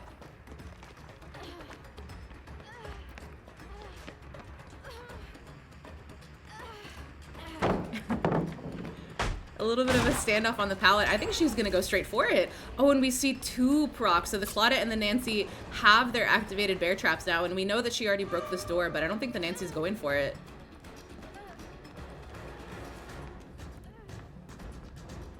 There's going to be a good vault here. I think we should see no E key from the Nancy.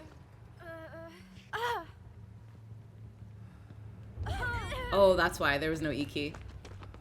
Good decisive smooch play on the Nancy, but she doesn't get that much distance, enough to make the pallet. But DS in 2023 is just 3 seconds. Rule set number 2 is the one where they can't see the boxes until there's an active bear trap. Bit of a Pentimento play, which I am interested to see. I almost want to see if someone could pull off 5 Pentimento sacks in a comp setting before all the gens are up. I very rarely can pull it off in a public setting because I feel like the survivors, oh, she just pressed W away from the pallet. That's a rough one, especially when it comes to trying to dash at a tile. But I almost wonder if someone could pull off 5 Pentimento sacks because you would just have to be very quick with it. Good spin. E.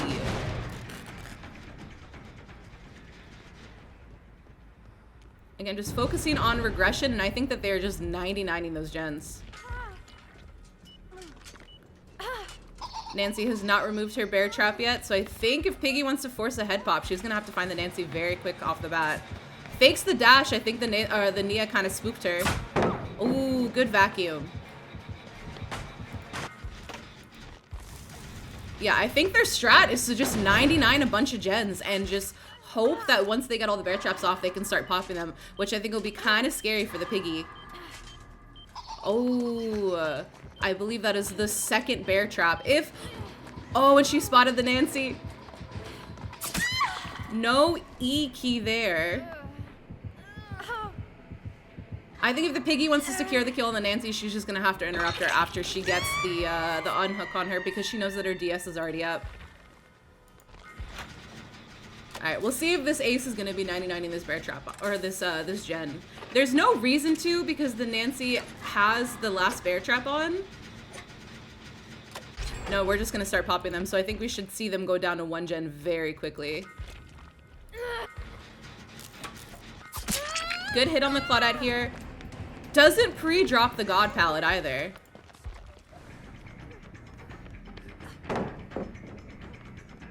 This is a tricky tile with that God palette still being up and being able to go to where the palette is in the exit gate. I think this might be a dangerous chase for the Pig to make. She doesn't follow the Claudette, who again is keeping that God palette up. I wonder if she's saving it for later. I don't know if she lost the Claudette. She hears the Nancy though. 2 gens left. Oh, and Nancy didn't get to pull off the bear trap search.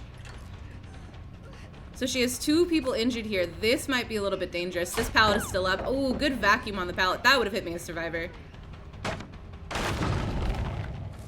Kind of surprised that Adam is using Pig. I was very surprised when I saw Adam was going to be utilizing Pig. Adam is normally a bird mame, I believe. So I'm kind of sad that we don't get to see Bird right off the bat. Good hit on the ace here. This pallet is still up. This is a dangerous pallet unless he can force that window block, which I think the ace is just going to go for it immediately.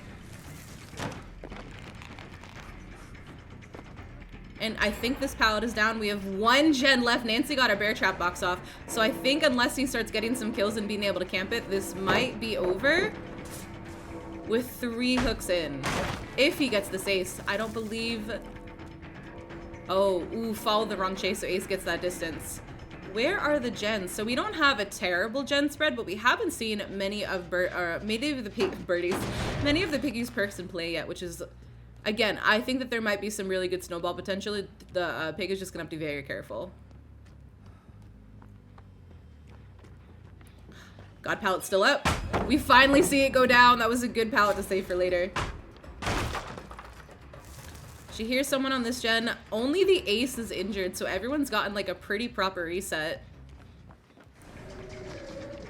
This pallet's down, so this is a good hit for the Pig. Again, all of those pallets were wasted a little bit earlier. She sees 2 people being injured. She knows who's working on all of the gens. There are going to be 2 on the bottom and 1 on the top. I think the 2 on the bottoms are the one that has the most progress. So if she gets the right pallets that are being in play, I think it'll be fine.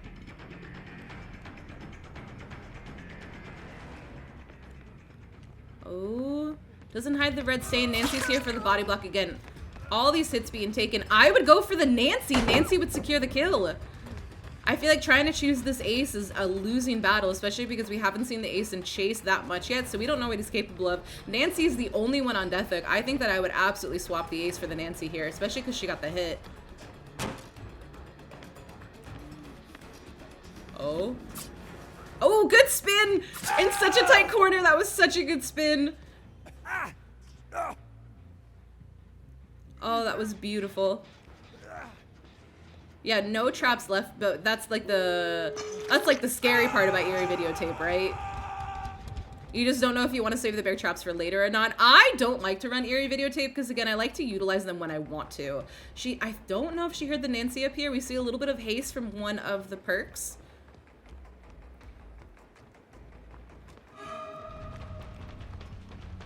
All right, they got a reset, so the Nia is the one that's injured, and I think the Nia... Oh, and we see a deli play from the Ace. The Nia is the one, I think, going for the door. And because of that deli play, we don't see the third perk come into fruition, which is very unfortunate. Yeah, the door is opened. I think this might be it for this match. Oh yeah, securing just the 2 men out. The other door is the one that's open. Again, I think that they should have stuck the chase with the Nancy. Nancy's just going for it. Let's see a little bit of an E-key, Nancy. A little bit of an E-key. There we go. GG's, that was very, very cool right off the bat. And again, unfortunately, we did not see a Devour play from anybody. We saw a bit of Undyne, we saw a bit of Throw the Hut, we saw a bit of Pentimento, but the last perk did not come into fruition because of Ice's Deliverance. GG. You are allowed to Kobe, but, let's see, that looks perfect. You are allowed to Kobe, but you can't bring anything aside from, like, I think it's up the ante to help with the Kobe's. But we've been seeing pretty good hook spread, and we've been having some interesting deliverance choices. So we have Corrupt right off the bat. And kind of a really interesting build on Oni. I see a... Oh, are we okay? Were you listening? I think we were listening. I think we're listening for the survivors. That is so interesting. If Knight was licensed, would you change your mind? No, okay, I never want anything to leave the game. When something leaves the game, whether it's a map, whether it's a killer, whether it's a survivor, whether it's a perk, it's always like very sad that you have a loss of content. Ooh, we spot someone right off the bat. I don't know if they're gonna be waiting out Corrupt or not. We'll see how this first chase goes. With Oni, you're gonna, I feel like Oni, especially in the current meta, having the hit and run standpoint, it's a little bit dangerous, but Circle of Healing is banned, so I want to know if the Onis are going to stick the chases. Ooh, good whiff right off the bat. Good moonwalks. We're trying to hide that red stain, trip up the survivors. We're just spinning around and around. Saving that... Oh, this might be dangerous. That was an interesting pre-drop. I think with the Bloodlust, maybe you catch up.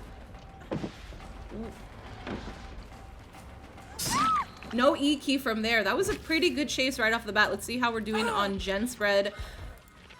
We have one gen almost complete and another one being worked on.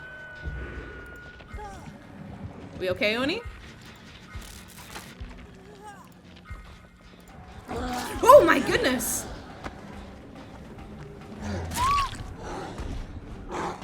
Are you... I think Oni might have a bit of a spectator bug. That scared me. Really? Oh, are we about to see a... We might see a 4-man slug. Oh no. This is dangerous. This might be it. This might be over.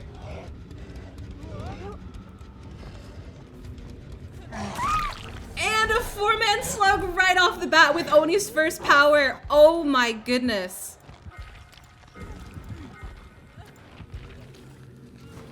Oh, we have to see if we get some Kobe's here. Are we able to bring this back from any standpoint?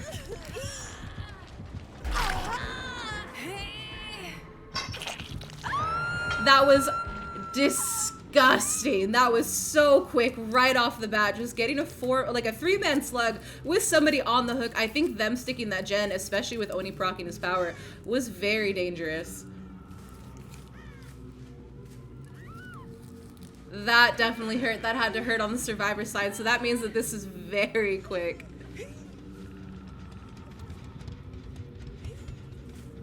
I was so surprised. I was so surprised for that to happen. I think he's just looking for the last survivor now. My slugs, my precious slugs.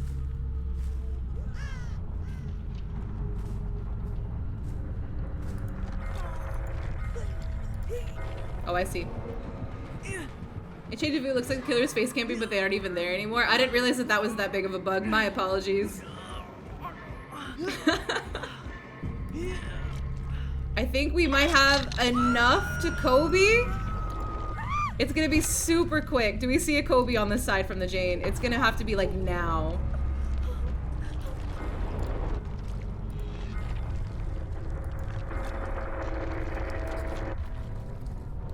Honestly, well played from the Oni. Oh my goodness. Absolutely beautiful display there. That was disgusting. We have a little bit of celebratory M1s. Are they trying to hit the chicken? Disgusting, but well played. We have one spectator at a time. Like, I feel like that's a little bit, oh, we should not be losing frames, please and thank you. I feel like that might be a little bit of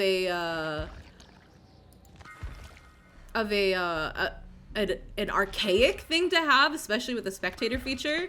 So I am hoping maybe in the future it'll be a little bit easier for the tournaments to have more than one spectator. We have something super quick right off the bat. So I am so excited to see Ghostface. Ghostface is on Leers because, again, I am interested to see some of the stalking plays because Ghostface is just such a patient killer. But also the way that the survivors can chain the tiles together, I think makes it to be a very, like, one-on-one match. No snapping out from any of these, oh, there we go, right off the bat, snapped out from the Claudette right behind here, right behind here. Ace is stalked a little bit, so I think that he's just gonna leave the Ace for later. And Deck, so this is the first tournament that I have ever hosted, so this is gonna be day 2 of it, and I believe I'm gonna be hosting one in the summer just because I've been having a lot of fun with it. Good pre-drop from the Claudette, but I think that might have actually been a mistake. I'm surprised they didn't greed that pallet. That's actually kind of nice to have, especially in main building, or in the main area. Though, if he doesn't break it, it'll be a little bit unfortunate. I am super happy about his build here. I feel like we have a pretty good amount of information and regression. Oh, whiff on the lorry. That was a very clean fast vault. A bit of bloodlust that we're keeping a little bit cheeky. Oh, whiff again. How are we going to be grading these pallets? Ooh.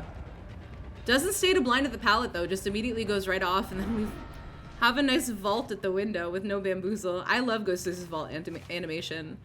We don't see any procs of one of his perks, so I wonder if they're just going for the hard reset first. No, we see a little bit of progress on 2 gens actually. Was that 3? I think it's 3.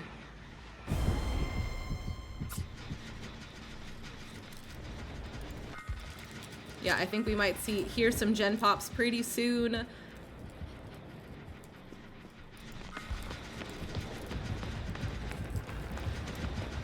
Oh, and just working on the gen in front of the Ghostface's face. Yeah, I think we might be hearing 3 gen procs relatively quickly. Oh, but a snap out from the Ace. I think he's just gonna let him go.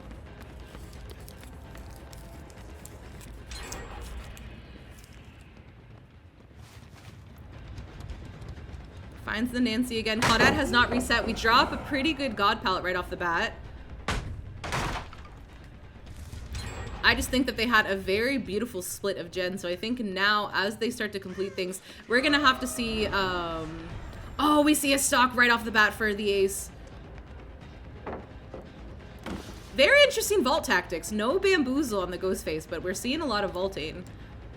That is a dangerous pallet to not kick because that is actually kind of a strong loop because it's not going to be blocking. Again, you have to break this pallet. It's a little bit of a dangerous one to mind game. I think maybe if there was someone paying a little bit less attention, but this Ace has been pretty good in chases. Another pre-drop right off the bat.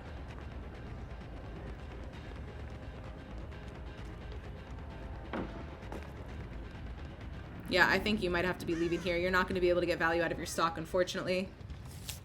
Let's see how we're working on the other 2. We're about halfway on the progress for the last 2 gens, and we haven't seen any hooks yet. So this is going to be a little bit dangerous. Claudette doesn't seem to know what she wants to do.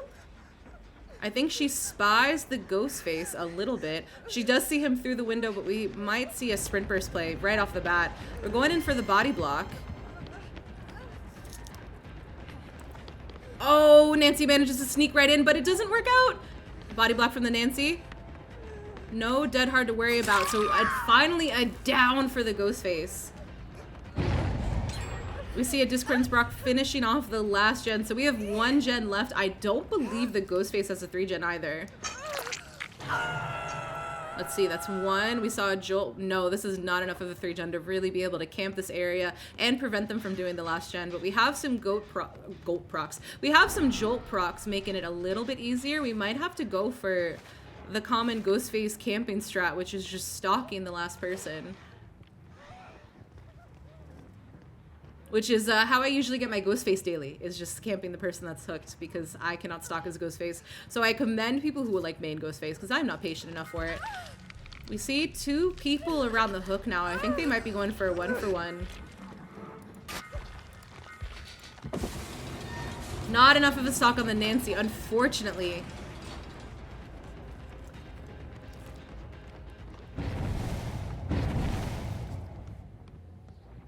Oh, I think we're just gonna go straight for the Claudette, aren't we? Pre-dropping the God palette.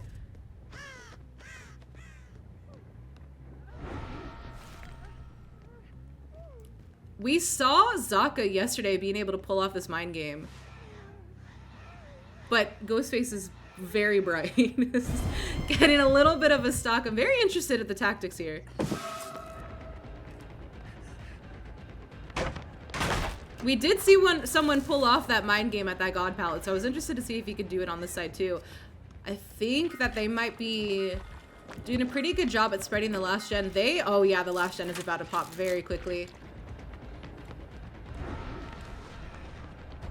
Good stock on the Nancy, right on the lean, but she has a pallet here. Unfortunate. Oh, and we see the Claudette! Oh, but this pallet has not been broken.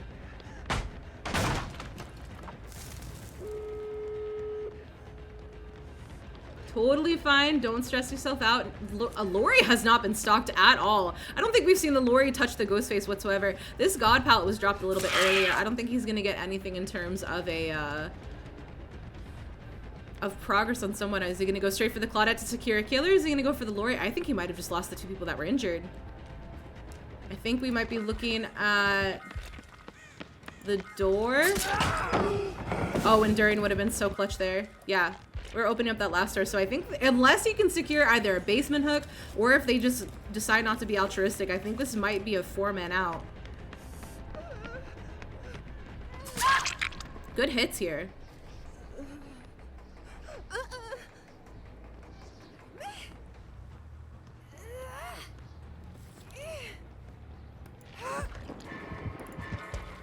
I think we have doors 99. We are being reset, so this is going to be a very risky and interesting endgame, I think.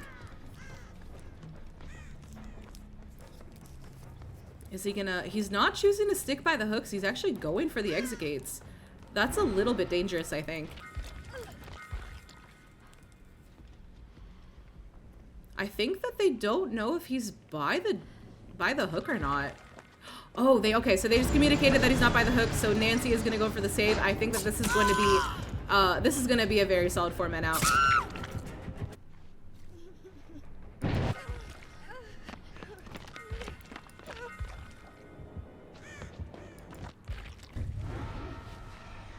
Is he gonna try to stalk the ace? Oh, he gets a little bit of a stalk on the ace, but I don't think that he's gonna be able to catch up by the time that they open up the other door.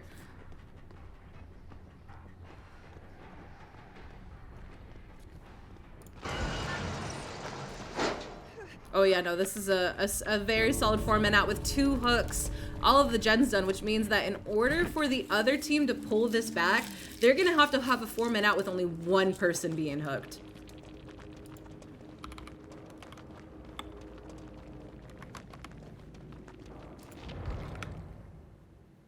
Saw Gorset playing Oni.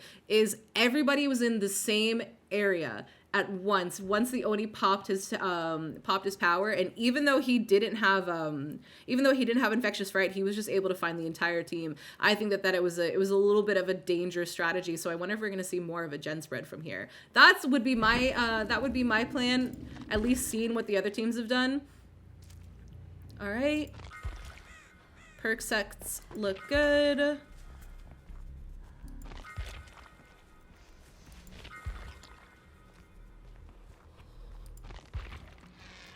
Oh, Oni has the weird, like, little face weapon. All right, so we have, honestly, that is probably one of the best corrupt spreads I think I've ever seen. Oh my goodness, they are all within looking distance of each other. That's disgusting. So right off the bat, Momo has just gotten such a good 3-gen. And 3-gen is like almost the GG, especially on Dead Dog, especially with certain killers. I've seen a 3-gen on Dead Dog last about 50 minutes, especially against a Pinhead who would just find the boxes, wasn't sticking any chases because he wanted to defend that 3-gen all right off the bat. So I think he sees a couple of people whiff on Momo at, I think he didn't think the Meg was going to have Sprint Burst. I think I saw Sprint Burst a little bit right there. Immediately running straight to main, but does not go the right way. Are we going to be going, ooh, doesn't make that. I think that we're going to try to go for our power first. So he's just going to allow this Meg to kind of go back and forth. Oh, but I think he gets a hit on the Meg here unless she gets a very clean fast vault. Oh, even though it was a medium vault, he still whiffed on it. Beautiful set to run to main. I think we saw Sprint Burst on the Meg, so we're not going to see any second chance perks here. And Bamboozle is on that one, so clean hit right off the bat. Momo should be able to get the rest of his Oni power here. We see some gen spread actually right across the map. That is beautiful. Corrupt is going to be down, but they're not going to be working on those corrupted gens just yet.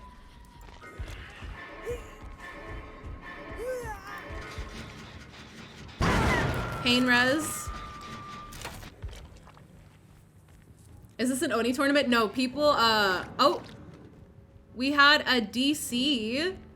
I do not know if that was a Rage Quit DC, but unfortunately, because it's been past 1 minute while the tournament is going on, I don't think that they qualify for a reset. Let me see what happened.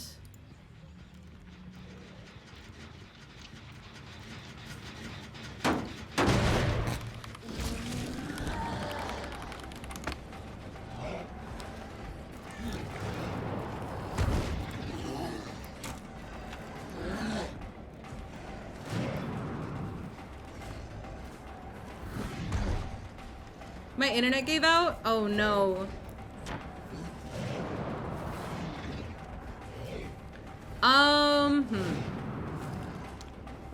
Let me get a timer on how long the match has been going on to see if that qualifies for a reset. 1 second.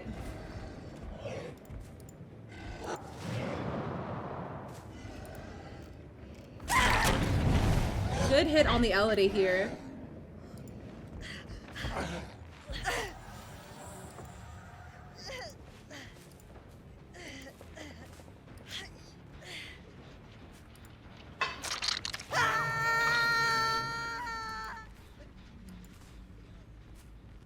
Unfortunately, it was 3 minutes, 3 minutes into the match. It does not qualify for a reset. Unfortunately, with internets going out, I would love to give the survivor the benefit of the doubt, but I can't. Just in case someone rage quits, we have to have a very strict either 1 minute, a 1 minute policy on the DCs in the map. So I think that this might be a unfortunate, but also fortunate, very solid GG for Team Gorset.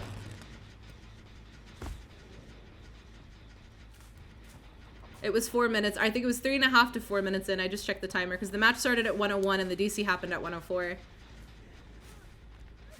So now we're just going to have to see this team play their best.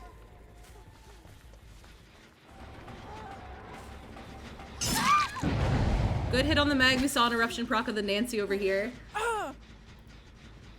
Oni isn't superb on Dead Dog. So we've seen the back and forth. People have obviously in some cases they've gotten that 4K of 5 gens, and we've also seen that they've only gotten like 2 hooks. So it's back and forth, and I wanted a map that was going to be able to swing either way.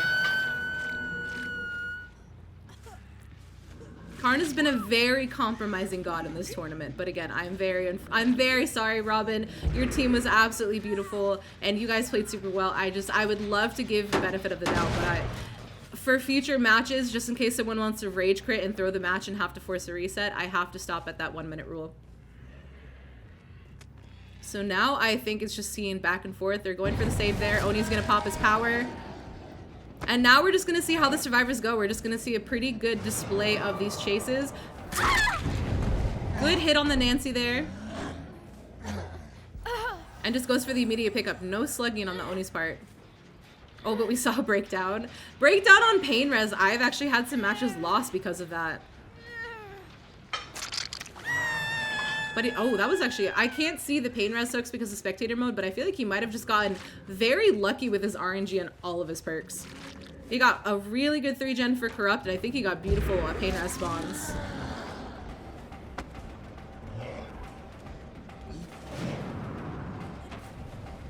Oh, we see that vault from the Meg. Good hit.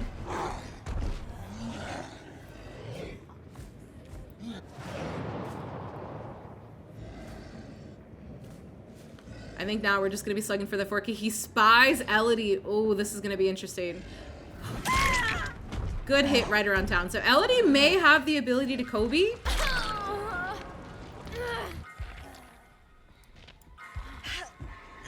No power struggle from Elodie either, unfortunate.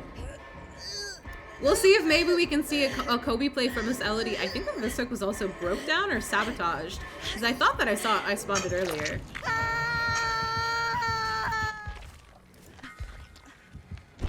Oh no, everybody's been hooked once. Yeah, this is very unfortunately a GG for absolute chaos.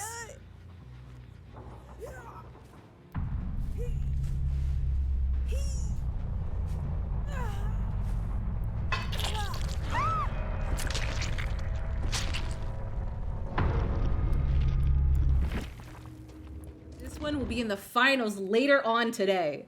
So I don't have any bets on who's gonna win because both teams have been just beautiful to watch.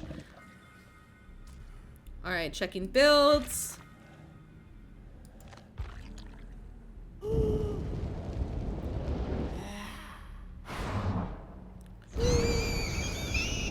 Nurse with a very good early game, so I am interested to see who she's going to go to chase for first.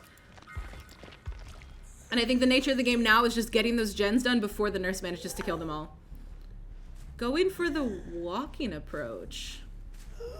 So nurse has been recently reworked, and it was a little bit testy on whether or not I was gonna have her fully admitted in a comp because I didn't know how things were gonna be balanced or if things were gonna be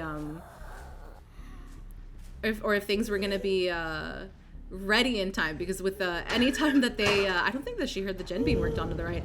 Anytime they make these changes, behavior obviously will have a little bit of a bug set, but nurse for the most part seems relatively clean. I think that she's not choosing to stick the survivor she sees at hatch. Is she going for a 3-gen approach? Let's see how we're doing on that gen spread.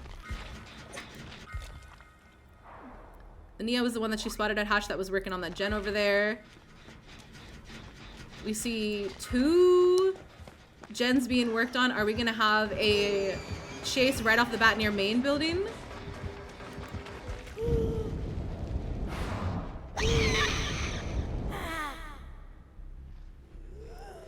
How are we doing this? I am very interested. There we go. Spots the A's. Oh, and he gets the pallet stun mid-blink. Oh my goodness, that was beautiful on the Ace's part. Good hit on the Ace there. I think hopefully we'll start to see a little bit of a snowball. No eat outplay on the Ace, so quick down right off the bat. No corrupt, so the only early game perk she had was Lethal Pursuer, which I think she got a little bit of value out of. We see some agitation on the nurse, and she's been going towards either basement. Is she gonna go for basement, or is she gonna go for regression? She's going for basement. And yes, the server will be pinged for finals.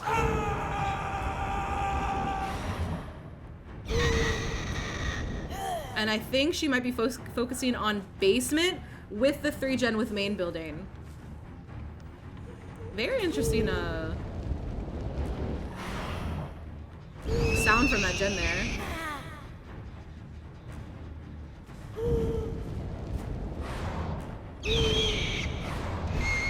Oh, not quite for that second blink.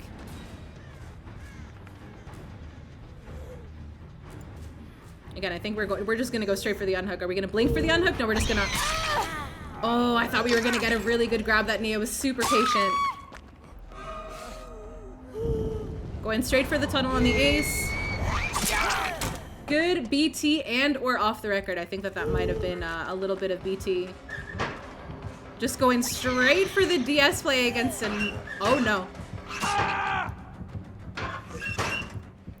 Yeah, DS plays right off the nurse. We slugged the Nia in the basement.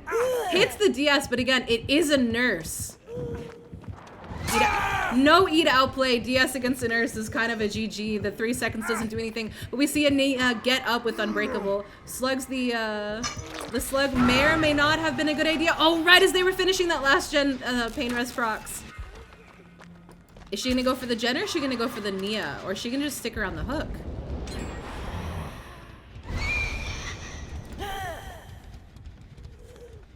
One gen left. This is gonna be very testy. And they managed to, they actually did a really good job at not 3-genning themselves. I think that she spots a Claudette, so that means that Nia will be going for the unhook.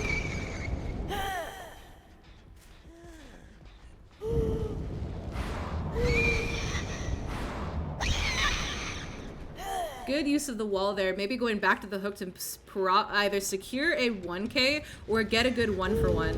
Especially because that's a Pain Res hook. If she can just get that 1-for-1 over there, it'll be really beneficial for her because she doesn't have that much in terms of regression right now for the gens.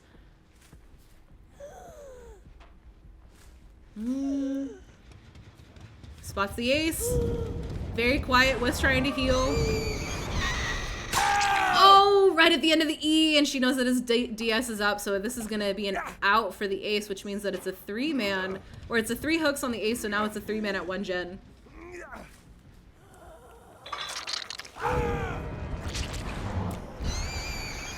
Oh, and the light burn on the nurse. I don't know if it truly worked. Good hit on the Nia there. Doesn't really know where the Nia went, or is it not sticking the chase with the Nia? Interesting. This is like Ronaldo versus Messi.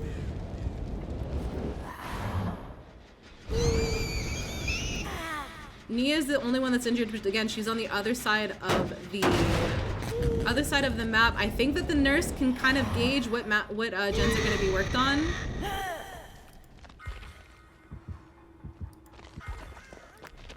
Yeah, we see 1 gen almost being completed over here. Oh, another pallet set on the nurse. That's horrifying.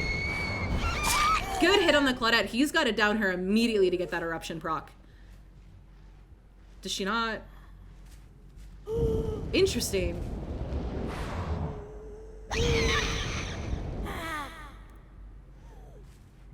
I think that she managed to lose the Claudette. I don't know if she just didn't hear. I think we see Claudette moonwalking. Unfortunately, no eruption proc because she went the wrong way. So now I think it's, are they going to secure a 2-man out? Are they just going to kind of go for the basement play? Claudette is still injured.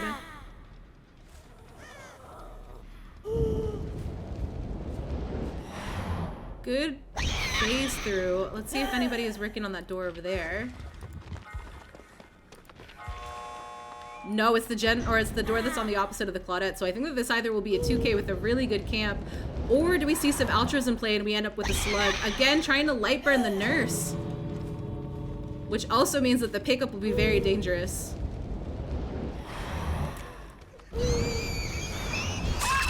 Oh, and she's facing a wall, so how are they gonna do this? Good heal tech against the Atom. Oh, this is a great time.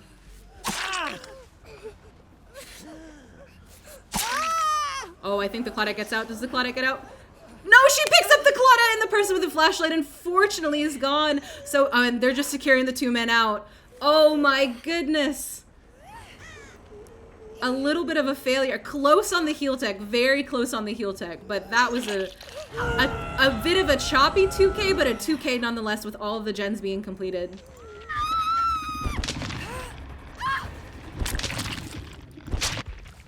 Honestly, very good on Aberration's part, being able to pick up that Claudette. Nice! That was very, very down to the wire.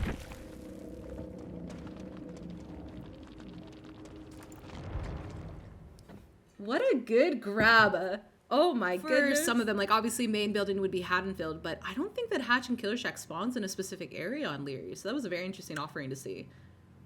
Might have just been having it on just before they made their builds and knew what kind of killer they were going against, so. All good to start, checking the builds.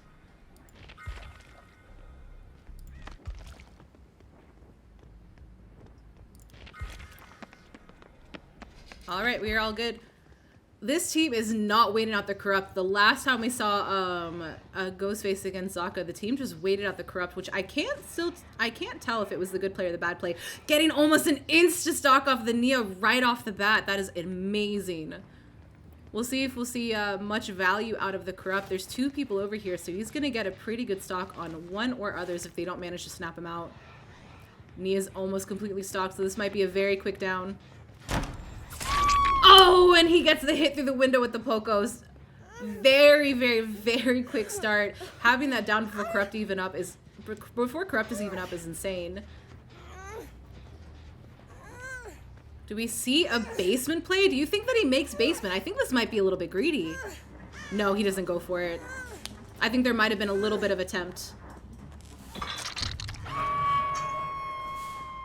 Nothing Scourge Hook wise, so he doesn't have much in terms of perks that like synergize with what he's already doing. He's gonna have to go and actually kick those gens. I think he sees some scratch marks.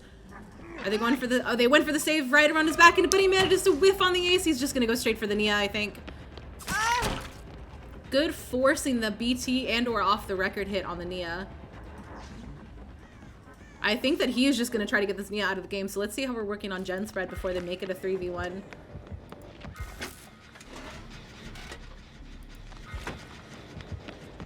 No body blocks. They're just allowing this Ghostface to get the Nia out of the game. Maybe? Oh, never mind. He managed to stick around. They snapped the Ghostface out. That's beautiful. We'll see a little bit of the slowdown from the Ghostface. I'm so surprised that he decided to switch targets there. Good hit on the Claudette because there wasn't that much stock on his end. And again, we do see those survivors working on the gen. We saw one proc. The other one is still regressing from that hit. Using his ears, very proud to see where the Claudette is going. Decides not to break the hook. He's not changing targets with the ace.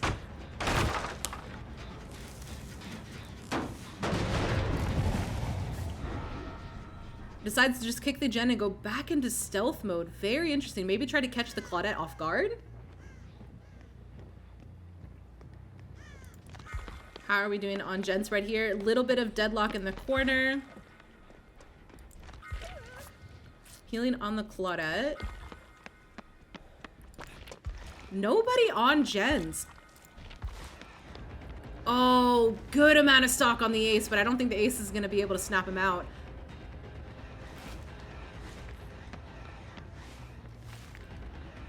Oh yeah, this ace is just not able to snap him out. Wow. A 98 or 99 stock on the ace. He sees people working on the gens, but he's just gonna go for this chase until he's able to get that full stock. And he has a pretty good, what are we? Too cheeky! Way too cheeky against Zaka's Ghostface. I was interested to see who was gonna throw it first. With knowing how far you were stocked, I think that was too much cheek on the ace's part, but very, very good for the Ghostface. Olsen's wallet is one that we've seen Zaka been using in the past, where after he breaks a pallet, he gets his power back immediately. So he's been able to just eat through those pallets and go for the stock. Gonna kick the gen that is relatively 99. So I think we should see another gen proc soon. Oh, we're only halfway on one. And the deadly play from the ace. I think he waited for the Ghostface to leave. Gonna go straight into trying to tap that gen.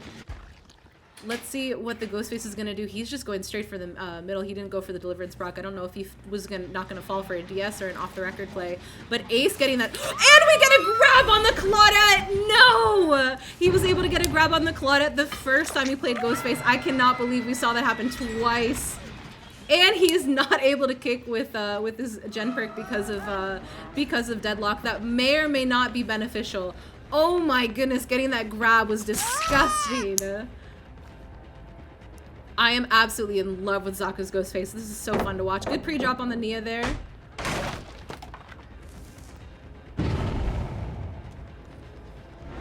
Now, is he going to wait out his deadlock to be able to kick with Colubrine, or is he going to go for a chase?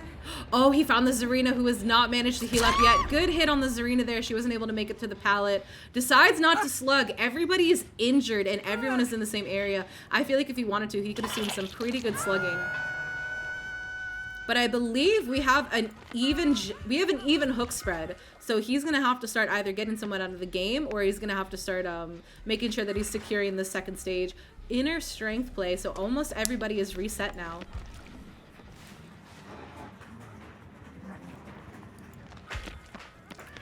He's just waiting for this one because they think that this is the one that has the most progress to him.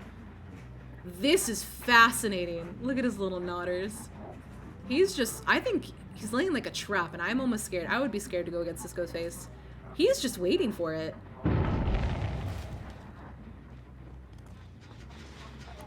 That gen is just regressing. I think that they might just allow that one to regress. But he was relatively close to the unhook. I don't think that they're stupid enough to heal underneath the hook, or maybe they were.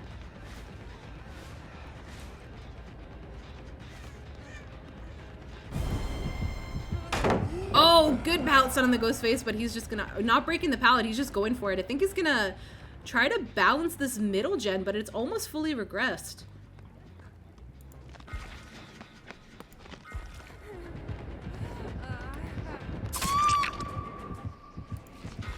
Good attempt at an FOV tech there. Finally, someone goes back for that main gen. It is not fully regressed, but it's relatively close. We see another gen about to pop. 3 people are on gens. That is insane amount of progress.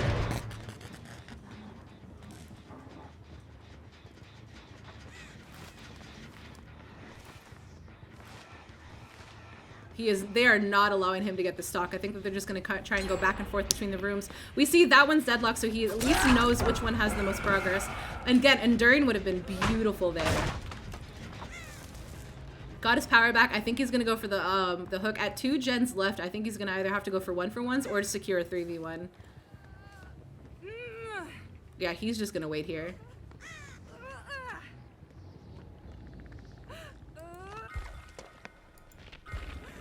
But we will see one of the perks activate, so I'm interested to see how this is going to go.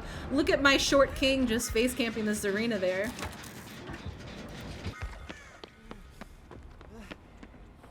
Ace is, I think, attempting to look for a totem instead of going on a gen. He knows that they want this middle gen done. I think that this middle gen will be able to break up a 3 gen on their part. I think they're going to go for the swap here, unless Nia hesitates. Oh, and the whiff on Zaka's part. That was really good greed, and they get the unhook on the Zarina. Good hit on the Nia, so he's just going to be able to hook her right off the bat. So no matter what, it's almost like a 1-for-1. We see 2 people on death hook, 2 people still with 1 hook left. Again, Aberration has been doing a very good job at making sure that Zaka has to balance the hooks evenly. That he's making sure that he's not forcing anyone to be on death hook before they need them to be on it.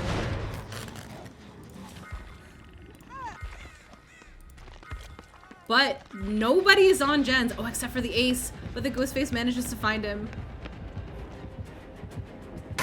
Oh, the cheek.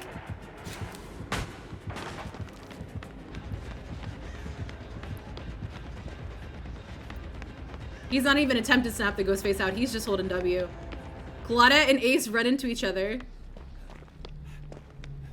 This is very interesting movement on the Ace's part.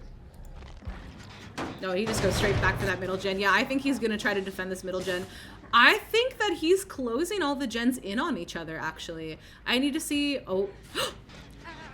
And he manages to sneak up on the people healing. Oh, no.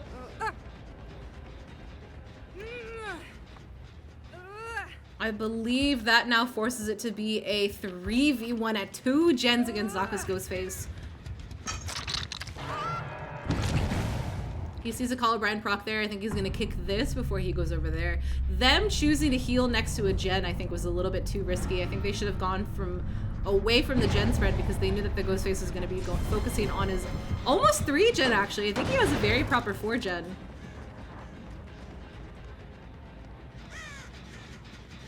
Yeah, all of these gens are relatively close to each other, and if he makes it so that they're forced to do that one over in the far corner, he just has a very nasty 3-gen, especially with Colubrine. He's just going to have really good information no matter what. He sees a totem being cleansed, so I wonder if that means that Ace has gotten his inner strength back.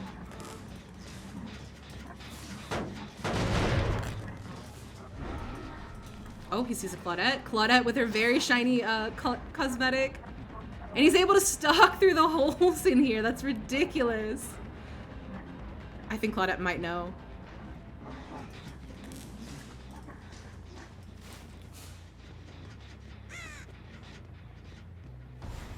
Oh, and he was able to tap the ace. Oh, that is very, very dangerous. Just going to kick it for Colubrine, and I think he's going to try to catch the ace off the bat. No, he is just going to go straight for this 3-gen. There's no reason for him to really leave here. He hears the Nia. Oh, and he's gonna catch the Nia off guard.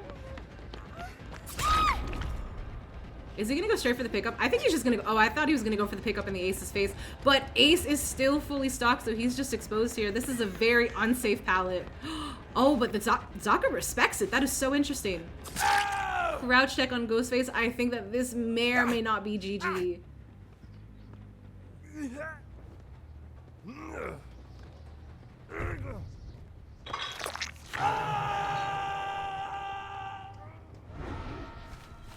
Does he hear anybody? I don't believe so.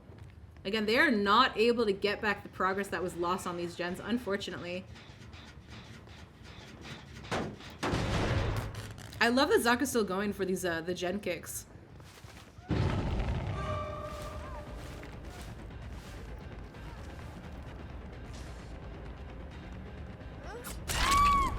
Ooh, I think that might have been a little bit of Pokos, but I think that he is just now secured to 2K. Unless somebody goes for... If somebody is able to go for a 2-gen chase against his Ghostface, I'll be very interested to see if this will kind of come down to the wire.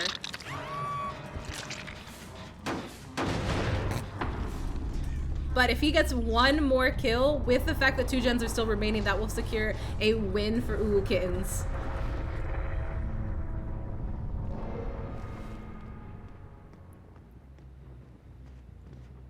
Very quiet on the Ghostface's front. Did he hear footsteps? I think he did. He heard somebody be injured. And he gets pulled out of the locker while trying to use inner strength. Oh no. Oh, that was a little bit too dangerous and too cheeky, Ace. I believe he has secured the 3K, which means that Ooh Kittens will be progressing to finals. That is an absolute GG. Very well played. We might see Claudette has a post-game interview for Ooh Kittens, maybe?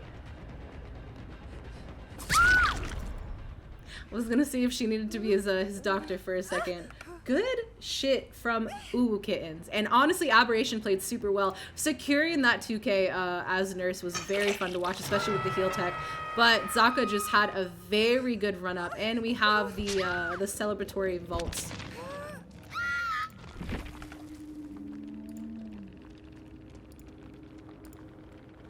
GG's on their part. Honestly, it kind of looked in Aberration's favor there. They were having a really good job at making sure that everyone was hooked once, but I think he was just able to catch up, especially with Colubrine coming into play. Because his hand is the other option. They should do the same thing for Charlotte and have Victor be part of Charlotte's body. All right. Or yeah, have his please. So I'm just double checking the perks here.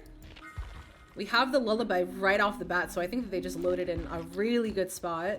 Corrupt Spread is very nice. I think it's in favor of the Huntress, and she sees the aura of the basement. Oh, and she spots a Serena right off the bat. I'm expecting a sprint burst play, maybe? No, right around the... Oh, she didn't even go right around. Ooh, that was a very nice hit. So Ray is a... That was a very interesting comp drop. Good hit from Ray right off the bat. Not much of use of Corrupt Spread, but I think that she may or may... Oh, she makes basement. Is she gonna go for it? Oh, she's gonna go for it. No, she's not. I think she might be a little bit paranoid of that pallet in basement.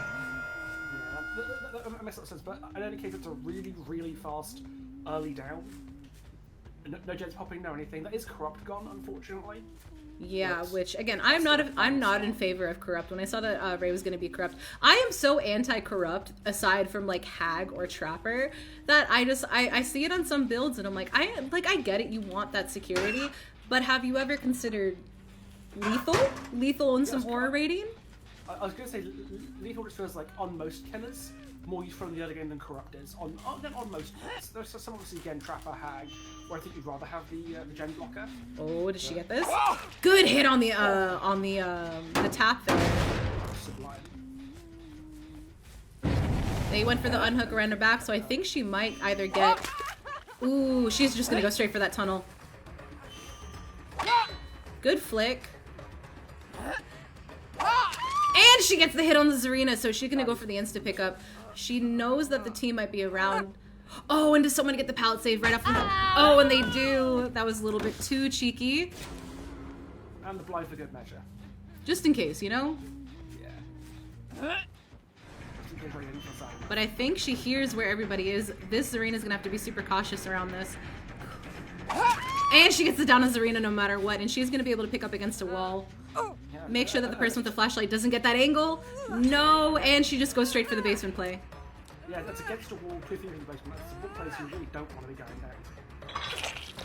So we're on death hook for Gen just not completed. And this is getting interesting, I think. I think that she might be able to Huntress in basement with OCAF. She might be able to secure a very clean 3v1 at 4 gens, which is going to be super dangerous. She doesn't go for ooh, good prediction. She does not go for the kick on the gen. But again, she has such a clean 3-gen with the early proc of Corrupt that I think that she's good to just sit here until someone dies. Let's see how we're working on gen spread. And it isn't even that long. It's not Only 2 people on gens and not a lot of progress on these gens. This is looking like Ray's game to lose at this point.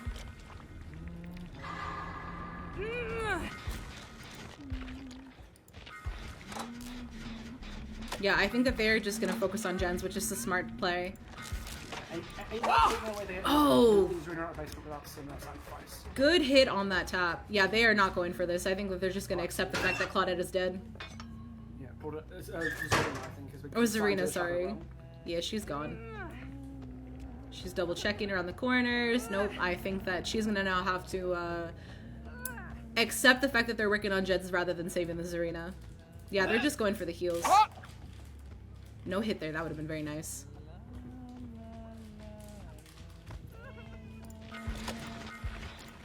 Yeah, on the map with a central basement, that could be rather an issue. But again, if they 3-gen, it'll be a completely different setup, because even though they are getting those gens done, it is not working well in their favor.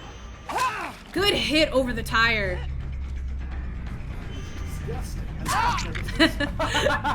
The tap knew. Oh, and the Claudette has been super cheeky. Is she just gonna go for a slug?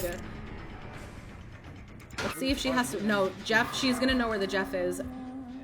Oh, but you see what I see, don't you? Yes, I do. That yellow recovery bar and more things. You see what I do. This might be a little bit dangerous. That was not the person to slug right there. Oh my goodness. Very good synergy on the perks there. That was awesome from the tap. Raise pressure evaporates and... but they are closing in on that 3-gen. Absolutely. The easy gens have been done. Using her ears, beautiful! Very good use of a headset, very proud. And again, this is gonna be another basement, I think, unless she's gonna go King of the Hill. She's not basementing? No, I think we're just gonna go straight for a hook that's out in the open. Again, this is a clean 3-gen. I think that the shoe's just good to stay here. Even though it's not a full clear line of sight, that's within walking distance, especially as a 110 killer. I don't think that she's gonna care if she loses that far one. She knows that no one's working on it. They got the unhook on the tab. Oh, and a for the people on the Claudette.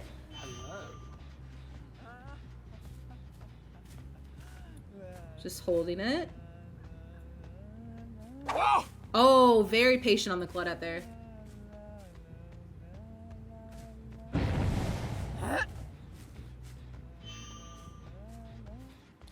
Again, going for that tunnel on the tap, even though he's, oh, good dodge.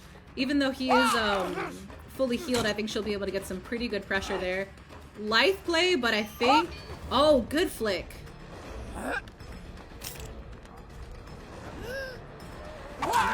Good hit. The bizarre auto-hitting palette. Oh, this might be a little bit of a disaster if she tries to go for this Claudette. But I think that she's a little bit too wary to slug the tap. Yeah, since she got a bit of power struggled earlier, you know, perk usually comes with that, right? Oh, that was dangerous. I mean, we try of course, we know what perk comes with it. It's a break. Oh. Let's see how we're working on the, Oh, no one's on the last gen. She's just gonna be following the Claudette scratch mark, so I think... Oh, this is gonna be dangerous. Your broken's over. Does the Huntress have ears? She does! The Huntress does indeed have ears. I cannot believe the Claudette chose to hide in the locker. That was very strong, especially the blood pool directly outside. I think that this might be a GG for the Huntress. Oh, the plus 10 wood. Plus 10 car. Car materials. Metal. Are there cars in Minecraft? I have no idea. Oh, that was disgusting. That was beautiful, Onryo. Chef's kiss. I'm not even a chef, but I wish I was just so I could give that the appropriate kiss. Oh. Unhook against an OCAF Huntress was a little bit dangerous, but she ran out of hatchets. I think that she's gonna have to go pick up that tap. We can see that he's dangerous if he's left slug for long. He's too dangerous to be left alive. Let's see. Has crawled into Brazil. Will she even be able to find the slug? But they're getting that unheal or that heal very quickly. Oh no, she knows. Oh, she managed to get him before he made it to a pallet. All right, this is now a 2v1 against a very strong Huntress at 1 gen. With a fairly tight regen, and I think as long as Ray plays this right, this might be a GG for this round. there is still a chance Southern Americans could have resources depleted and the 3 gen in control. This is going to be difficult to come back from. She has ears. She has ears. Does she fear? Is that a momentary head-on fear? I think so. Maybe that's what she was wondering. What the Claudette was trying to go for. Lots of moonwalks, interesting plays. Not choosing to stick onto the Jeff. And again, I think she's just gonna go for that gen spread. Conscious of how much her Jeff could waste that pallet. Oh, but Claudette might have not made the right move there. Oh, and she clipped her foot. How are we gonna do this? Oh, cheeky Claudette. Are we gonna do it again? No. Good hit on the Claudette there. Let's see what Jeff is doing. Jeff got off of the gen. Choosing not to slug. I think that she knows that this might be over. Yeah. Especially if she is quite into basement, then there is absolutely no way of coming back. And Jeff is such a loud survivor. Oh, choosing to cook in the basement too. I think she's just really trying to guarantee this kill. There was a why not at this point, because Jeff's injured too, unless he's got a way to heal himself. That Claudette is dying in that basement. And this is the exact reason why I wanted something healing banned, because I wanted to see how they were going to utilize their resources. Let's see if she can figure out where the Jeff has gone. Are they just going to try to go for a hatch play? They are. Claudette just gave up. So now Ray, I think, is going to just go... Oh, I think Ray might have spotted somebody. No, that was just the trash bin. Oh, it's on the other side.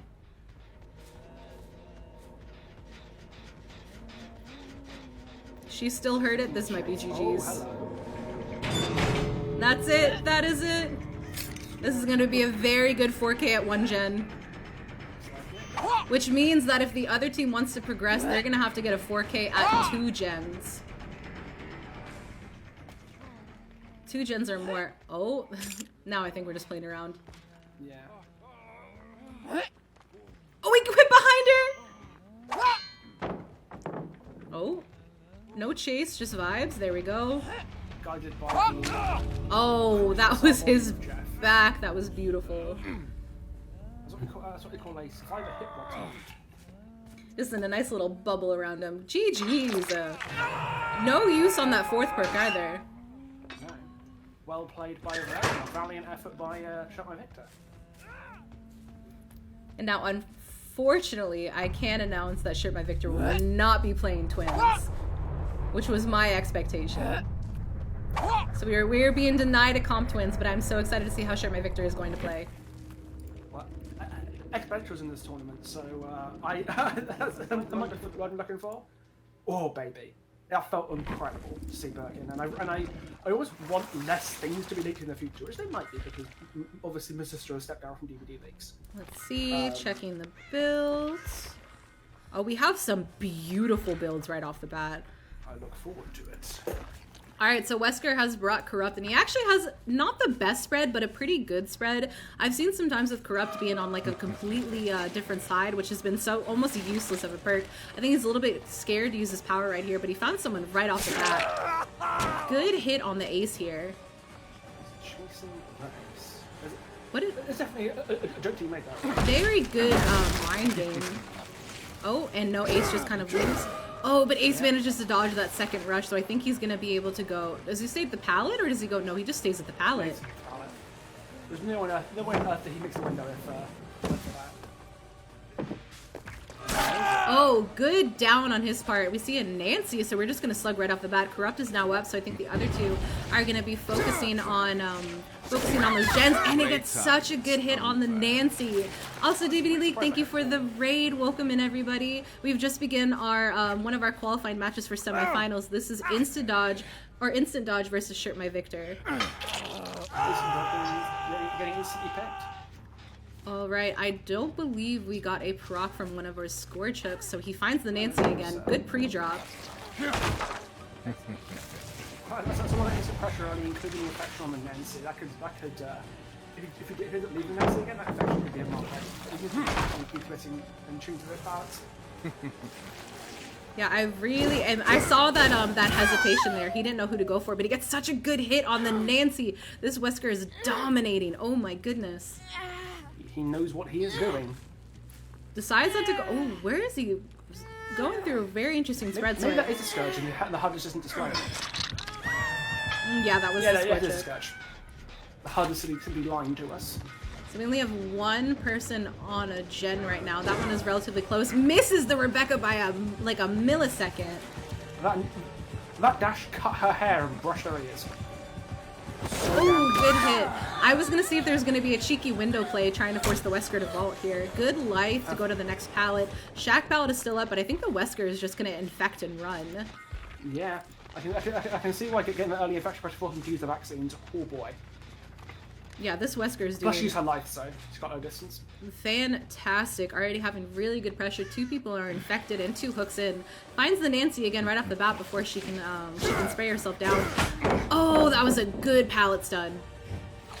Stunning Wesker mid dash is not easy, and that was a banger of a stun from the Nancy. Oh, Nancy's now. Oh, Nancy's now infected, so she'll feel that hindered effect really, really quickly. With that pallet being gone, hopefully she can make it to the next pallet. Oh, this should be able to. Oh no, it's on the other side. You could defeat. Good shit. 1 gen down, but going back towards that pain res hook. On death hook, fully infected, and with deadlock applied to the distant generator. This is looking very much like the ball is in Wander's court. Ooh. Agreed. And he's not able to get that pain risk proc on the one that's deadlocked, so that one still has some really good progress. I don't know if that's going to be a benefit or not. Really good RNG on the killer side for... Oh my goodness, that was a little bit of Pocos. I thought that would have been a miss. A petit tranche de Pocos. Let's see. That is still pain res, so that's going to be continuously keep progressing. I think he's just going to go try to see if he can secure a kill on this Nancy here and make it a 3v1. Yeah, and what we hear now is that the 2 most completed gens that will right by her. Ooh, and he's getting these grabs so efficiently too. You're not committing to the chase, so maybe let the infection fester for a bit. And secure that hook if you can. Yeah, I think he's just going to try to go for the secured hook, so that means that they're just going to have to pressure the gens. He has Really good gen spread on his favor. Spots the Nia but misses her by a millisecond. So do they get that unhook on the Nancy, or are they just gonna again? No, he's just gonna go back to this hook. I think they know. I certainly appreciate the ambitious dashes. Me too. And judging by either how he's been perfectly accurate or just missed by a millisecond. Oh, that is so Really good enough at it. interesting. Not going for the grab. I think at the angle, the time and angle for a grab.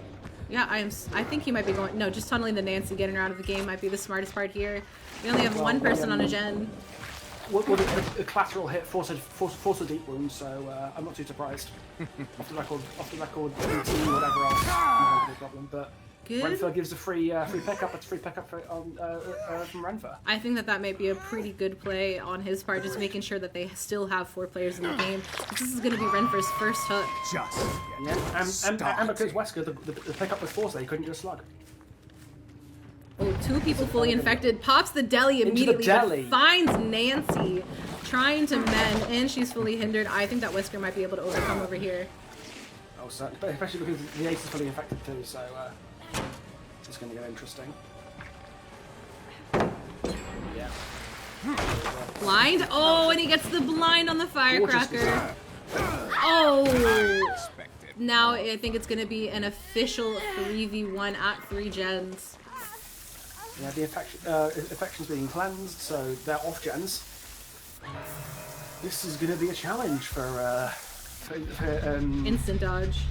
Yeah, I almost said instant dodge in because I tweeted that earlier, but it's definitely instant dodge. Alright, going towards the deadlock gen, but I don't think that Wesker is coming towards it, is he? No, he's not. I don't think he looked around for his deadlock. I think he's going for where he heard the infection sprays. Taking that wide, but vaults. Ooh, interesting. I think he might be able to get the Nia here. This Wesker just has fantastic amounts of pressure.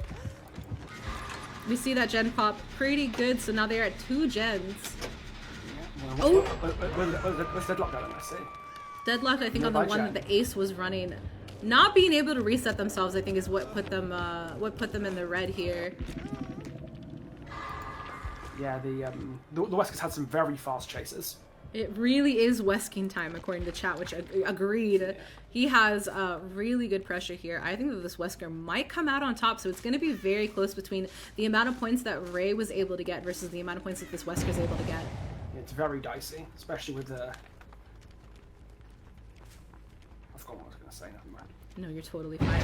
I'm waiting with bated breath here. He's following some scratch marks, and I think he tries to go for main building. He knows that this door is broken, so is he following a cold trail? No, they're just vaulting, letting him know where the Wesker is. This is the person that's injured. We hear the ace, as quiet as he is. Ooh, manages to miss him by a hair again. This might be a positive match for Shirt My Victor. The Paladin is on the other side. Ooh, and he gets the... Oh, it's a hit. It's not even a throw, it's just a straight hit. Oh my goodness, and he knows that his pain risk hook is right here. Yeah, for a second there, I was sure it was going to be a throw, but nope, hits the side of the hay bale just in time. Also, yes, Myron, we had a nurse played by Aberration in semifinals, but Zaka's ghost phase for Kittens managed to secure them the win to play in finals. But there was a nurse for the semifinals. She's one of the killers that is banned until semifinals and finals. No, one person is on gens. One person, I think, is trying to go for that hook over there. Yeah. Trying to figure out what they want to do. The regression gens, decent amount of progress on it. Doesn't look like too much progress, not like it's not 99 gen or anything, but it's like decent progress on the gen with the hook too. So Ray last match was able to secure a 4K, I think, at 2 gens. So if they manage to get one more gen done, even though it will be a 4K on both sides, it will work out on their favor because the killer was not able to defend the gens as much as he could have. I think it was a 4K at 1 gen. Was it 4? Oh, so that'll be a little bit more dangerous too. So they really have to just, even if they're gonna get a 4K, they have to focus on these gens getting done. Yeah. Well, it looks like it's another kill that the to achieve there. So a 4K 2 gens rating is very possible. Yeah, so 1 gen more, D is right, that'll be a tie. If they manage to get all the gens done but die, it will secure a victory for instant dodge, but I think this Wesker just has a stupid amount of pressure right now, so it might be really rough getting these gens done. Not sure if the hook that the Nia died on was a pain resonance hook. Don't know. I But think if it was, that's was. even worse. Oh, that is brutal to try and fight back through. Especially with the toolbox used up from the ace. I'm also I wait for my toolboxes. I don't utilize them in the first or second gen. I tried to save them for the last one. I feel like that's when I want the most pressure. Doesn't see the person in the corn on his left. I think I don't know if he just didn't notice or if he's choosing for or if he's choosing to go for the gens. He's got sunglasses. Oh, hello. He sees an ace. Sunglasses call the sunglasses. This is a pretty good tile to run him on, and I think Couchery is still up. So if this Rebecca gets this gen done, all Ace has to do is last like what, 60 seconds? I believe Couchery's been used. Ooh, then that might go even worse. Yeah, I think the Nancy used it. This. And, Ooh, risky hello. risky vault. Oh, that was actually really good use of the fire barrel there. Absolutely. That had my heart leaping out the chest there. Oh, I think that dodge made it so he's gonna want to go check those gens. He doesn't care anymore. Nah, it's not worth This the one time is to put to that super chest. close. He's gonna maybe see if they're gonna try to tap it, but I think the ace might have gone on the other gen. No, I think that he's gonna go for this one. It would be super smart for him to do so. Yeah, especially because the tile near that gen is actually still usable. Ooh. Misses Rebecca by a hair. That would have been a game changer if that connected. I think that the Rebecca has to kind of get a hit here so that it will encourage the Wesker to stick on her chase.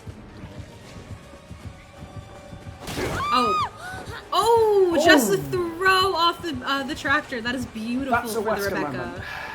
But this pallet is already gone again. I think that she just needs to keep the Wesker on her enough for the ace to pop this first gen, or the second to last gen. Current objective survive.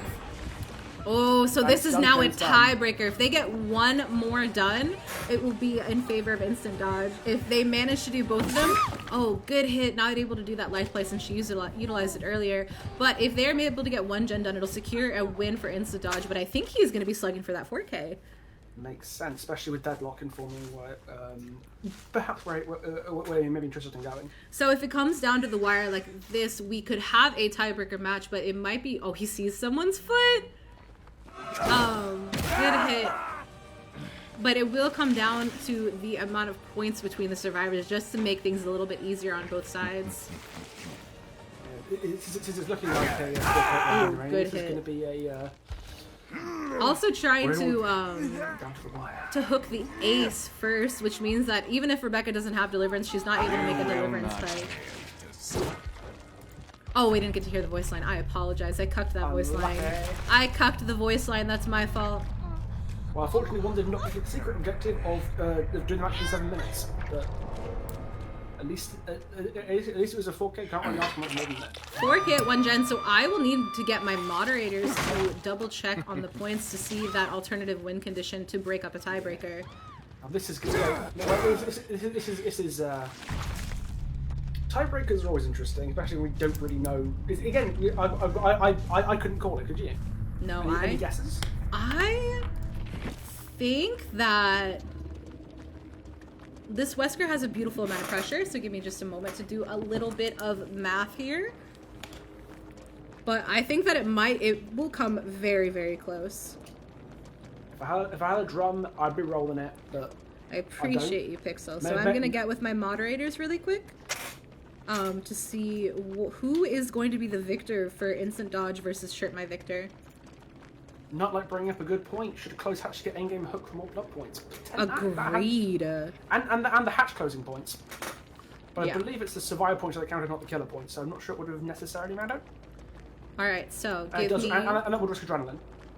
one. I have I think it's like a 15-minute compilation of me ratting out these poor killers, and I went against the same Blight 3 times in a row. All right, we Poor have fella. double checking our builds a little bit. I think we are good to go, and I think the Huntress, no corrupt, but she spotted someone right off the bat. Got base kit lethal in the brain. Ooh, good sprint burst play.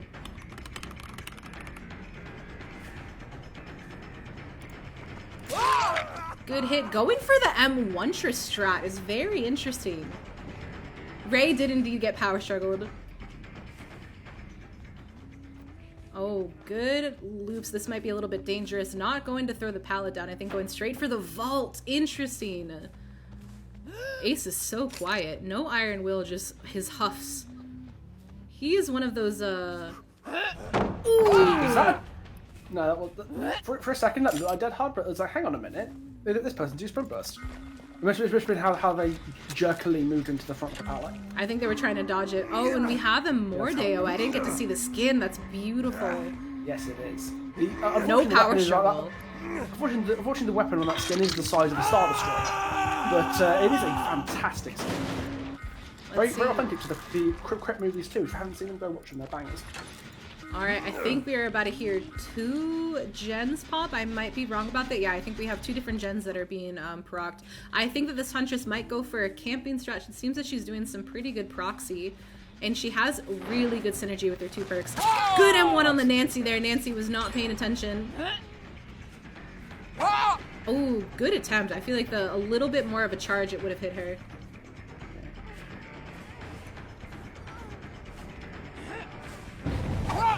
Good hit on the Nancy. Ooh.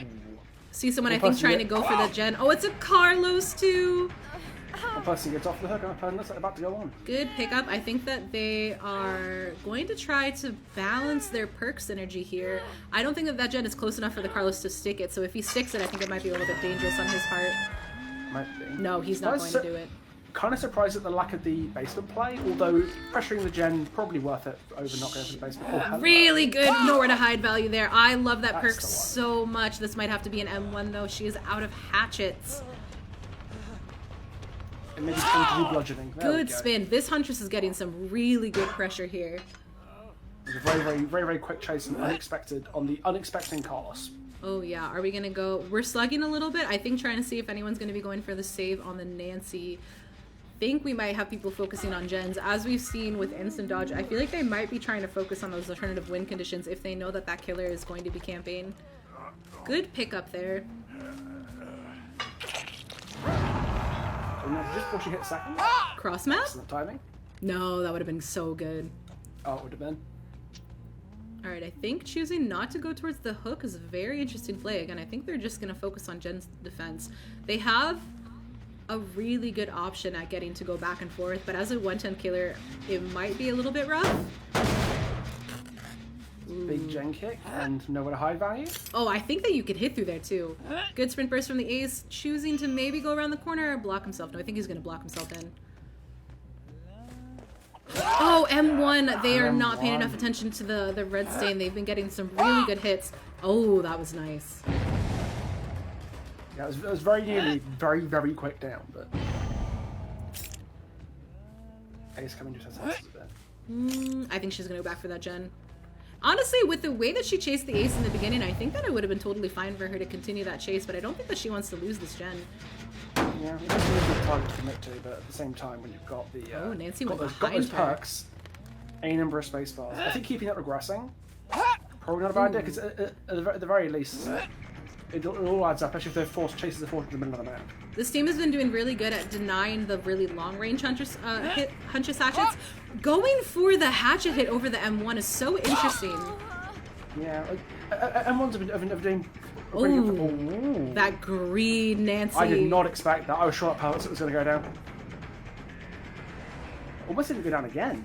Like, this Nancy has a spine of steel. She absolutely does. I mean, that. What would you expect from a Nancy main, truly? Or if they are a Nancy main, I would understand it. Jen's progressed quite a bit, so clearly the Huntress pressure on it has paid off to some degree. She's going right back to it, but we do see 2 people on gens. Oh, but there's somebody here working on the gen, and the Nancy has to loop around Fun Bus. I think that this might work. Oh, good moonwalks from the Huntress. Is she gonna pick up? Do they get the pallet save? Do they get the pallet save?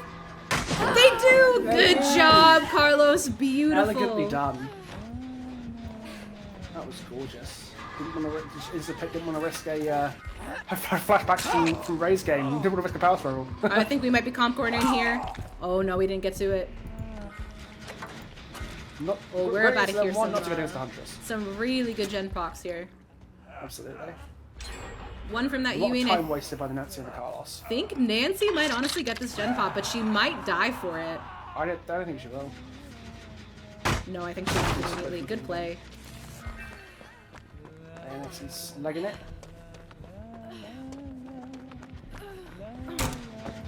Worth noticing here, the Carlos is on Death Hook. I am surprised though that the Huntress didn't go kick that gen.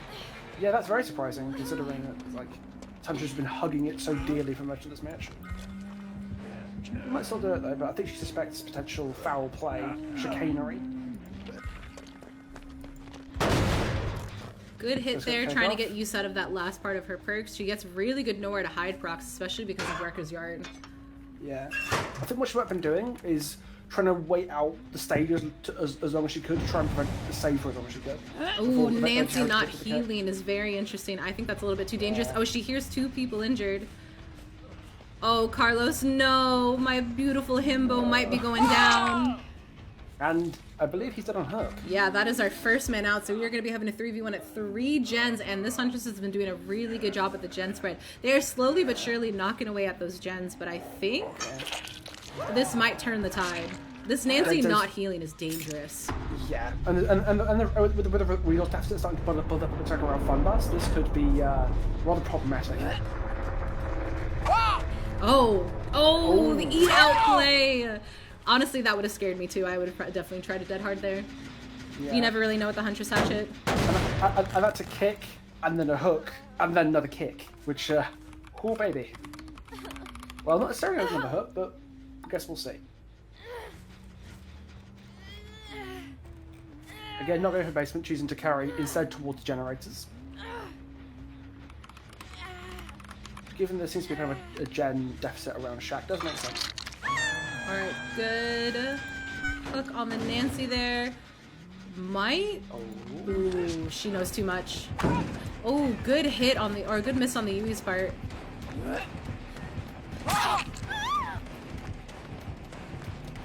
This Huntress and her moonwalks is beautiful. Getting so many Huntress M1s, way more than I expected. You have really good balance between the hatchets and the M1tress. Not enough of a charge to heal.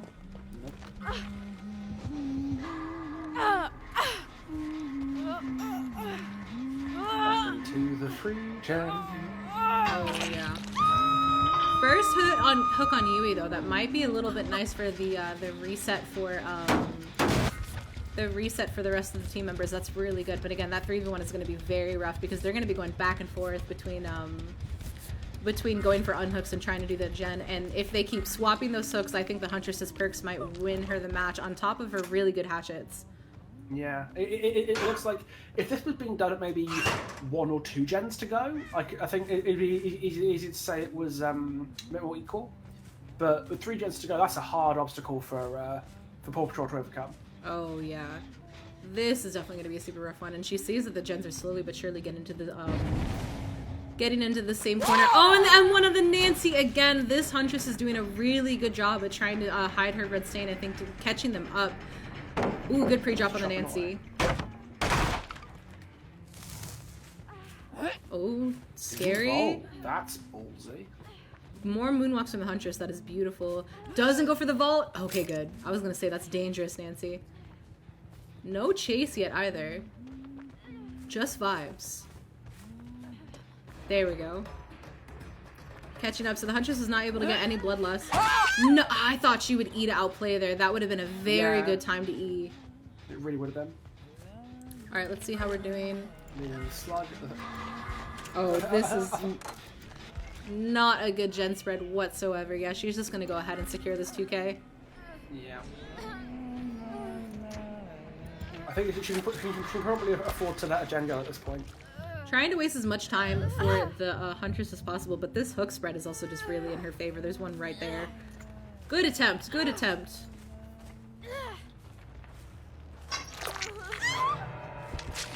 And with that second kill, it looks like I'm starting to close the door in this game. And honestly, with the lack of gens being completed, it also means that the other team is going to have a really hard time trying to bring it back with their killer. If they manage to get a 4K at 3 gens, what's going to happen is that they have to get a 4K at 4 gens to be able to progress. Oh, I do not envy the killer stepping into that responsibility. No. Absolutely not. Good hit on the ace there. They are doing a... Ooh, they're doing a very... Oh, that was the foot! That was the I'm foot! amazed that hit. I'm actually kind of staggered. Honestly, I think that might have been a Poco's hit, for sure, but that was a really good hatchet on the ace there right around the corner. I would have missed that. I didn't even see the ace until he got hit. That was incredible. Ooh. If Yui sticks this is going to be a really good thing for her team. It's so much easier for her killer. Even though this will secure a 4K, because now the Huntress knows where she is, that gives her killer a little bit more leeway in the rest of the matches. And then the... 4 gens, just like, that's it. Can the Yui make it to maybe get hatched and secure a 1-man out? Maybe? No, I don't think so. Starting the way it ends with an M1 to the back of the head. So Pocos is the term where something hits when you don't think it's going to. It's not an actual word and it doesn't actually mean anything, but it's just a saying. Yeah, 4K at 2 gens. Yeah, backbreaking.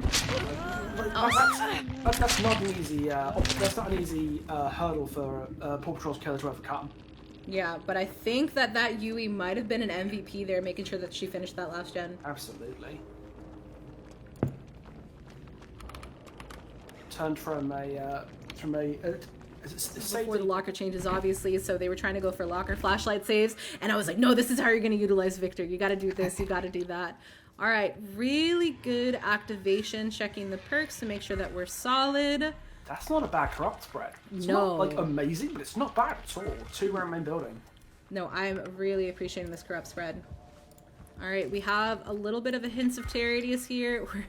I think we might be waiting Interesting at perk choice, corrupt. especially on the thing then. Oh yeah, I love these builds. It's gonna be tasty.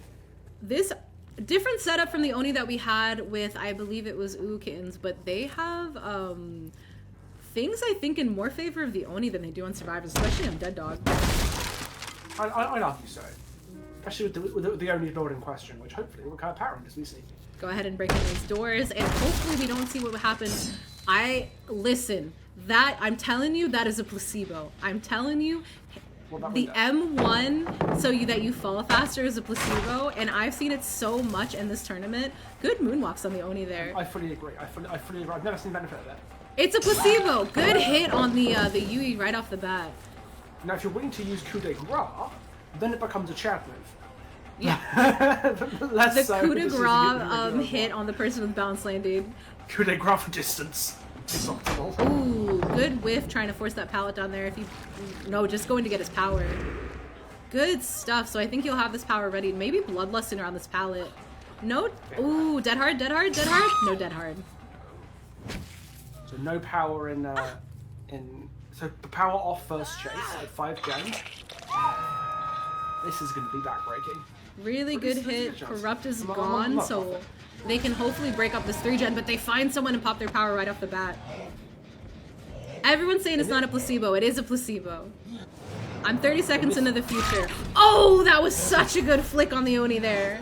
I didn't even know the survivor was there. That man had his incredible. headset on there. Oh my goodness. And with most of the power still remaining, this is going to be a powered up Oni again. About to make things really interesting. Good save right there, which means that it won't be a 1-for-1, but I think he might just try to tunnel the Yui out of the game. I can see it. I can definitely see Yeah, it. he's just going for that Yui. Yui. Power, but definitely. Yeah. But again, we saw the brutality work in Ray's favor with the tiebreaker, so I think he might just try to do the same thing.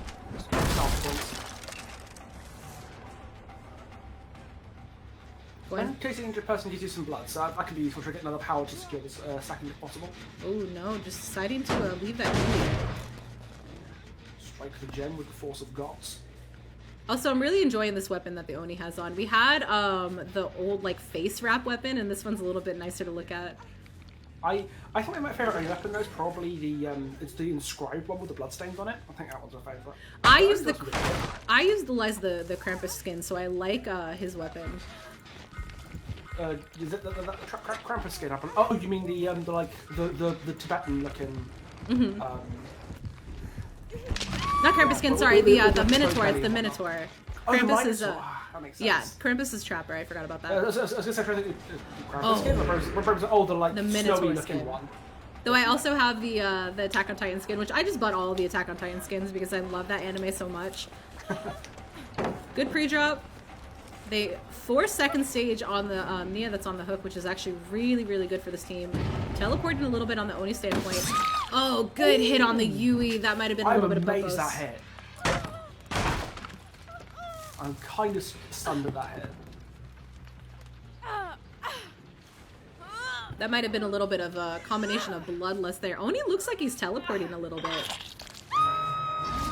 Good proc. I think maybe he's going to see if they're going to try to finish the Gallows gen. Yeah, I had to get out progress on it. Oh, Ooh. Again, with that Yui from the last round securing a 4K at 2 gens, I think that it... Ooh. Ooh, Fang.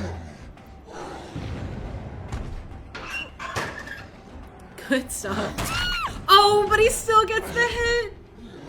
I was just on the cusp of the wind-up time. That was so close to just being a regular M1. Honestly, that was pretty cheeky. If there had been a head-on play there, though, that would have been super nice. Yeah.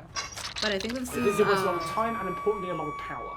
Oh yeah, this is her first hook, and everyone got a full reset there, which might not bode well for the Oni. He does have a pretty good stock of blood, and he also has a beautiful Gallows 3 gen. That's a lot of blood in that gen. That's a lot of blood. Almost enough to activate it. So if Fang had gone a little bit quicker, that would have been his power straight up. So good job of her wasting time with the blocker. Oh yeah, Oni I think is lagging a little bit. We saw that delayed pallet stun. More blood over here. Not enough to get his power though. If he gets any M1, I think on the next survivor he'll have his power, which might be some really good snowball potential. It's a little bit enchant. Yeah, he has... Between the passive gain and the stuff in Shack, I'm not going to get power anyway. The only issue is, though, is that he actually has to make sure that he's securing those kills before they get 2 more gens done, because even though he has a 3 gen, because the last 3, or because the Yui was able to make it so that it was a 4K at 2 gens, it might not work out well in his favor if he allows him to get more gens completed. Because he's got to focus on that macro. Yeah. I believe this Yui dead on hook, so if he can get her up in there, so that'd be... Also, ooh, finds the Yui, goes for the flick. No, not enough. Probably push it stairs, maybe. Oh, very patient on the vault. Could have gone so badly wrong. He's already broken this in Shack though, so it isn't the strongest loot for the Yui, but she's giving him a little bit of a run for his money. This will be her death, if I believe. Good flick! Absolutely beautiful 180 right there. Oh, these gorgeous flicks. Every time. This Oni is so much fun to watch. I am really enjoying it. 2 gens left. If they get 1 more gen done, it will be a loss on the Oni's part. So he's really got to focus on getting those quick downs. And that is if he secures the 4K. Yeah. It's very much all still to play for. The Nia was forced to second stage, and the Ace and the Fang, I believe, are... Oh, no, Ace has not been hooked yet at all. Oni didn't... Oh, that was very, very quick. So this one is going to be dead if he manages to down her. Oh, and she gets stuck on the stairs! That's so sad! No, that might have cost her. Oh, yeah, that cost her. But that was heartbreaking, but the other 2 are separate gens. Because so she had balanced landing. Yeah, going for that blade into main building might have worked out in her favor, but getting stuck on those stairs killed her. Unfortunate. That was so brutal. So now I think if he manages to get these kills, this is going to be the same tiebreaker as we saw before. Yeah. Oh, hello. Oh, that's unlucky. Fearmonger coming into play, denying the Ace's sprint burst. Yeah. And you got the skill shot getting off the gen, so that certainly doesn't make his life any easier. No, so he's got to communicate to this Fang to go finish that gen, and he might go with the Call of Brian proc. This pallet is down, unfortunate. Oh, he's got... Oh, this Ace might secure the win for this team. No, he's going back for it. He knows. He knows he has no risk he can take. Oh, good hit on the Fang! Oh my goodness. I was sure that wasn't going to work out, but wow. very nicely done. Like, Oh yeah, I think that he's had a Herculean task this game, and he's done it phenomenally. So regardless of who wins here, I wanna make it known that Noisy is an absolute champ. Oh yeah, so, Noisy's been doing a fantastic job as Oni Undead Dog. Utterly phenomenal. I don't know if he saw the ace there, actually. No, he just saw the straight tunnel vision for that gen. Yeah. Can't blame him. Especially got the call apply. Oh, he heard the ace's footsteps. Oh no. This might be it. Now let's just see how long the ace lasts. Especially because he's not. Has to play this as M1 man with katana. I think that the only play here might be to give up on Hook for the Fang and make it so that the ace can possibly get hatched, but I actually don't know what they want to do here. Oh, the ace does not make this. Does he? Oh, he does. Yes. I think that Oni hesitated. No, I think ace is always making that. But every second wasted. Ooh. Oh, I think I know why they're not giving up. It's for points. Oh, I see why. They want those struggle points. And this will be enough to maybe get a Kobe on the ace's part. He did not wait to see if the Fang was going to die on Hook. So the ace has one attempt. He has one attempt to maybe Kobe. Oh, he gets this, he gets this, he gets this. Go, ace, go! Oh, my lord!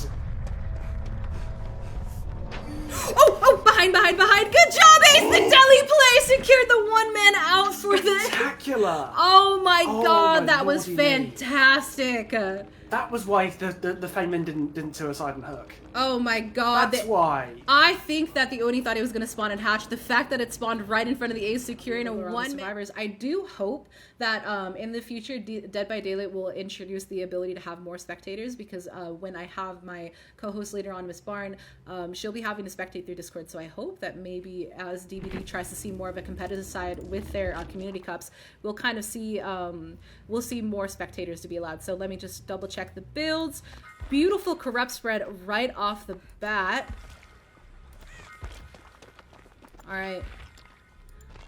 Great. The Plague is just going to do a pretty good job at making sure that everything is as I like to say, vommed on.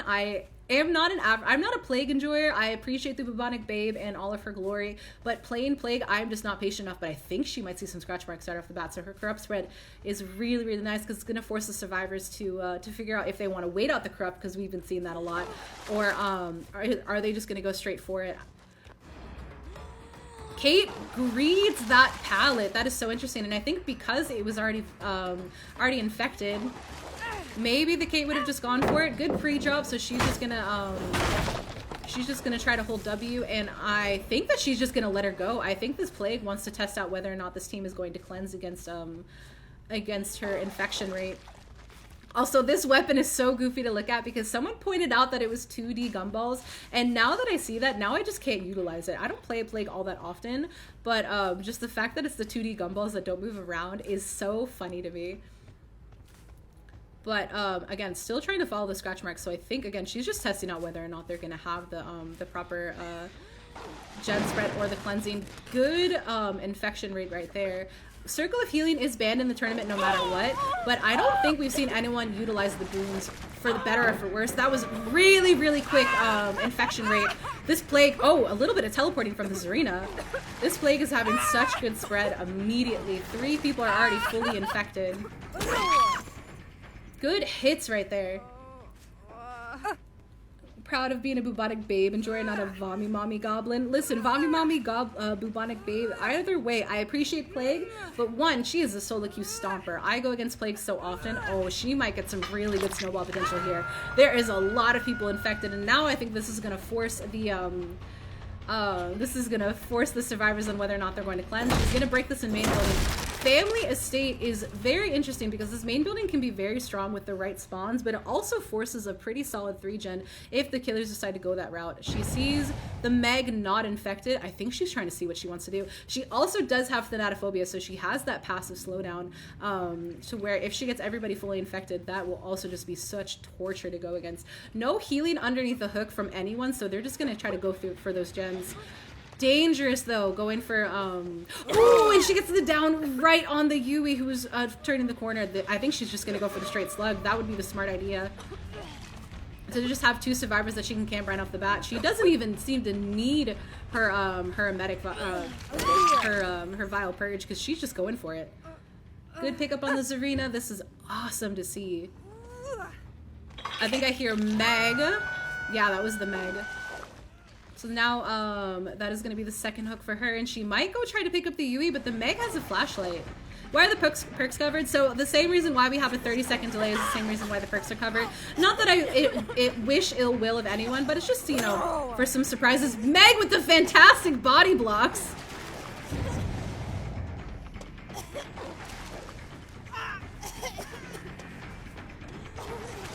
Good stuff, but she got the free drop on the pallet. Honestly, I think that maybe it might have been worth it. Are we okay? Trying to figure out what we're doing here with this pallet. Go, Meg, go. You got this. Choosing to run towards main, but we have 4 stacks of Thanatophobia. Ooh. Good fake out right there. So let's see how we're doing on the gen spread. Oh, the Prove Thyself might be coming in clutch here. I think we might hear 2 gens proc pretty soon. This Meg is coming in clutch with this chase. I think she makes this pallet. Good job. Oh, unfortunately, there is a bug too right now where some of the killers are unable to be flashlight blinded at pallets, but 1 gen proc, I think we might hear 2 pretty soon right off the bat. Oh. Oh, that's right. I think we might have some of that passive slowdown from Deadlock, blocking the other gen from proccing, which is really, really good on the Plague's part. I don't think that she's really not going for the active slowdown here. We obviously saw Corrupt, we see a little bit of Thanatophobia, and we see some Deadlock. So she is just going for passive slowdown, focusing really hard on those chases. Ooh, we heard. Oh, and she sees someone enter the locker! No, in the pool. Oh my goodness. I don't know if we were trying to go for a head-on play there or not. I don't think that we were. That is a fascinating tactic right there. We see the Yui immediately getting unhooked. And just going straight for that Kate. This pal is down, so this is actually a little bit of a dead zone for the survivors. Good FOV tech, but unfortunately it's a really good down for the Plague. Oh my goodness, this Plague has amazing pressure on this team. And thank you guys so much for the follows again. It's on a 30-second delay, and I don't have any of my alerts on just so that it wouldn't distract from the tournament. But I really appreciate you guys. Oh, welcome in. All right, so we have 2 gens down. So the longer we get into our finals, why are you in the locker, Yui? Twice now. You got pulled out of the same locker twice. Twice, Yui! Oh my goodness! That gave the Plague so much pressure. I think that pressing W and hoping you can make it to a proper loop, or honestly even staying at that loop, would have been a little bit more beneficial. Plague has no need to vomit on anything because, again, this team is not cleansing, and she hears the Zarina. This might be very dangerous.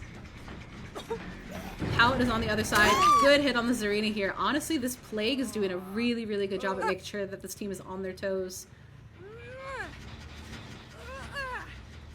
I think that this is the turning tide. None of them are cleansing.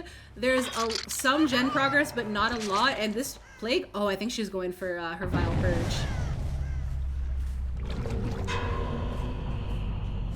Oh, everybody's infected. It's a 3v1, and Plague just picked up her Vile Purge. If they don't stun her out of her power, this might turn into a 3-man slug very, very quickly. The whole focus for this teams now is making sure that they get as many gens done as possible, because the way that the score set is set up is that it's escapes / hook states versus the amount of gens completed. So it's on the killer side and the survivor side to make sure that they don't allow the other team that they go against that much pressure. Oh, I don't think she saw the person out of the corner of the eye. Did I see that correctly? No, I don't think I saw that correctly.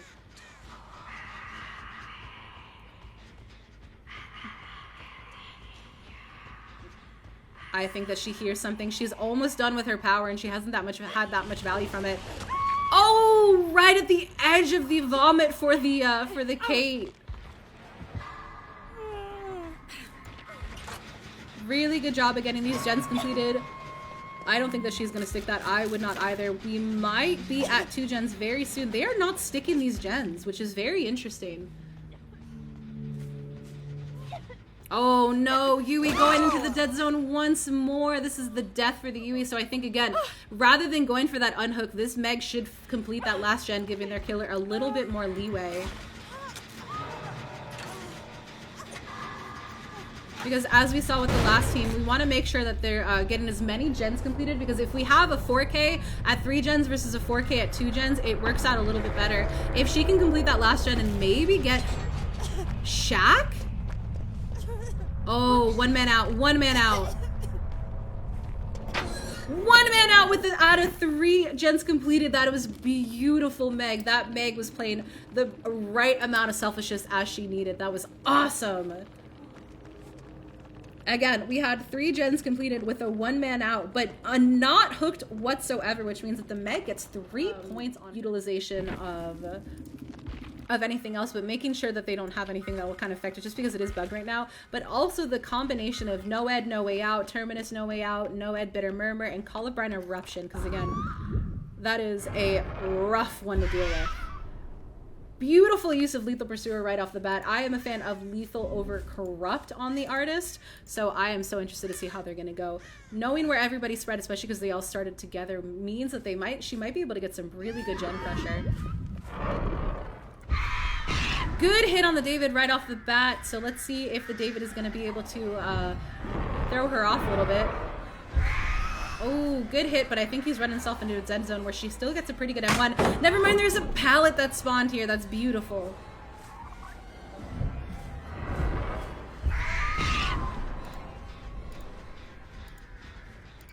All right, let's see. Not sticking Shaq. So one of the issues with the artist when it comes to tournaments is the fact that people are just going to kind of W space. Again, another pallet here on Scufflepit. We'll see that people are going to be really reluctant to make sure that they do not stick around the hook. So I am hoping maybe a bit of a cross map here, but I am hoping that maybe they can use an alternative technique like hurting to see if they can secure a little bit of pressure on the team. Knowing that she interrupted those hooks is really, really good, because I don't think that there's that much progress on anything, but she sees the Ada in a little bit of it. I see a foot charm on the artist's hook. Awesome. What is wrong with you? Don't think that I let that slide. I did not just see a feet charm on the artist's hook.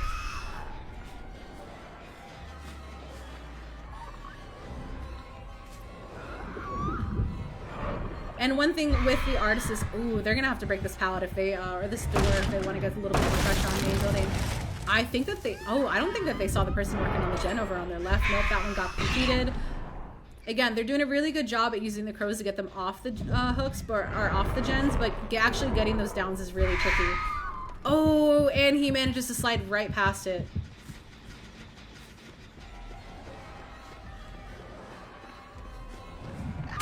Good M1 hit on the David here. We might see some body blocking, but we also might try to see some flashlight saves. That'll be very, very interesting. What if they're into that? You guys are not allowed to be in the artist's feet. Oh, good attempt. Might have lost the David a little bit here. No, I think that they're doing pretty good.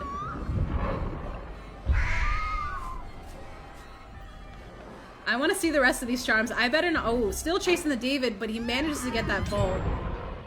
2 gens down. This will be super rough. 3 gens down. Oh my goodness, they are pounding through these gens perfectly. Gets the down on the David, but they have to go for a very quick pickup. I think I hear the Ada.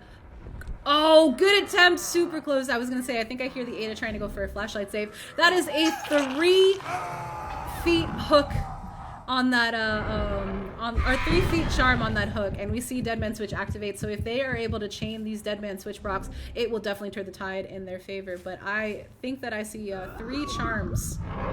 3 charms with feet on them. Ridiculous awesome. You know that I'm going to roast you for that. Not sticking to stay around the hook, which is actually really dangerous, because I would try to go for those 1-for-1s. Let's see how we're doing on the rest of the gen spread. Deadman Switch is up. Not able to heal the David. here in the Artist's Terrier. This is so interesting.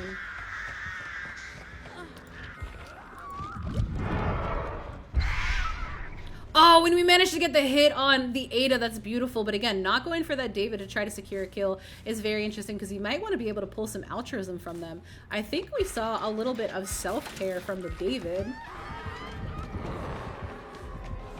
What are we doing here? Also, very interesting choice on having the Ada rather than Whispers. Ooh! Runs into the hook, but I was going to say very interesting having an Ada rather than a Yunjin on Whisper's part. But that was awesome, and I think this might be a pain res hook. It is, which means if they go to tap that, it'll activate Deadman Switch. Still injured on the David's part. Oh, and we saw the Killer Instinct from the Nia. Ooh. Oh, manages to heal at the last second.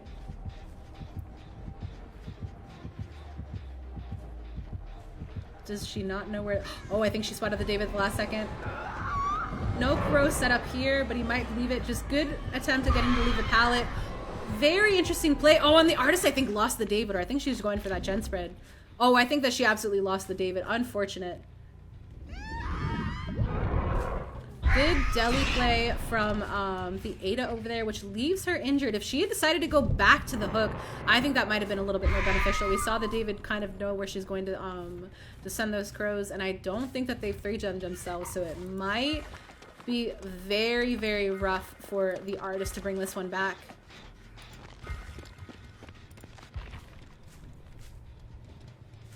Spots the Ada again, still broken from Deliverance. Let's see what kind of window spawn she got.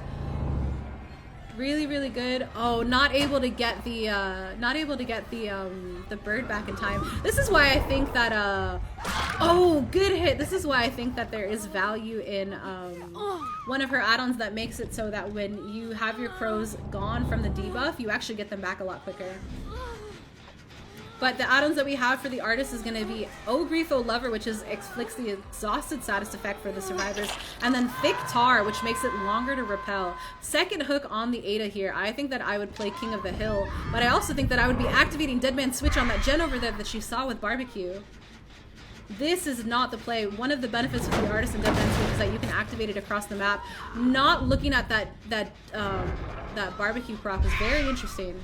Getting them off the gen, possibly.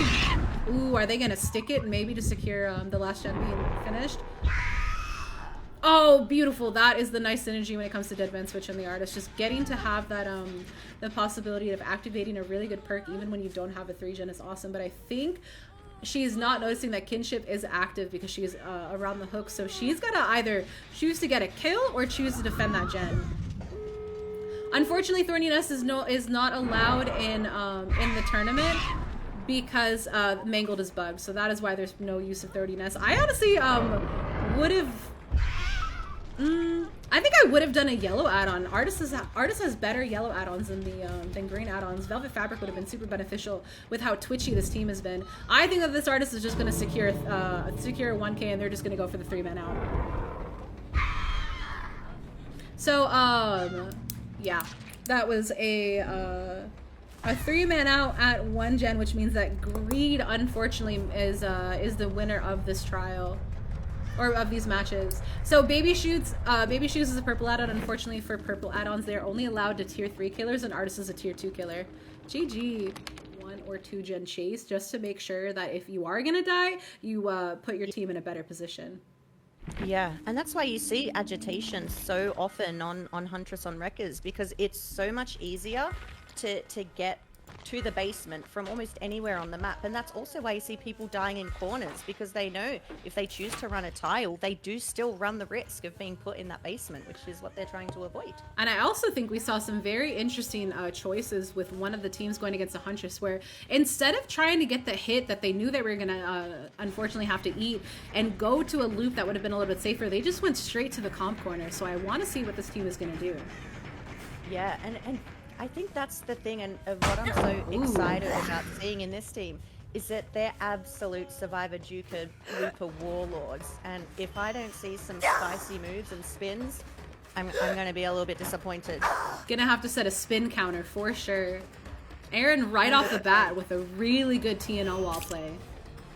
Aaron being quite the Huntress player himself, he knows what he's up against. He knows what Anna is capable of. So I expect big things from him as well, and I think he puts a lot of pressure on himself as well when he's against Huntress, just knowing what she's able to do with that hatchet. I am so surprised she wasn't able to chain that M1 hit with Ocaf. No pallets done there. I think that Aaron might be a little bit too cautious around this loot. Oh, never mind. He just goes straight into the vacuum. A little bit of a clincher there, Colin, I'm not gonna lie. I am so. Oh, I think she might have. I think she might have lost the Nia. Yeah, he was out of there. He dropped that pallet and he was gone. He's got a tree though. He's fine. Oh, I see. We're doing the comp corner. We might be in the comp corner plays. Let's go. Point. Make sure they see it. Okay, good. I was gonna say if he didn't point, they're not gonna know that they're in the corner. So thankfully. Yeah, just gotta make sure we get that point going. Really good gen spread. Yeah, the downside of dying in that corner is that Tony's not able to come in and save him with. I'm sure that they're stacked with flashbangs and flashlights. Look, they went. One beautiful firecracker just around the corner, just waiting. That's the problem. I'm telling you, that's the problem with dying in the corner is that there's no opportunity for an epic save. Really good first save over at the bottom right. Good find on the ace. She has been getting a lot of nowhere to hide value. Amazing vacuums by this team. Oh my goodness, they are ballsy with it. They just know, right? I think there's definitely a skill of kind of knowing when to drop the pallet, when they're gonna wind up, and some Huntresses really kind of play off their unpredictability of how they play pallets. So you never know if they're going to kind of S-key and hatch it or not, or if they're gonna just walk straight through it. In this case, John Arbuckle here, not willing to take the chance, and he's just saying, "See you later, Shack Pallet," and he's out of there. Oh yeah, that made some really good distance. They are pounding through these gens. I'm about to minus rep all of their profiles. Oh, really good hit on Squirt there. Breaking that pallet there. I think trying to utilize one of her perks to throw the Huntress off. Yeah, and look at this as well. Look at that. This is like how you can tell a survivor main and a really experienced survivor. Looking between the gap between the tires and the top of the crane for the character there of the Huntress. I don't think this Huntress is taking any chances. Oh, gets stuck on the totem, straight to the comp corner. He knows straight away. Got no pointing though. Corner it out. No pointing though. So I don't think that he fully made it to the corner, but we are at 2 gen, 1 gen left. Amazing work on all of these gens for Team Swing. See, and this is again when you don't get the basement, it can be so rough for Huntress, so rough. And we still, I think we might be seeing some end game very, very soon here. They just pounded out those gens amazingly. Even with the, I think the Huntress choosing the active slowdown rather than the passive slowdown might have gotten her against this team. Yeah, and she's played incredibly fair as well. She's ripped people and instantly left, right? She's playing really chase heavy. And I think that that's where a lot of people kind of get stuck when they want to do that kind of fair play. They don't want to camp, they don't want to tunnel. But with a killer like Huntress and a survivor team like this one, it's just so necessary. I know it sucks, but it's so necessary. We actually saw that brutality work in Instant Dodge's favor earlier because Ray forced one person to die after I think they got hooked the first time or tunneling the second person out of it. They were able to break that tiebreaker just based on brutality points alone. She denied the points. Yeah, incredible. Yeah, I think that we might see a gen pop, and not even the smidgiest hint of a 3 gen here. They are all distant relatives. Ooh, here's something on the corner. Oh, gets the Claudette. Kind of jump scared by Tony there. I know. Pre-drop, immediate. Good comp drops over here. She's sticking the chase. Really good play on the flashlight. Oh, ran into the hook. Making sure that they knew that they were going to get that blind. Aaron must be on the gens now, right? Surely he had his chase and now he's kind of stealthing out. Oh yeah. I feel like everyone's had one good chase, and then they've just stuck to the gens. Yeah. Ooh. Right at the edge of that hitbox there. I love the simultaneous M1 grunts that we made together. That's a kind of a beautiful friendship, I think. You just know, I think that I would have fully been spun there. Going for the door really close by too, so I think that this honestly might be a little bit dangerous, especially with someone hooked right next to the door. Oh! They've got a tree, they're gonna be fine. Okay, they left the tree. This is what happens. They had a tree, they didn't utilize it, and they got hit. Oh? Oh, I think I saw the hint of a dead hard there. Was that? I was gonna say he was looking behind him. It was. I saw that like lean forward, but I think the Huntress's ping worked out in their favor. You know that the Team BC is a lot of talk. Oh yeah. The letter E right now. E to outplay for sure. Good deli play right in the Huntress's face. Huntress not wait. Oh my god, the spins. Okay, calm down. What is this fire movement? Into the miss on the vault. That is rough for sure, because that would have been a guarantee down on that Claudette, I think. They spun just long enough to kind of get rid of the endurance effect from their PT unhook. Go ahead and open that door. Won't see a deli play again. I think that they might try to secure a 3-man out. Especially against a Huntress with O-Caft. Oh? If the two of them, yeah, I was gonna say, it's possible with the two of them if they play it right, but I think our Baba Yaga knows a little bit too much here. But they're not going to be able to 1-for-1 with the O-Caft. It makes it impossible to 1-for-1. Yeah, they're going to have all three of them there. Yeah, if the Huntress hatchets and then M1s, there's not enough time for the unhook. So I think we're going to see the squad rolling up. Oh yeah, we have a full reset here too. Yeah, I think they're gonna get everyone out. I think it's all or nothing. Especially if they play unpredictable with her long range hatchets, because if she try to goes for those saves, oh, it's just terrifying going for that Claudette right off the bat. And Claudette's on the sprint burst as well. So good hit. They get the trade regardless. They do get the unhook, and they get another down. Good hit on the Zarina there. I think we might have been a little bit too greedy. No hatchets left, but this door is right next to this hook, so I want to know how she's gonna play this. Good reset again. I think that they might get too greedy if they try to keep going for this and giving the Huntress a 4K. It'll be a lot tougher for their killer to work it out well. 100%. But they're already there. Oh my! And she's got no hatchets. Oh my goodness, this might be it. Reload. She has Iron Maiden, so she can get that quick reload, but it might not be enough time. One hatchet to rule them all.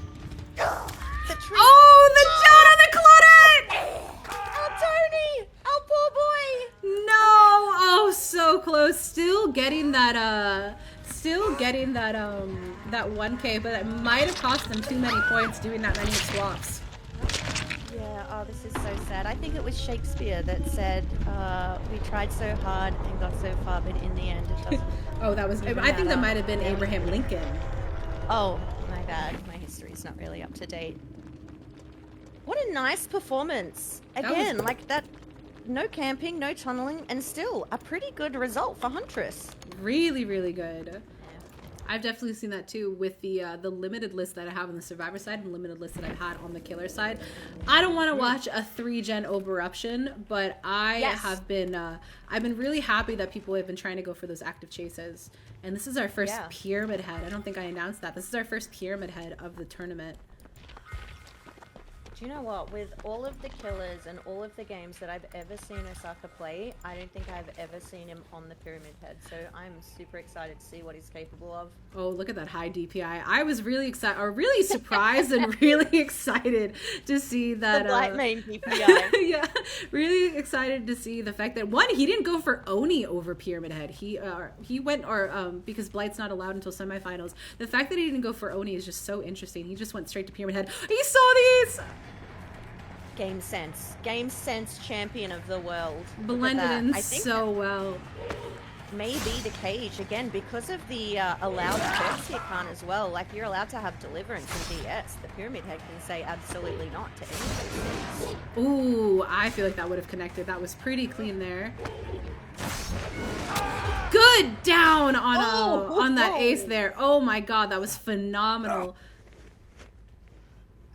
Corrupt is already up, but we are going to have a really good spread on this. And also, the one benefit with Pyramid Head that I've definitely seen in public matches, the fact that he can tunnel like no other. 100%. A lot of those perks will be kind of useless against this guy. So maybe it's a strategy. Maybe they're not Little picking clap. maybe they're picking someone who's not necessarily Osaka's best killer to play, but someone who's strategically capable of denying those escapes. Especially because I feel like we're gonna see that he's not gonna play fairly, but he's gonna make sure that once that person that's on that hook, they're gonna stay on that hook. Especially with the passive slowdown of Deadlock here, I think that he knows exactly what he's doing, and he's gonna make sure to also deny as many points as possible. Yeah, he's like the right play here. Again, you can kind of see the survivors in the corner of the map away from everything.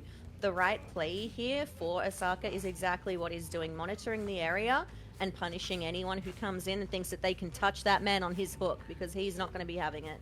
Especially because then hooking in front of a Pyramid Head with the BT changes is not as dire as it used to be, but I got some nasty shots as Pyramid Head beforehand when people just unhook in front of you without bar time. Forcing that second stage on the ace there was beautiful. Yeah. I think he's happy with the second stage. We can see him kind of walking away now from all of the troubles in his life. He's happy to get second and dip. Denying that deli on ace has definitely got to be a punishing to that team. Oh, that is sad. That is the saddest story. That's the Deliverance curse. Have we been seeing this much? No, actually, we had that.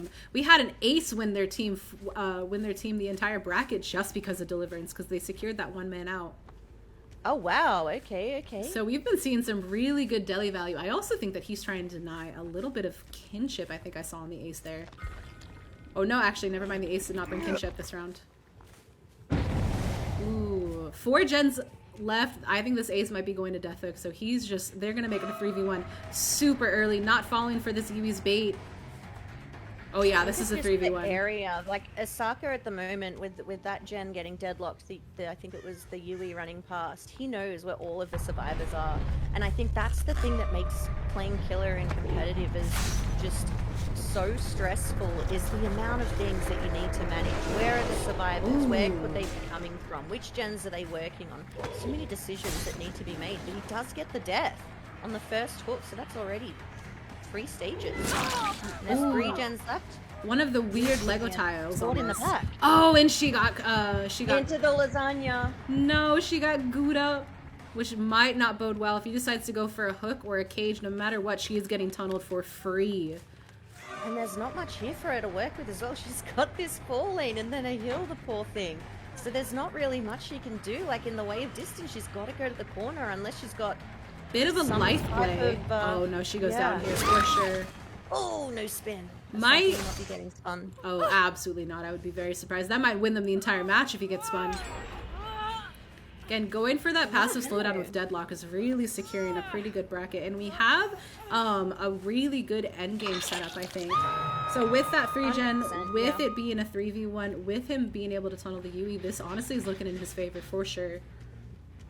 She stepped into the mods' food. They'll be fine. A little bit of feet never hurt nobody. I mean, it's already cold. The feet doesn't make much of a difference, does it? It might make it warm, actually. I think... Ooh.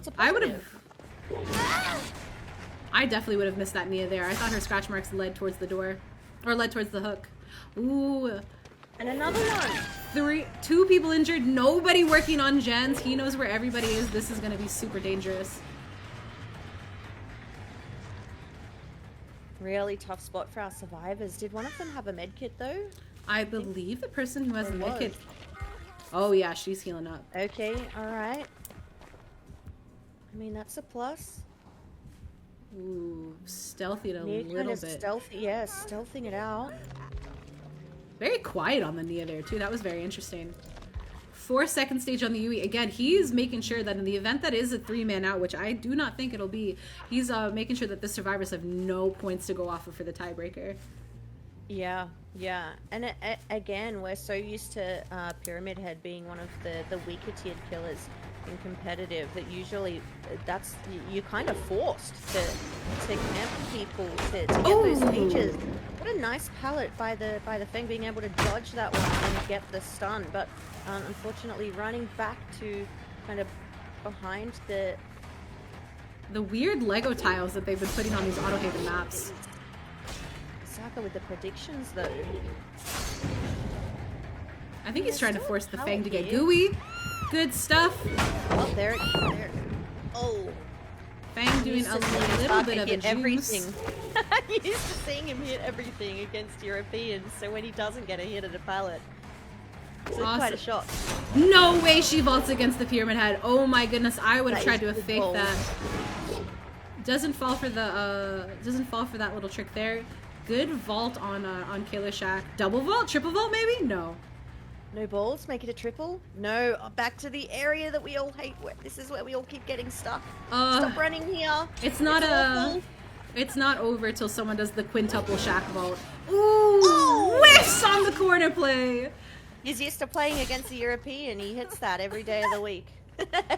And that ping works out in his favor normally. I don't know if he's going to make a pain risk hook. I think he just might be hooking normally here to make sure that he can just tunnel the Fang out. If he finds this Yui who's all gooed up, it'll just be a full death for her. So then it'll force it to a 2v1.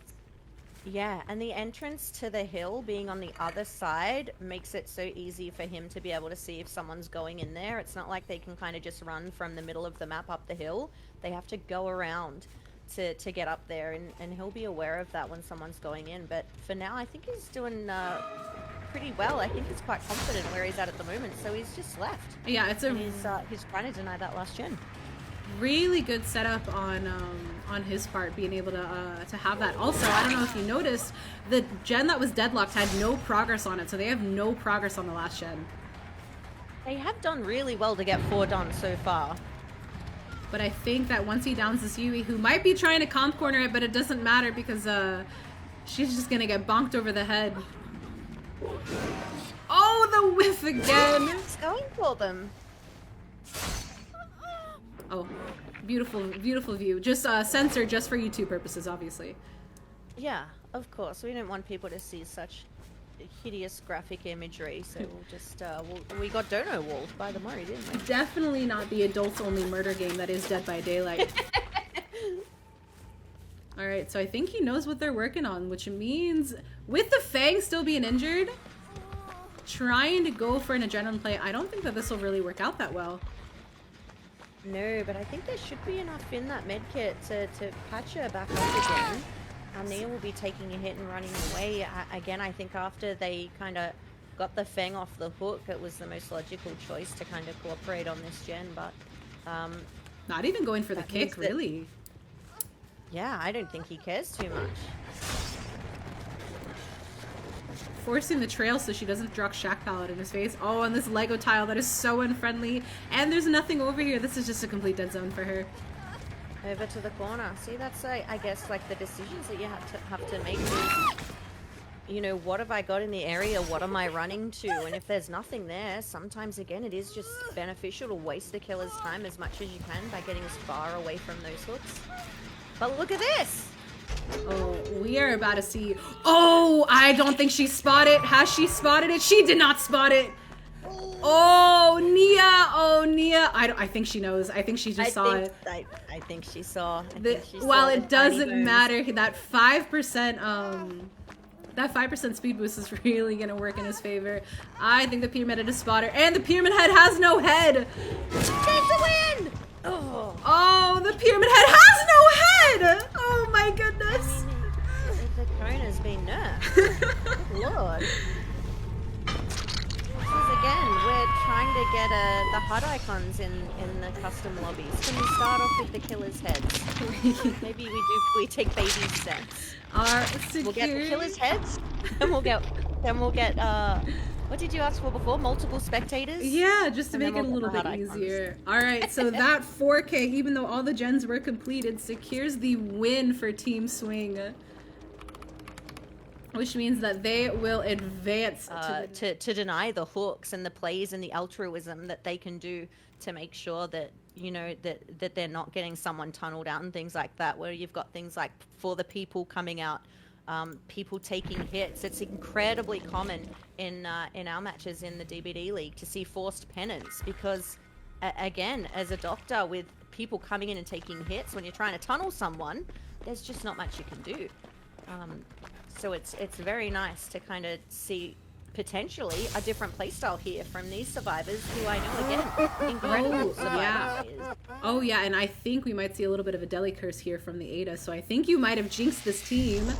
I would do nothing of the sort. See, I was explaining that, so in the case that they didn't have the stream muted, they'd be able to hear me, and someone would come in and start taking hits and get themselves tunneled, so we get to keep our deliverance. But no, I think we're just going to focus on getting that Ada to tier 3 immediately right off the bat. Really good time shocks for the pallet, but getting stuck a little bit on that card, but allowing the Ada to go to the next tile. But I think she's just going to allow the Ada to have that little bit of a passive slowdown with his shock. By choice. That's good. Our Ada is out of the woods.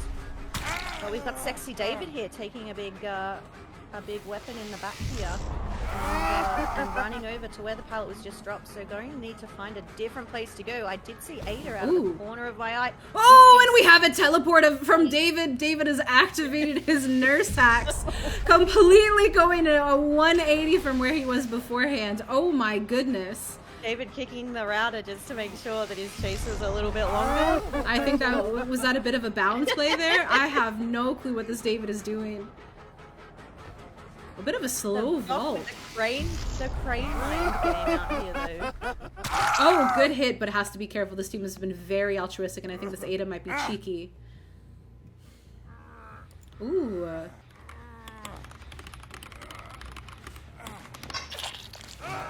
Good hit on the David. Not... Ooh, might have been a waste of static blast, but at least knowing that nobody is around the area.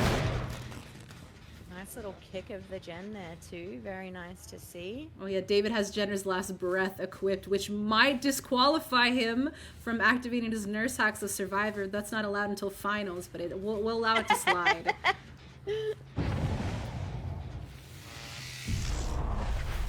I think that this doctor is just going to try to secure this kill right here, at least getting to second stage. Ada's rocked, I think, trying to go for the deli play, but I think this doctor is just going to stay around this hook, especially because he might want to force a 3-gen on Wrecker's Yard. I don't think it's a tight one, not enough to really be that crazy, but enough that I think it's worth just camping this 1-gen. Yeah, and they'll want Ada to get the save and get the deliverance, so I wouldn't actually be surprised if they send someone else in before he goes to second. I don't think they'll have time now, but maybe they'll pop those gens and someone else will come in because, you know, with the doctor, they're not going to be able to do that 1-for-1 with his ability to deny the unhook. So I think the option is you either need to send in someone else with Ada to get their deliverance, or 2 people to get the unhook safely, or they're just going to let him sit there and think about what he's done. Just say, you shouldn't have gone down forehead, and they'll just sit on the engines. Yeah, absolutely just victim blaming here, but I'm the same way. I mean, this is Turkey as well. Turkey's another very experienced player, so they'll know as well coming in with Doctor on the Wrecker's Yard as well, just the strength of the tiles that can kind of spawn here, that this is the right play. Here they come up. When the squad rolls up, the Ada is there. A bit of a delay on hook. Oh no, I think that we are just going for that tunnel, also allowing the Ada to be denied that deliverance play if he downs him quick enough. Yeah. And the sandbag on David!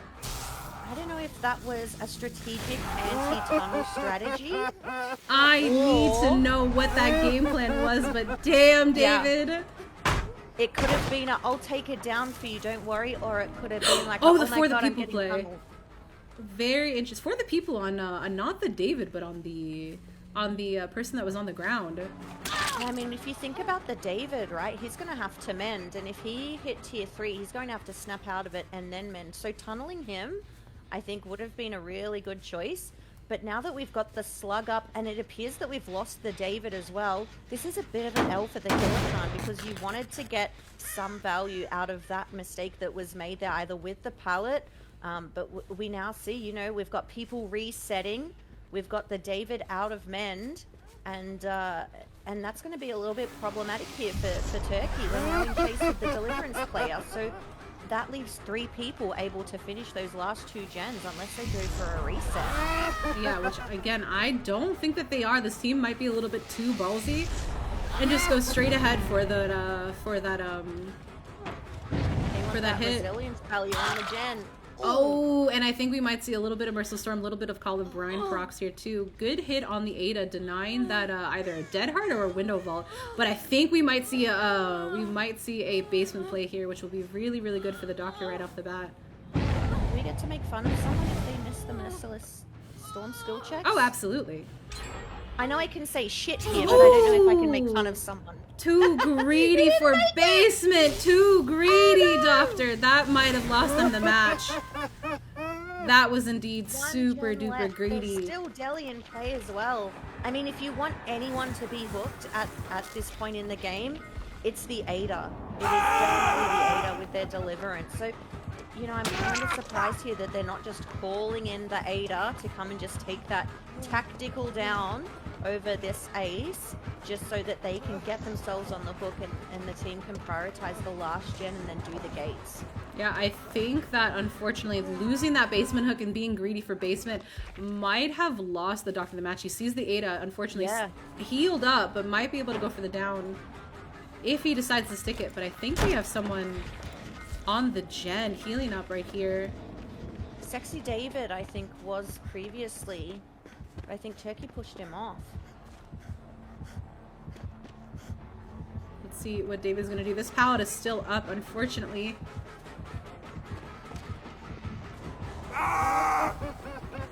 Beautiful time shots there from our Brown Herman. Nothing in terms of balance or life on the David, but not able to catch up to the David despite the vault. Good pallet stun on his part. Yeah, really nicely done here. Alright, so we're starting a fairly newish gen. Ooh. I think that they're going to try to use some gens as red herrings since they have someone away from that really pride progress. And these, it's not the tightest 3-gen, it's a 3-gen enough, but I think that having to go for that really far one might lose the Doctor in the match, since that's the one that they're going to be working on. Yeah, 100%. If you get survivors working on the 2 furthest from each other, it's very difficult for our poor Herman to kind of go in between them and pressure them. So I think the play would be now, if he knows that someone is on that gen where he's going towards now, if he's not willing to protect that, he's going to just have to commit to a chase and try and get someone on that hook, and then force them out of the game. As sounds, I think that's the best option, because again, as you said, he's not able to protect the gens. But we do see Merciless the crabs covering. They miss the skill checks, but they laugh. Ooh, no vault on the David here. Killer Shack is down, so I think that Turkey has to stop going for the shocks, and I think just trying to go for them one straight ahead. Ooh, do they get this? Oh, this is basement. This might secure a really good 1K, unless, does somebody come for the flashlight save? Nope. They are just going to go straight for it. Not going for the basement play, Turkey. Oh, dead. Well, I mean, that makes sense. I was going to say the amount of time that it takes to get down to the basement and then go back to the jet. Maybe wanted to avoid that, but a 1K there already, but it wasn't on anyone else, so it's just all of the hooks on the Sexy David. That means he was tunneled, right? Obviously. No one else was hooked? Yeah. So. Oh, this might be a really solid 2-man out. If they decide to not be altruistic and just let the Nia fend for herself. No, this is a 3-man out right here. There's no way that the David catches, or the Doctor catches up. I mean, Dave doesn't lose these dressed like that. There's no way.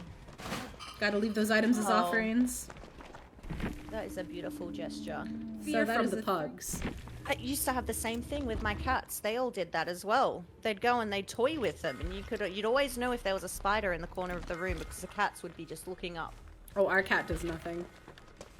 Speaking of spiders. No, don't do it to me. Oh, you mean corrupt intervention? We're in game!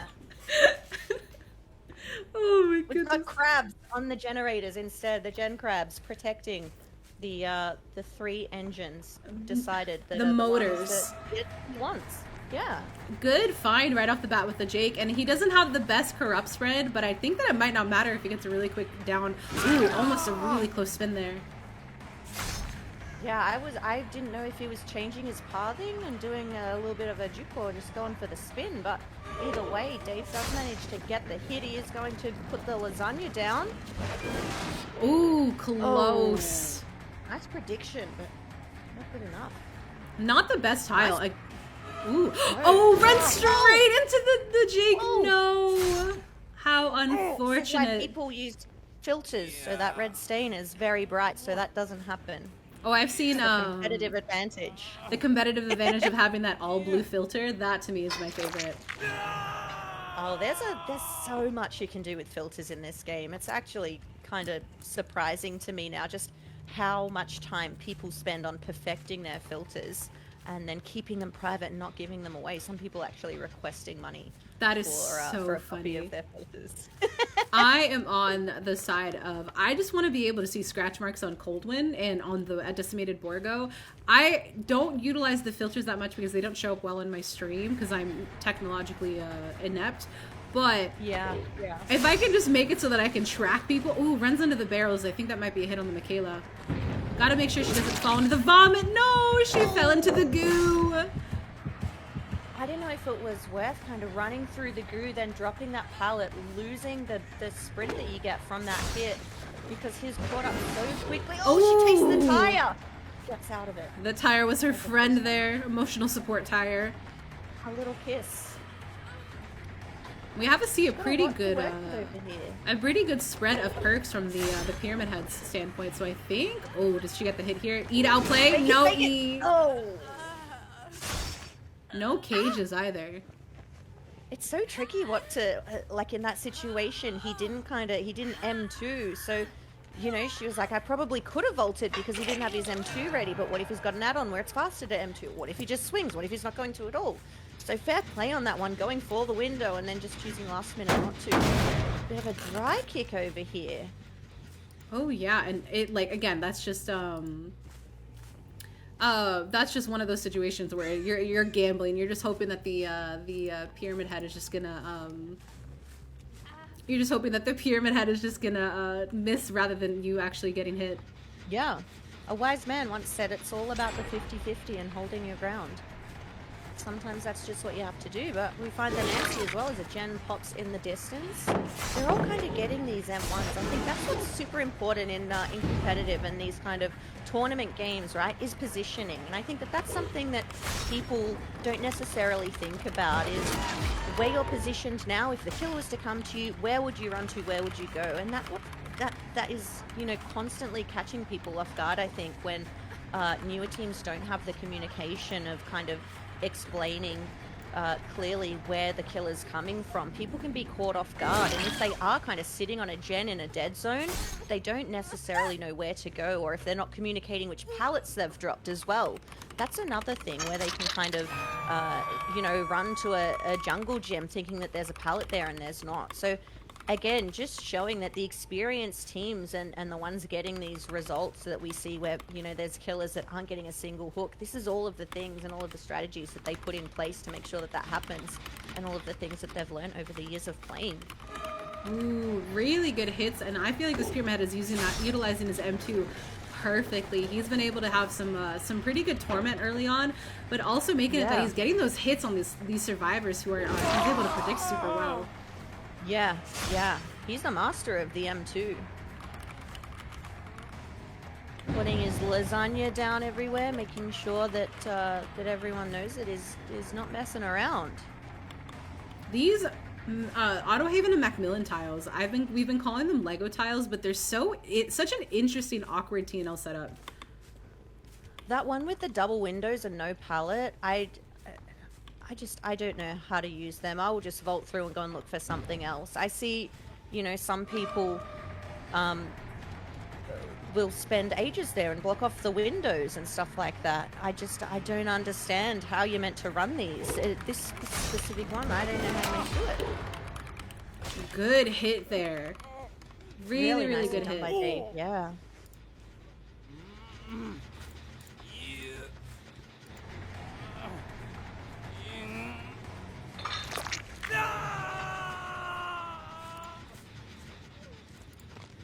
actually surprised we're not kind of seeing some kind of breakout Sabo type of plays, because I know that that can be really strong if used right, and it's a lot of fun as well, right? So Ooh, cheek would've, from the pyramid head there, trying to go for the through the wall hit. Yeah, that's kind of toxic in my opinion. Good Little attempt. audible there. Good hit on the fang. Honestly, how dare he? He said that he's that good In of the a pyramid goo. head. In the goo gets the pallet and the hit. That is the dream, isn't it? Does he wait? Ooh. Oh, he waits his sweating, but he does miss the BT, the hitting the men's status. But look at him. Ooh, the Being a spin? little bit ooh-ooh. The style points? Helicopter? The style points, the nodders, we might have. Oh, the Oh, he cage. He's proud. Look at him go. He's trying to go for that MVP. He wants the style points, I think. Another gen pops in the distance, revealing the location of a survivor who's not actually too far from him. He's going to have to cut them off, though. And unfortunately, all that she's got to work with is that garbage tile. So The poop loop, as Prion has been calling it. the poop loop, 100%. No, big fake. She tricked him. We are going to be doing what's good for the world and dying corner, but not much time will be wasted because all he's got to do is press the... Oh, Never mind, no he's up. cage. Don't worry about it. Never mind. Don't worry. It's Interesting, fine. no cage, and we're at 2 gens left. He's got some pretty good pressure on the survivors, but nobody's dead yet. I think that he's playing this a little bit too fair, and he's got to get somebody out of the game. Yeah, you'll see that a lot. I don't think he wants the minus rep on his Steam profile, Khan. So I think he's intentionally being a little sweetheart killer over here, just trying to make sure that his reputation stays clear. What are they capable of at the TLs, though? Let's have a look here. I know TLs are a lot of fun to run for a lot of survivors. But they choose to leave, so we're not going to find out. Caster's curse. You talk about something and you never get to ever again. I am an average TNL enjoyer. I love running them, especially it's super fun against Blights. Like, I feel like if a Blight is able to utilize the TNL properly, 100%. it's so much fun to witness. Yeah, I'm a fan of just the T. You can take the L. Ooh. I'll just have the T. Doesn't What a get the fun mind pallets game done there. No, but all of it, there's so many resources back here, and we see another gen pop in the distance, but Michaela choosing to run main. We know that we had the TNL. We've got a filler pallet next to it. We've got this filler pallet here. They're doing Oh, a and the really... pallets done into Take the that! blind! Wood to the face! Oh my. Oh my goodness, and that was so much distance. We have 1 gen left. We might be in a little bit of trouble if we don't see a kill soon, even though that gen has been deadlocked. I don't think that they have a 3 gen.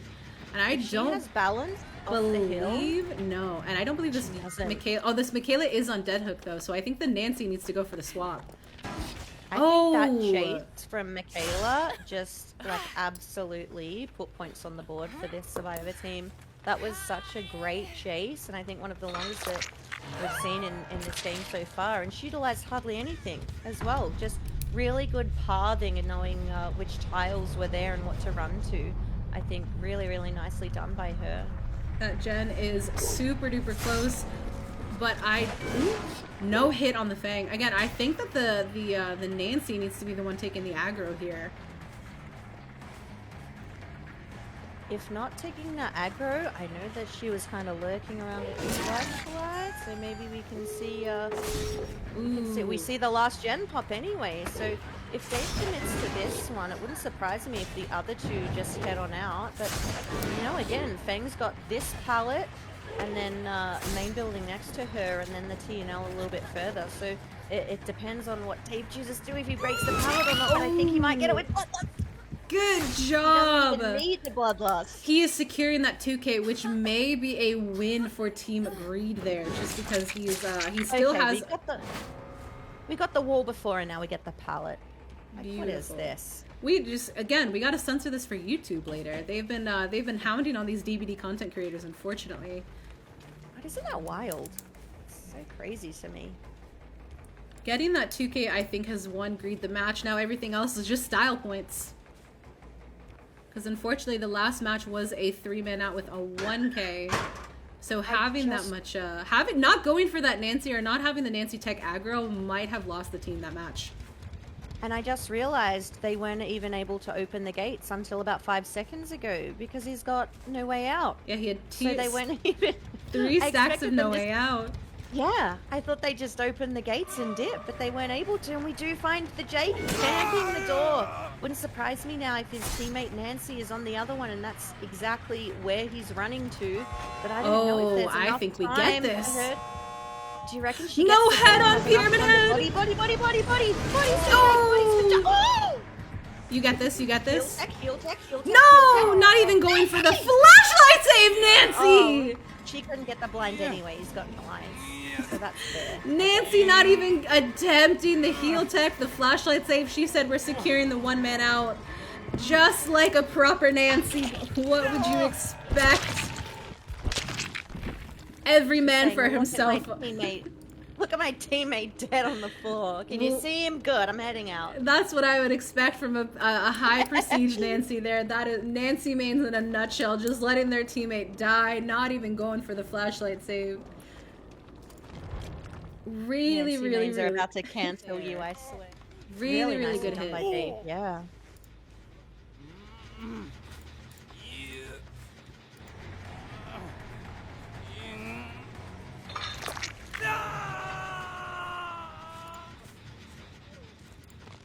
I'm actually surprised we're not kind of seeing some kind of breakout Sabo type of plays, because I know that that can be really strong if used right, and it's a lot of fun as well, right? So Ooh, cheek would've, from the pyramid head there, trying to go for the through the wall hit. Yeah, that's kind of toxic in my opinion. Good Little attempt. affordable there. Good hit on the fang. Honestly, how dare he? He said that he's that good In of a the pyramid goo. head. In the goo gets the pallet and the hit. That is the dream, isn't it? Does he wait? Ooh. Oh, he waits his wedding, but he does miss the BT, the hitting the men's status. But look at him. The spin? Ulu. The style points? Helicopter? The style points, the nodders, we might have, the Oh, he cage. He's proud. Look at him go. He's trying to go for that MVP. He wants the style points, I think. Another gen pops in the distance, revealing the location of a survivor who's not actually too far from him. He's going to have to cut them off, though. And unfortunately, all that she's got to work with is that garbage tile. So The poop loop, as Prion has been calling it. the poop loop, 100%. No, big fake. She tricked him. We are going to be doing what's good for the world and dying corner, but not much time will be wasted because all he's got to do is press the... Oh, Never mind, no he's up. cage. Don't worry about it. Never mind. Don't worry. It's Interesting, fine. no cage, and we're at 2 gens left. He's got some pretty good pressure on the survivors, but nobody's dead yet. I think that he's playing this a little bit too fair, and he's got to get somebody out of the game. Yeah, you'll see that a lot. I don't think he wants the minus rep on his Steam profile. So I think he's intentionally being a little sweetheart killer over here, just trying to make sure that his reputation stays clear. What are they capable of at the TLs though? Let's have a look here. I know TLs are a lot of fun to run for a lot of survivors.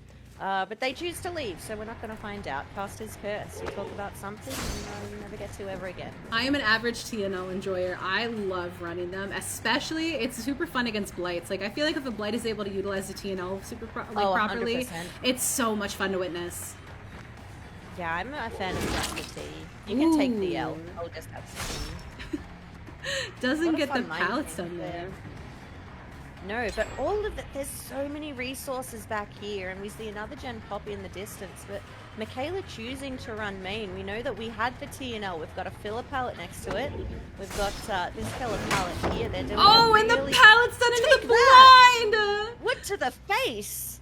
Oh my. Oh my goodness, and that was so much distance. We have 1 gen left. We might be in a little bit of trouble if we don't see a kill soon, even though that gen has been deadlocked.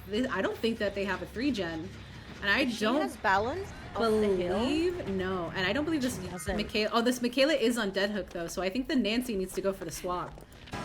I think that chase from Michaela just like absolutely put points on the board for this Survivor team.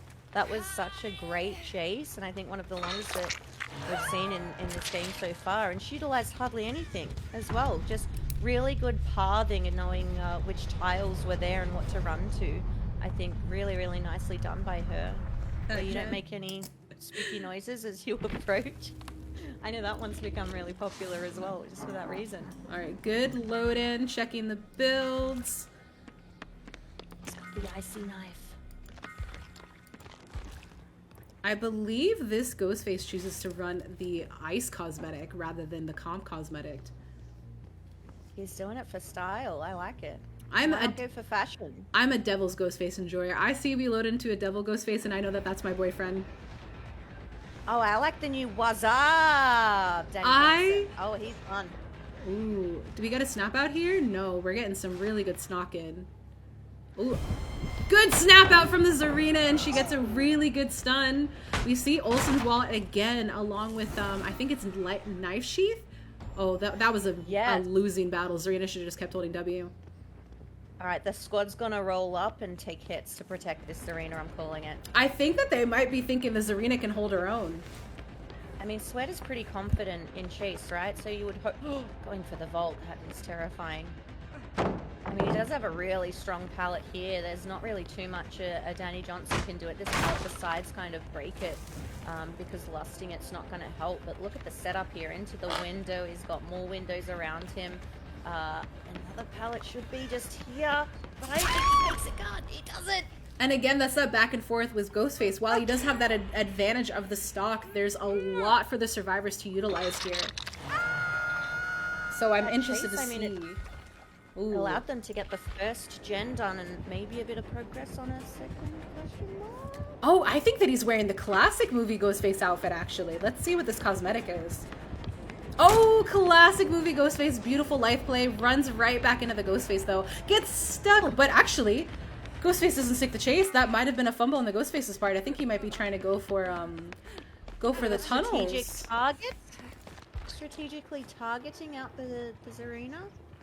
I think Dave knows as well that against this Survivor team, he's not going to be able to be as uwu and friendly as he was in the last one. This team is just too strong, but look at the value. Beautiful. From the nurses now. Not paying attention on their... No, and the stock on Tony. Wake up, Tony. Tony. And that Survivor that's injured is 99, which is going to be super dangerous later on.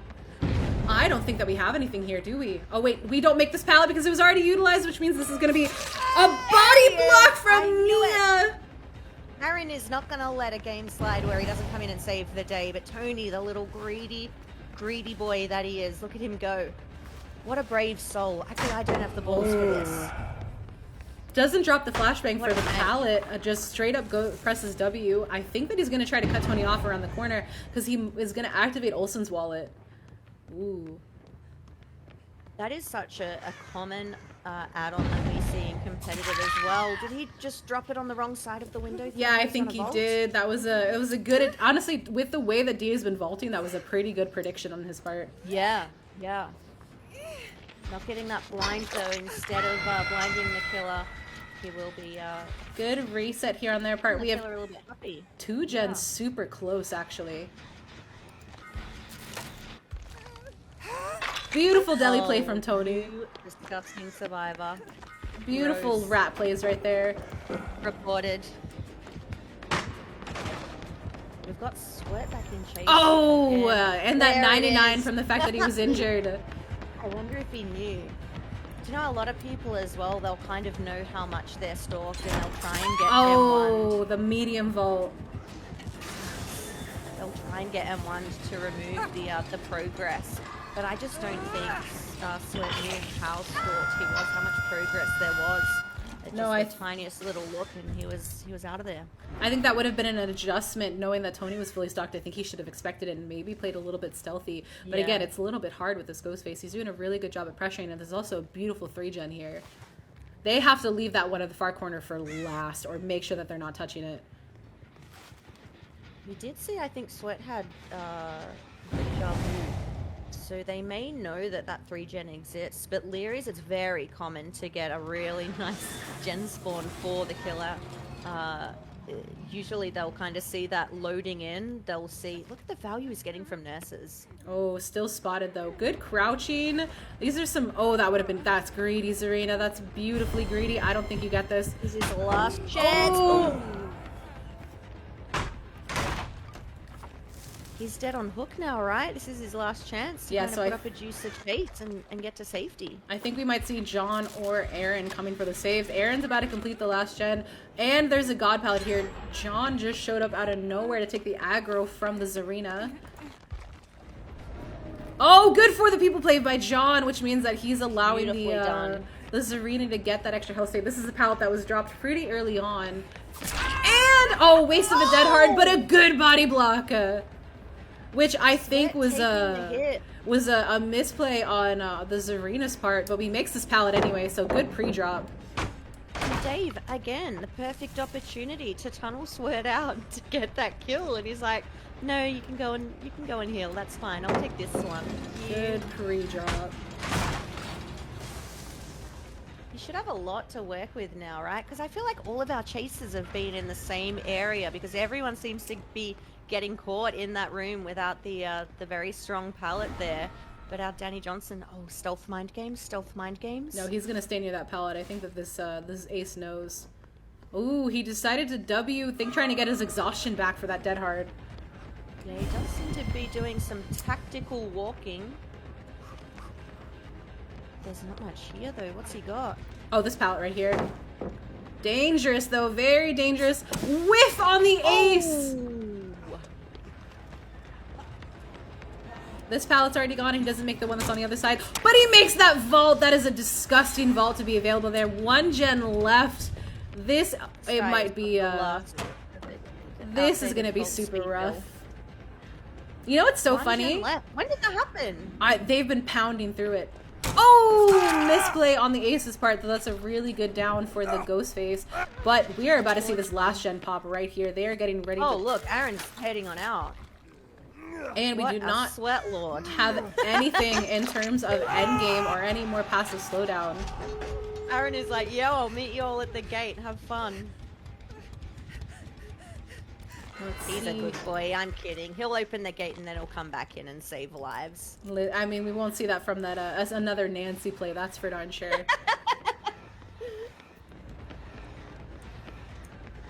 Still going for these stalks though. Really good stalks on this arena. Oh, it's so close. She managed to get it. He did it. That is insane value. Now he just has to catch up to her though. But I think that this might be a bit of a body block situation. This pallet's gone, so this arena is gonna have pretty good comms. Oh, everybody's here. This is so dangerous. Ace coming in for something. Dead hard, no balls. Do it. Do the dead hard. Do the thing. Oh, this ace is an absolute nuisance. And he's not even hitting them. I don't know if he's trying to... No dead hard, but not even hitting the ace. Oh, look, he's just given up. He says, alright, I will tunnel you then, but if you leave a minus rep on my profile, I'm going to be very upset with you. Really, really nice display of teamwork, though, to kind of save Sweat, who, again, is on that dead hook. Ace choosing to take another hook instead. I feel like they may think they can get the four-man escape. I believe in them. I think that this is pretty solid. Opening that exit gate, but again, an M1 killer, no save the best for last. Nobody is stocked, I believe. So they're gonna have to go for it. Good snap out on their part. Yeah. I mean, any kind of other less altruistic team, they would have made Sweat sacrifice himself, and then they would have just taken the 3 people escape, but not these guys. Look, they want their friend.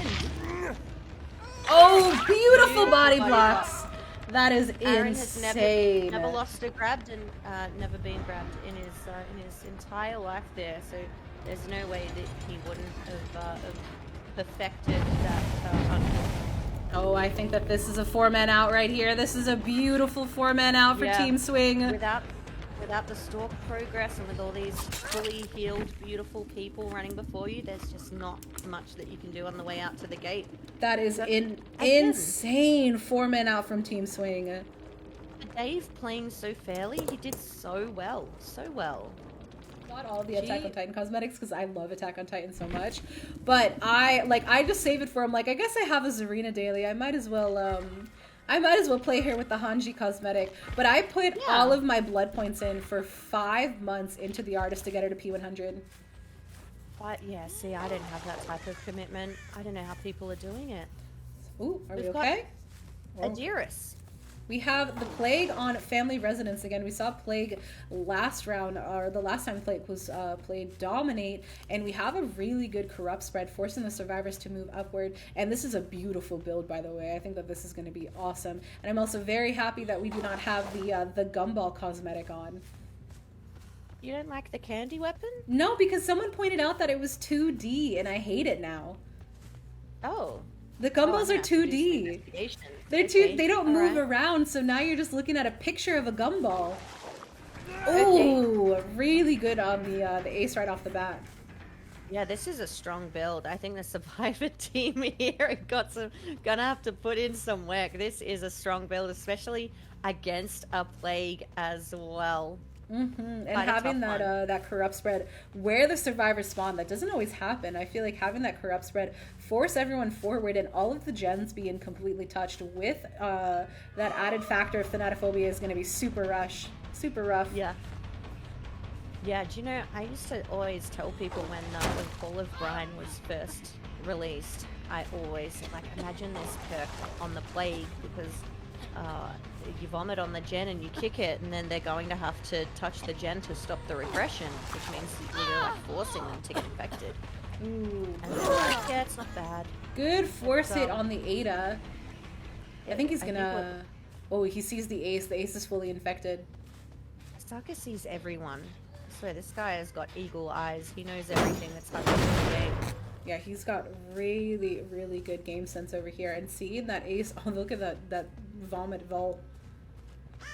Seeing that ace across the map will be really, really good because Corrupt is just let up. So he hears a little bit of progress, but this is actually a bit of a dead zone from the ace. We have the Toxic Z wall. Do we get any Oh my god. Oh, and we saw life. It's the NA West swing. Asaka hits that in every other tournament, I'm telling you now. All of these whips, he would hit everywhere else. We do see that one hit though, of course, a spicy medium vault coming through from the Golden Blur, I think we call that one. Oh yeah. The Golden Blur? The Golden Blur? Yeah. What do you call that vault then? No, the ace. Okay. I was like, the vault? You guys have a name for a specific vault? That's fascinating. Yeah, well, I wish we did actually. I'm gonna start naming tiles. Are we okay, Osaka? Okay. Yeah, have a look. Just have a look at the perk, waiting for a cooldown there. That is one of the sweaty competitive strategies that we have. You always wait for the cooldown to end before you kick the gen. Oh my goodness. He's not disconnecting, he's not checking his wall hacks on the other monitor, he's just waiting for his cooldown before he kicks the gen. And then having that good gen spread on this ace, I think he's going to try to deny him really try to deny those unhook with his power. Yeah, 100%. And again, he needs a 1k, right? Oh yeah, he just needs to kill one person. He can literally just stand here and win, I think. Yeah. And having his power as well, like, yes, you can send in 2 survivors, but I think with his power and the range of that bad boy, there's still probably going to be a trade here. He is going to be getting second stage, but if the survivors know anything about the win con, they're going to know that they need to get this guy off the hook. Yeah. They have to save. Not going for the save still. I think that are they trying to pressure gens, which again, if they're trying to utilize that, that means that they're not going to be able to get that win condition in their favor. Yeah, it's a really tough spot. The power, I think, is worn out now. So send in the troops. Here we go. Right up on the back for the infection. Problems team. Who else? Where's Sexy David? We need a sexy David. Oh, not able to get that hit on the Nia, denying some eruption value. But this is, besides that pallet, not the safest loop, I think. Oh, look at this guy.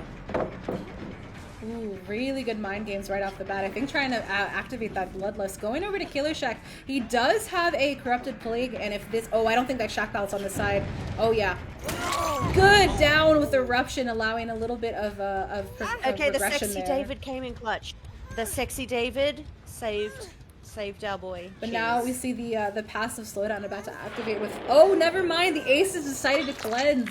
Counted. Absolutely destroyed. Now what we want from this Ace is high intensity stealthing now. This Ace, it needs to do his best to not get found, being that he's on dead hook now. And that's exactly, I think, what Osaka's going to be looking for. He knows that if he can find this Ace and put him on a hook one more time, that is the dub for him. Also, hi, Vulpixia. How are you doing? Thank you so much. I appreciate you. Are we... Ooh. Do we have utilization of the ears? Do we hear anything? Ooh, one gen left, finding that Ada with the... Oh, and she found the Ace! Oh no, the Ace was right around the corner! Vomit mind game into the window. I was jump scared by the Ace. That's terrifying. Never mind. That is And she bad finds news. the Ace.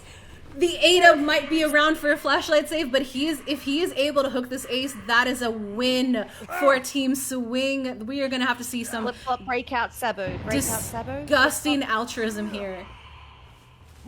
Nope. Oh, and Osaka has gotten the 1K on the Ace, securing the win for Team Greed. Everything else is just style points now. Repressed Alliance for the fun. Reading point. That Ace vaulting into that killer was an unfortunate misplay. You would get that playing killer, right? When you're just kind of following someone around a tile and you don't know that they're there, and then they drop the wood on your head and you get jump scared. Oh, I get jump scared by the survivors. I get jump scared as killer more than I do as survivor. They keep trying to spin him, thinking that he's gonna miss. He doesn't miss. Oh no. He doesn't miss. They're just focusing on cleansing rather than doing that gen. I bet you any money that Osaka's using a crosshair for his vomit streams. I would love to see that.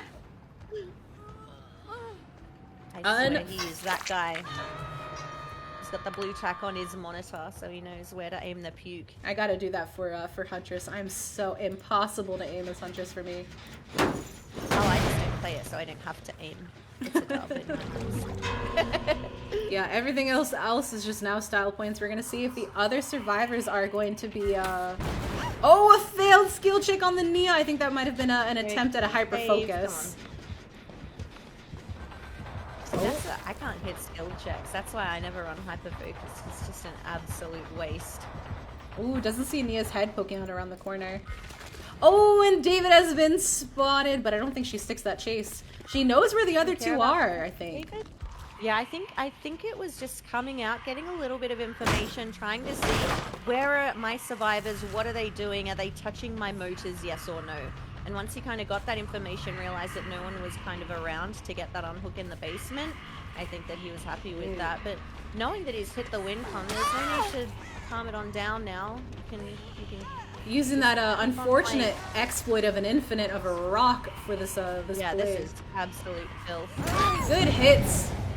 Activation Dave of tries- eruption yeah. too. Dave tries not tunneling and camping to keep his reputation wholesome, and then he goes and abuses a loop like that. That is just disgusting. Ridiculous. And the vomit BM. Oh my goodness, Osaka. He wants to make sure that he's got some pools for later on, I think. This What team have we got cleansing progress-wise on the gens? was a very Yeah, interesting decision. Curing the sickness, we are still going for that cleanse. Nobody is on gens. We see a little bit of a hint of off the record here.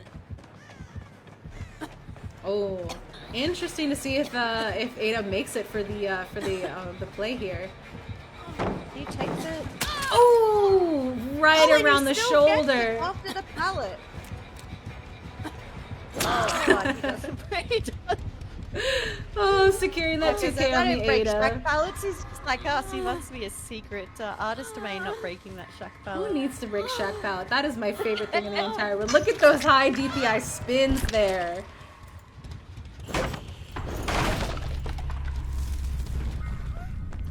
Absolute juicy here from Masaka. I think he might be able to secure a 4K at 1 gen.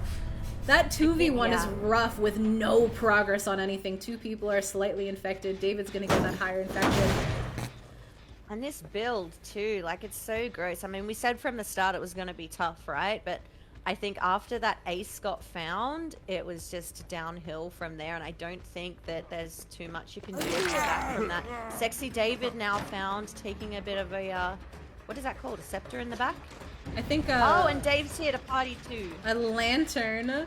Oh yeah, this is gonna be, oh god, the moonwalks and, ooh. I don't think we're gonna select for the 4K. I think we're just gonna kick the gen for fun and then go ahead and hook. Oh yeah. Taking the hook points, fair enough.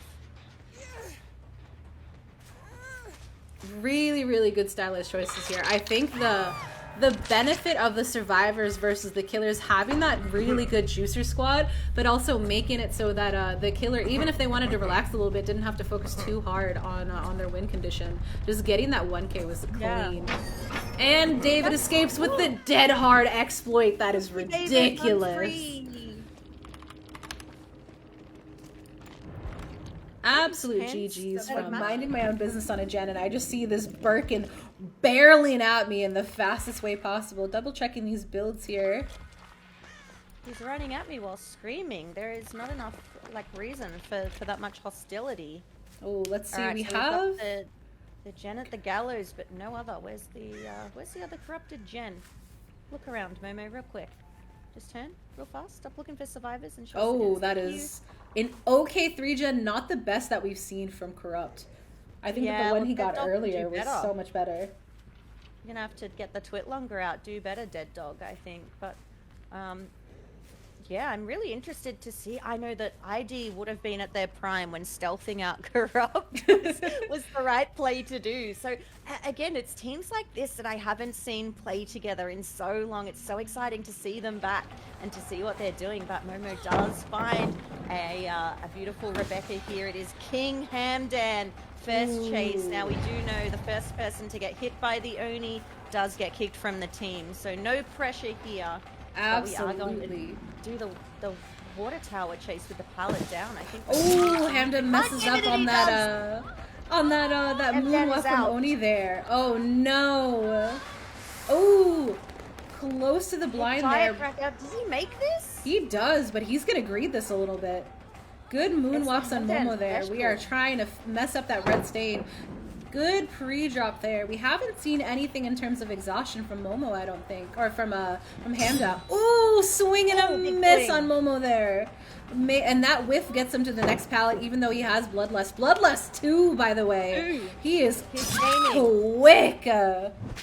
He is a speedy boy. I'm interested to see how much pressure they were able to get on the gens. Quite a fair bit here. We should be able to get one out of the way, and again, without kind of a solid 3-gen to work with, it does make it tricky for Momo, but at the same time, having someone on hook and your power ready with 4 gens left, it's not going to be that difficult to kind of snowball from here. Our Survivor team really need to be careful now on their positioning and when to go in for the unhook. And I think we saw a little bit of a deliverance curse there too, unfortunately. Hando was the deliverance for this team, so that is completely wasted. I think, again, they got 2 gens done very quickly, but this is not the proper Gallows 3-gen. I don't think that he saw that person that was going to that gen over there. That's so interesting. This isn't like the true comp 3-gen in my opinion. He may not care, actually. I feel like he would have seen that. He did see it. He's figuring out if he wants to secure that second stage or not. I think that they might communicate that Hamda's good to save, and he's just gonna pop his power and go for it. Yeah, and that's the right play there, because by going over there, that forces that survivor to say, he's on me, he kicks the gen, and then he leaves. So it does put someone in the position to go in for that save, and then all Momo needs to do is pop his power and then head straight on back to the hook. We do see a whole bunch of tunneling, though. That is a minus rep for Momo's team bio. I know, unfortunate. No DS on the person with Deliverance, right back on the hook. But thankfully, again, he got saved before second stage, so that does buy his team a little bit more time. But they're gonna have to break up this 3-gen very, very quickly, unless they want to allow that 3-gen to happen and just make it so that Ray just has to prevent the other team from getting gens to progress. Yeah, I mean, and that's the other thing, right? You could load in with Ray on Killer, and she's got 4 gens over there instead of 3. So it's really tricky here to kind of figure out. You never know what you're going to get in the term of spawns here, which can be tricky because some people may kind of load in with a build based around holding a 3-gen, but in some cases you just don't get it. Fascinating decision to not unhook Hamda there. I think that he tried, I think they tried to activate their kinship for the people play, securing the full reset, but unfortunately Oni gets his power. Problems! Hammy, go! Momochi's gonna instantly destroy that pallet, and I think that's gonna be the goal here, is to remove as many pallets as we can from this area. Really good pallet stun, making it to Killer Shack, securing a little bit of a chase there. So, in the event of a 3-gen like that, Till, Momo gets stuck on the boxes. We close the match at 30 minutes and we just stop it there. So if they want to stall it... Oh no! The misplay from Instant Dodge! Oh, never mind. Oh, and we got a flashlight save. Beautiful, beautiful flashlight save, I think, from Renfer there. That is insane. He's still going. He wants Ham down out. He knows how much easier his life would be if Hammy was out of the game, but he is at this point going to choose to take the hook here, because that, my friends, is what we call a good old basement hook. And from this basement, Momo's able to stand at the top of the stairs in the Killer Shack and look and monitor those 3 gens that are remaining. So that's a really, really good choice from Momo there. But the progress on this gen, again, he's going to give it a little kick. I think that he's going to rely on the down of anyone who goes into the save, because that gen's quite close now. Yeah, I think they're going to go for a really good reset there. I don't think that the Nia is willing to play with that gen, unless is... Momo? No, I was gonna say is Momo trying to go for the person that they saw, but I don't think that they could track the Nia. I don't think so. They did kind of dip. That gen is going to regress quite a bit now. It's also procced with everyone's favorite perk, the one that rhymes with Shmeruption. And so, maybe soon to be nerfed Shruption too. Nope, another kick. Again, Overcharge might not have been the best choice. I think that Pain Resurrection would have been a little bit better, just because, again, I would expect that these teams are going to hit the skill checks. Sees Hamda on that gen. Are they going to go for the basement hook? Oh, securing that second stage, and I think Hamda now has to try to stealth away from it. Oh, we see them running off in the distance. The gen has a decent amount of progress. Oh, gets the down on Renfer through Never the Pokos. mind. The gen now being erupted too. Oh, this is going to be dangerous this is here. bad. This is going to be dangerous here. Locker Jukes. Big spin, big spin. Oh, no, Brian. Good attempt. I mean, it's fair. Having a trade in the basement like this, where those gens are positioned and the basement is right here, it's not really that problematic or detrimental for Momo at this point. We do see a bit of progress on those gens, but with Eruption and the downs happening so fast, the progress that we're seeing is just getting removed. It is incredible. Again, this is why I think Colorblind Eruption was a beautiful perk set to ban, just because if we had Colorblind Interruption on those perks, it would have been a completely different story. Ooh, Hamda has been spotted, but again, I think he's trying to go for this 3-gen strat rather than choosing to stick anybody.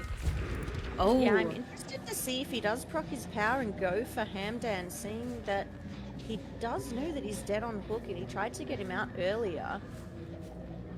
Maybe he just wants to replace Hamdan with a kill. He doesn't care how, and he'll just stick around, and it'll be poor Brian instead. I mean, Brian is known for dying on his first hook, right? So it's not surprising if it happens again. Very unfortunate, and with Oni having his power now too, it's going to be super rough. Yeah, I think we might have to say goodbye to Brian in the basement. And it hurts me just as much as anyone else. Unless he's got a little bit of kinship.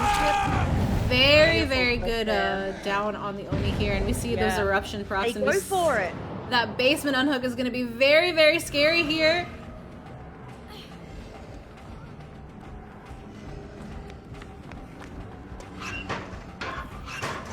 Oh, good attempt, Locker Mia. of dreams. They all go for this locker, don't they? No, I think that we were Well, going to now go for a proper slug, too. Yeah, Renfa has to sit on the floor and think about what he's done. I did see the renewal on Brian, so he's back to full health. But again, you just see that the regression here really working, because I know that Hamdan was chugging away on that gem before, and now there's not too much available. We see the pickup on the ace. Again, they are doing a really good job at trying to break this 3-gen. But I think that the focus might be here now, again, to for what we saw earlier with the UER, I think a Meg just finishing that last gen over there, making it so that they have those points for finishing 4 gens and making it a little bit easier on Ray in the next match. Yeah. Oh, beautiful blood pool right there. We see the pitter-patter of little survivor feet running to main. I don't think Momo would care too much considering he's in his power and he's got...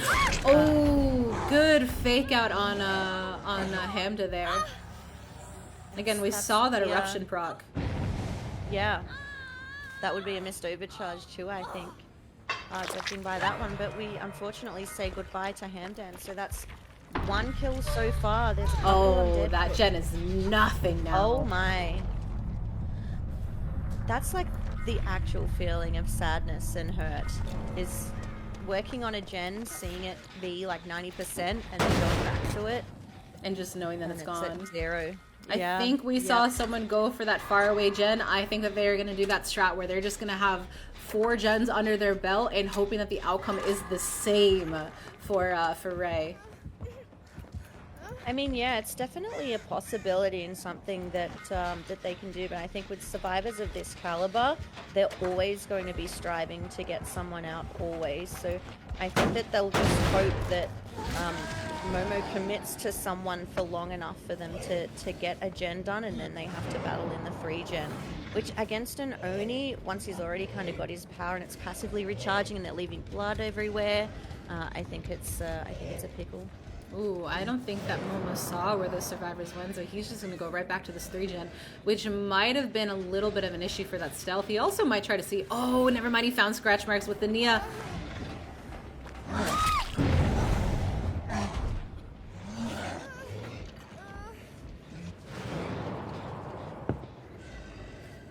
Really good slugs here. Again, I think just trying to check those gens is super important for Momo right now.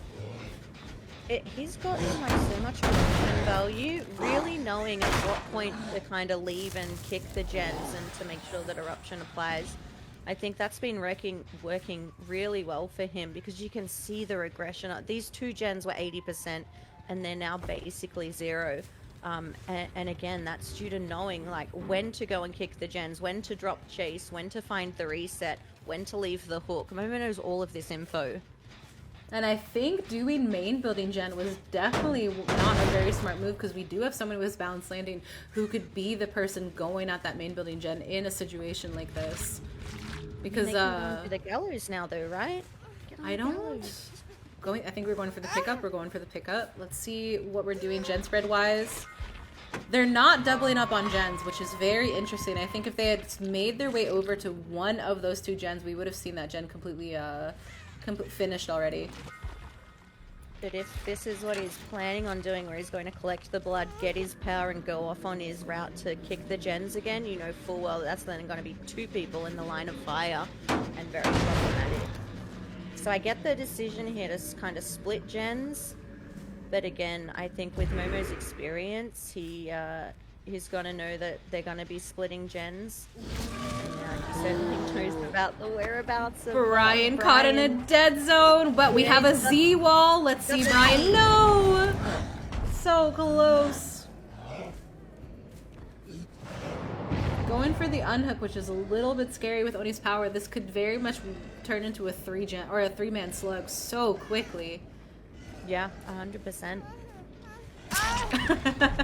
Good stealth from Nia there.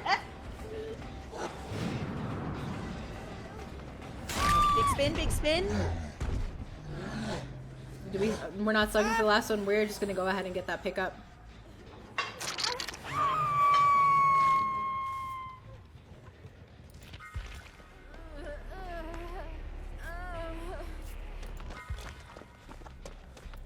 Yeah, this is definitely not working out well in their favor. It's just gonna be hounding things down.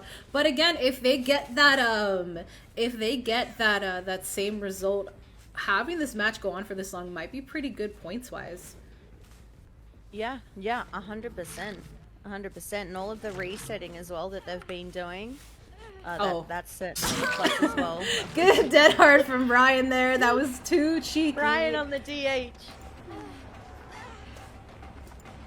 This pallet has already been used up. There's... Oh, wait, never mind. It's still down. But he makes the Hamdan mistake of vaulting into the killer. You know, I think people feel like people are going to, like, double back or mind game the pallet. And when they just W after you, they're kind of like, oh, shit, hang on. And that's when they're getting caught here. Did you see the unhook come through in the distance, though? John out here doing work on the ace. You can see he's kind of just chilling on his gen in the corner, and now he's had to go and pick up a slug, get an unhook.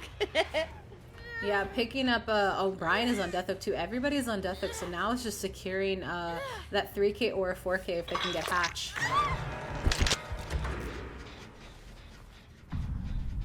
Do a little bit of stealthing here. Yeah, I think the only option now is to do a little bit of stealthing and get an escape, which might be tricky as well because Oni. Free kill out here being the best Delta, NA. Good loops from Renfrew here. Oh, maybe a little bit of a hesitation.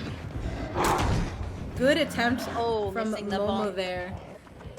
But choosing to leave that almost safe. Ooh. No, the grab! That locker play was a little bit too cheeky from Nia there.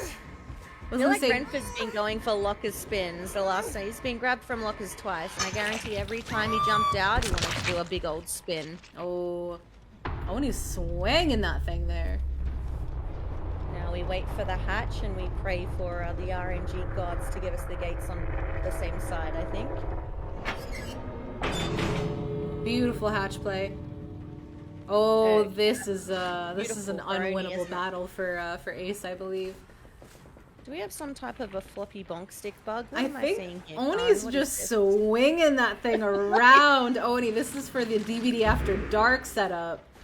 You thought YouTube was censoring us before. What about now? My goodness, just thonking that thing out in the air. Did you see that? Oh, we saw the slightest hint of an ace, so I think is now just gonna run for his life here.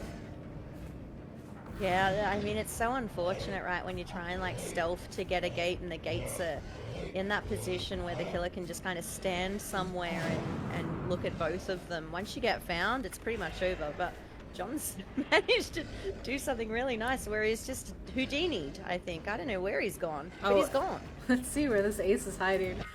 Oh, right around the gen where Momo was. That's so unfortunate, but so cheeky from an ace. I wonder if he's going to camp out that he doesn't have like wake up or anything that's going to help him get the gate open faster. And I don't think that there's enough time to open the gate once Momo's power wears out. My excitement from this team that I'm very surprised that I haven't seen is I haven't seen a plundering build. Still? No, I still have seen a plundering build, and I think in this situation where you have Hatch, you know where Hatch is, and the killer's going to be going for the doors, getting to plunder a pink key would have secured a really good win for instant dodge here. I don't think he's going to accept the play. the coup de grace hacks coming on the Oni there. This is a very interesting spectator bug. Oni has now been bisected by the ace. Oh, this happens to Wraith a lot, and it is hilarious on the Wraith. Yeah. Again, and this is why we need more love for our custom matches. We've got the pyramid head with no hat, no head. First, We've Pyramid got Head an has Oni who's pulled been apart. beheaded, and now we have the bisection. It's ridiculous how unfortunate it is. Really, really good Range results. recharge. This was obviously pre-nerf where she brought the meta, and I am trying to adapt as much as possible, and she's just absolutely shitting on me, and I just got tunneled out. No matter what, even with the built-in BT, I was just eating through it. Right, I think that we have a pretty good spread. Lethal and Corrupt working really well in Ray's favor. I think she knows that she has to get a really good 4K right off the bat. So, ooh, good dodge from Momo there. So having those early game perks will be a little bit more in her favor rather than having that end game build. He knows just when to dodge, doesn't he? She can't predict his pathing already. A few hatchets down, only one left, locked and loaded. Does she wind up here and then go for the M1 at the parrot? Ooh, really good dodge at Momo's part, but you get that M1, allowing that hit. We still see Corrupt going up, and I think we have a pretty good spread in Ray's favor. So again, that reload without Iron Maiden might be a little bit rough. I think Momo was the one with the med kit, so getting that hit on Momo might have just wasted a little bit of time if Momo's going to go for the immediate reset. There he goes, yeah. Oh, really good hit on the Nancy there. That was terrifying. And Nancy is caught in a really unfavorable area. Oh, hit right over the tires. And I think that this might be very scary right off the bat. Ray is not messing around. No. Lord, I feel like... Oh, and we get the hit on the Claudette, and we might be able to set things up really well in Instant Dodge's favor. We see a bit of a reset. God, there's another one. I think that Ray might get greedy, though. I think that Ray might get greedy. I think she needs to go for the pickup. Let me use all of my hatchets on Momo, but not ever again. I think she was playing like a baby Huntress until she was chasing someone that wasn't Momo. Yeah, I do see a pickup on one survivor. There's only one over here now. Again, I'd say that Unbreakable maybe, just because of the speed, that it was the second survivor that got picked up and not the first. I think that not going for a basement play, I think that we're just going to go straight for these hooks. I think that might have been a little bit too far, but she is cooking. We see that reset and not a single gen has been completed yet. We have some pretty good active slowdown on Ray's part, and she spots the Claudette again, who she was able to get a really good down on, so I think she knows how this Claudette's pathing is going to work. Gets the hit over the head with that hitbox and able to get a good comp corner set on this Claudette. Good down on Ray's behalf. That was beautiful to see. The little bubble of hitboxes on that Claudette worked really well in her favor. That is out of control. I haven't seen a shot like that in a very long time. Ooh, I'm interested to see what we're doing with this hook spread here. I think she's trying to go for this hook just so she can have a quick reload and go for that camp. I think that now Ray's got to just start securing some kills. Yeah, I think she knows that this is where the survivors were progressing the gen, so if they came back to this area, this is where the most progressed gen will be. We've got some top tier stealthing going on over there that I don't think that Ray saw, but again, playing pretty uwu wholesome, again, trying to spread the pressure, and with the shots that she's been getting and the speed of these downs, I think that's all fair play. I think, again, she's trying to focus on the fact that they got so many gens completed against Momo's Oni that I think now she's just trying to really make sure that she focuses on that quick pressure. And she knows who to chase now. Focusing on Claudette and focusing on the Nancy is going to be her best bet. Yeah, and I think that she's kind of chosen that these gens here... Oh, Nancy again. Really just waiting for them to Looper into her hatchet. Ooh, really good set. I think we see a bit of body blocks from Momo, which might not work well in the favor. Oh, that would have been a beautiful shot. But this is a TNL wall, which might be a little bit scary against the Huntress, so I'm interested to see how this is going to go. Good moonwalks, but we go for the comp corner instead of trying to loop the TNL wall. She is now like on the complete other side of the map as to where I felt that she was trying to kind of protect and put her hooks previously. So it's a little bit dangerous. We already see someone kind of working on a gen right in a terror radius. I'm not going to say in her face, but in her whereabouts. Yeah, give that a little bit of a kick there and head on out.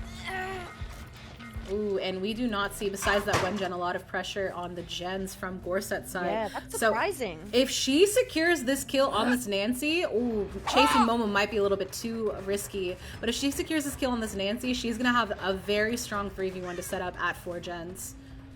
Yeah, I agree. And as long as she hounds him down for that setup, it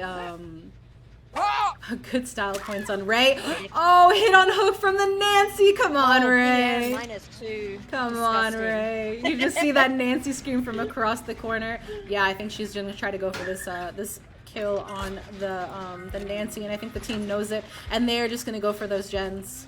Yeah, and I think now that she's kind of seen the progress of the gen, she's walked around, she's assessed what's happening, what gens are they on. Okay, I'm in this position. I think she feels comfortable to kind of stick around and venture out when she needs to, knowing which gens are being worked on. Unfortunately, I think that might have been the wrong gen. I don't think that she realizes how far the other two are, because I think we're about to hear two gens pop very quickly. Correct, yeah. Which again, we saw Momo's Oni bring it back from 3 gens proccing, so if she does a really good job at having that 3 gen in her favor, it's going to be totally fine, because I think that we see a death on this Nancy here. Good hit on the ace. Nancy's dead, so now again, she just is going to pressure this 3v1 at 2 gens, which is the same thing that we saw Momo do, and it definitely worked out in his favor. So we need to stop any further gens from being done now as Ray, right? Yeah. The next gen would be a win for Gorset. Yeah, she's really got to focus on making sure she gets that down and gets that pressure and knows what the survivors are going to be doing, but I think Gorset knows this. They definitely know this. Yeah. Lori is halfway in a gen, so she's got to actually leave this hook to do some gen pressure. 100%, yeah. And Listening. again, split on these gens too. We have found one, and that's the other thing that Good deli play from the ace. That was a really good distraction. If Lori gets this gen done, this might be a bit of an issue. Yeah.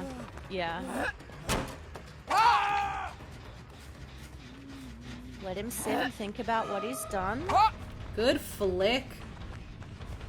Again, I think we're going to hear that gen that Momo's working on really quickly. Yeah, we're out of hatchets, and she's got to be able to waddle on over there. It's, Ooh, she hears it. That's super close. Yeah. Oh, the 110 pain. hatchet. We see the unbreakable Yeah. from the ace, too. I think that might have been unbreakable. Good hits. Yeah, Jelly Unbreakable, very common combo here, too. Again, no hatchets, but Momo is going to be able to heal, I think. I don't know if it's going to be in time. Unfortunately, I think securing that extra gen for Lori makes it so that Gorset is going to be advancing into finals. Now everything else is just going to be style points. And if they manage to get a 2-man out, it'll be even worse for instant dodges point set. But having the 3v1 with 1 gen left, I think, unfortunately, has lost it for Gorset. So they know that, and they're just going to be playing around. A little bit of a kick there. I think maybe from the setup, rather than lethal, I think seeing deadlock or less agitation and more deadlock would have been a little bit better on the Huntress's side, because I think she would have had to focus a little bit harder on those gen perks. Yeah, that's a really good point. That deadlock was kind of glanced over as well. Because again, in a situation where you had such a tough win. Oh, but deadlock is in there. Yeah, I think that would have been a very interesting situation. But Yeah. deadlock is banned on Huntress just for the camping factor. Ah, well, there you go. Yeah, really tough then to try and find a build to kind of overly protect the gens. And I mean, the split of the gens here as well, it's not like she kind of had a hard 3 gen to camp, and even if she wanted to hold a 3 gen, it would have been really tricky because the win con again was being just 3 gens to complete. So it's not like they had to complete all 5 and then go against this 45-minute long game with holding the gens. But really nicely played in able to meet that win con though, and I'm interested to see where it goes from here. I think now again it's just style points, trying to secure that 4K just for fun. Yeah. Ooh, very close hatchet there. The 3 there. Good hit on the ace. Oh. Good job. GG's from Team Instant Dodge. Honestly, they did a fantastic job at having that spread on the gens, and they were doing a really good job of just pressuring the killers that they went against. Yeah. Making it this far as well is like a fairly new team returning back to comp with all of the changes, with everything that's happened. Really, really nicely done. Also, in terms of build, I think it would have been pretty nice to see some darkness revealed. We saw that ace that was stealthing around when she was reloading earlier. I think if she had had darkness revealed and getting to see where that ace was, it would have been very interesting pressure on her set. So again, it's like it's those complementary perks on Huntress and those alternative limited perks that would have been pretty cool to see. Yeah, I'm kind of with you, going for more of an information-based build, because we know that she can hit the shots and get those downs quickly, so just having a better ability at knowing which survivors are where, I think would have helped a lot. Really, really good point, Khan. More so over regression as well, and that's what I think, again, like with Killer in general, going for more perks that suit your play style, and rather than kind of protecting the gens, go for something that really complements your killer and your skills. But she's got a really good 3-gen here, and she's doing a really good job at hounding them down. Oh, but they might get this proc here. Lori's choosing to leave, which is... Oh, good dead hard on Momo's part. That was beautiful to see. That E key was pressed at the perfect time. Not even a panic dead hard when there's an axe being thrown at you. No, he was waiting. That might have been a little bit of an auto dead hard, Momo. Do you wanna... Are we gonna have to pull the records? Check his PC. Ooh, good chase on the ace, and she's been pretty good at downing this ace, so I'm... Oh, that hatchet. It's a T-wall in a dream. That beautiful, ooh. Close. I was wondering with Oka's half if that would have been a pretty good hit on her part. But that hitbox is definitely in her favor. Do we hear Ace working on a totem? Yeah. I think he was working on a totem for no, he's working on a totem for inner strength. I heard the touching of the totem. Oh, good moonwalks. Tournaments either, so it's always surprising to kind of see items that we don't typically see and what builds people put them with, and the map and the inner strength, obviously really nice complementary match. Yeah, we see that the little totem toucher right there. Gotta eat those delicious bones. Ooh. Let's see how Ace plays right here. Or no, it's just trying to get his inner strength, and Ray's been interrupting him ever since. We see Ace just really hunting for that inner strength value. Oh, and he goes for the pickup on the Claudette, I think, over the chase. The hatchet comes out of nowhere and just lands on his head. Ooh, again, everybody's injured, so she's in a really good position.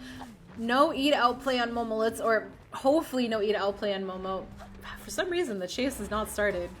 110 killer things. This is my Huntress Infinite. I'm interested to see what Ray does here. Do you just have to cop it? Oh, E to outplay from Momo. Momo's Filthy. delicious at Absolutely pressing E. Again, Momo, we're gonna have to check that PC for that insta dead hard. That was starting to get pretty suspicious there, but beautiful set. Goes for the goes for the attempt at the door. It is going to be a 2K on Ray's side. And a well-deserved 2K. This is the one that we saw, again, with Emerald and Team Uwu Kittens. The way that, even though they lost the match, securing a 2K against this team was pretty clean. Yeah, really, really nicely done by both sides. The Survivor team, of course, to get that win con and to get those survivors out the gates. And then, of course, Ray with that really, really nice hatchet shots and the quick chases that we saw to that kind of early mid-game. Really, really nice to see. So we can see for our American bracket now, it is going to be Team Gorset. I give up on Hook, but I don't get a lot of DCs. So when I do get those DCs, I'm always just like, really? Ooh, alright. Good Blight right off the bat. Checking the builds, making sure that we are following everything. We have a good team. Oh, good sprint burst too. Thank you. That double speed Blight is definitely super rough to play it's on. not. It's gonna counter the sprinters. Also, Momo's really good. I've seen Ooh, good before. flashbang. Good hit on Tony right off the bat. So the fun thing about this is that I think we're going to be seeing some really good killer gameplay from Osaka too. So I think that it's just going to see how well the survivors can get these gens done, because they know that it's probably going to be 4Ks on both ends. So if they can make it so that they get those gens completed and work well for either team, it'll set up a little bit more of a positivity. Ooh, good hit on the Zarina for Osaka and Team Gorset survivors. Good save there, and again, I don't think we're going to be leaving anybody on hook. Might Not only see... that, but like he has all this pressure right here with everyone right here. Ooh. That's how he's trying to get that slide. Tries to go for that fatigue. Tried. That gen being right there. Oh, they're kind of stuck here. They're just... They're just gonna play around here. Waiting to get his rushes back. Honestly, I think that if I was playing Blight, I would have been evacuated onto that pallet. I would have tried again and failed. Oh, But yeah. that's just because I suck at Blight. I want to learn Blight. Blight's up there on... But Wesker, honestly, I played a Wesker game for the first time in forever and I thought it was cool. Really? Blight's just one of those... Like, Blight just looks majestic. Blights are majestic players, I would say. Agreed. Honestly, agreed. I love watching Blights. One of my favorite streamers to watch is obviously LilithOmen, and I just really enjoy the skill set behind Blight, right? Yeah, it's I think people, like, for me, until you actually play Blight, you don't realize the entire map is very different. You have to learn because that's my struggle, is you go to the swamp, it's slippery everywhere. Certain shacks are also slippery. Like, you have to learn every object, and it's for me, it's obnoxious, but also props to people who actually do go through all that. Oh yeah, the same, because there's so many standpoints where I'm like, I'm not learning all that. I was forced to learn. Oh, good for the people play on John, trying to prevent the tunnel and preventing that 3v1. But I was forced to learn Oni because I had to do his adept, or I was trying to do his challenge. Forced to learn Oni. You acted as if you had a like. I did. I had a gun to my head because I wanted the achievement, and his achievement is not easy to get. Ooh. All against my will, Oni. Out of all Oni, I'm offended. I love Oni.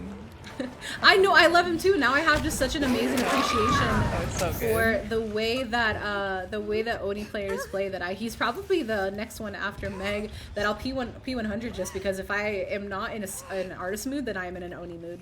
Oh, that's okay. That's like me with Huntress or Miss Huntress. Tony is out of the game. That was a very quick tunnel, but the thing is that team, or for Team Swig, they were doing a really good job at getting all of those gens done, but everybody is injured, which means that Blight has really good snowball potential here. And just mobility in general, so they have to be really careful. I just don't know. They're gonna go. I don't know where they could be. Probably in the back right, maybe. So I think another thing too is that if they focus on those gens, they give Osaka a little bit of an easier time going against Gorset's team, because if they get the 4K at 1 gen versus the 4K at 2 gen, the 4K at 2 gen brings them forward to the finals. R.I.P. Tony though. He's trying to keep him back at this hook because it's between the 3-4 gens. Yeah, and he has really good pain response too. Yeah. That's true, we have to rely on that RNG, which is why I think the Oni game, I actually think it's better that they ran anti-gen, not pain res, but overcharge, I think it was. I actually think that was a better choice. Yeah, it was a really nice like active regression rather than the passive regression we've been seeing a couple of the killers run.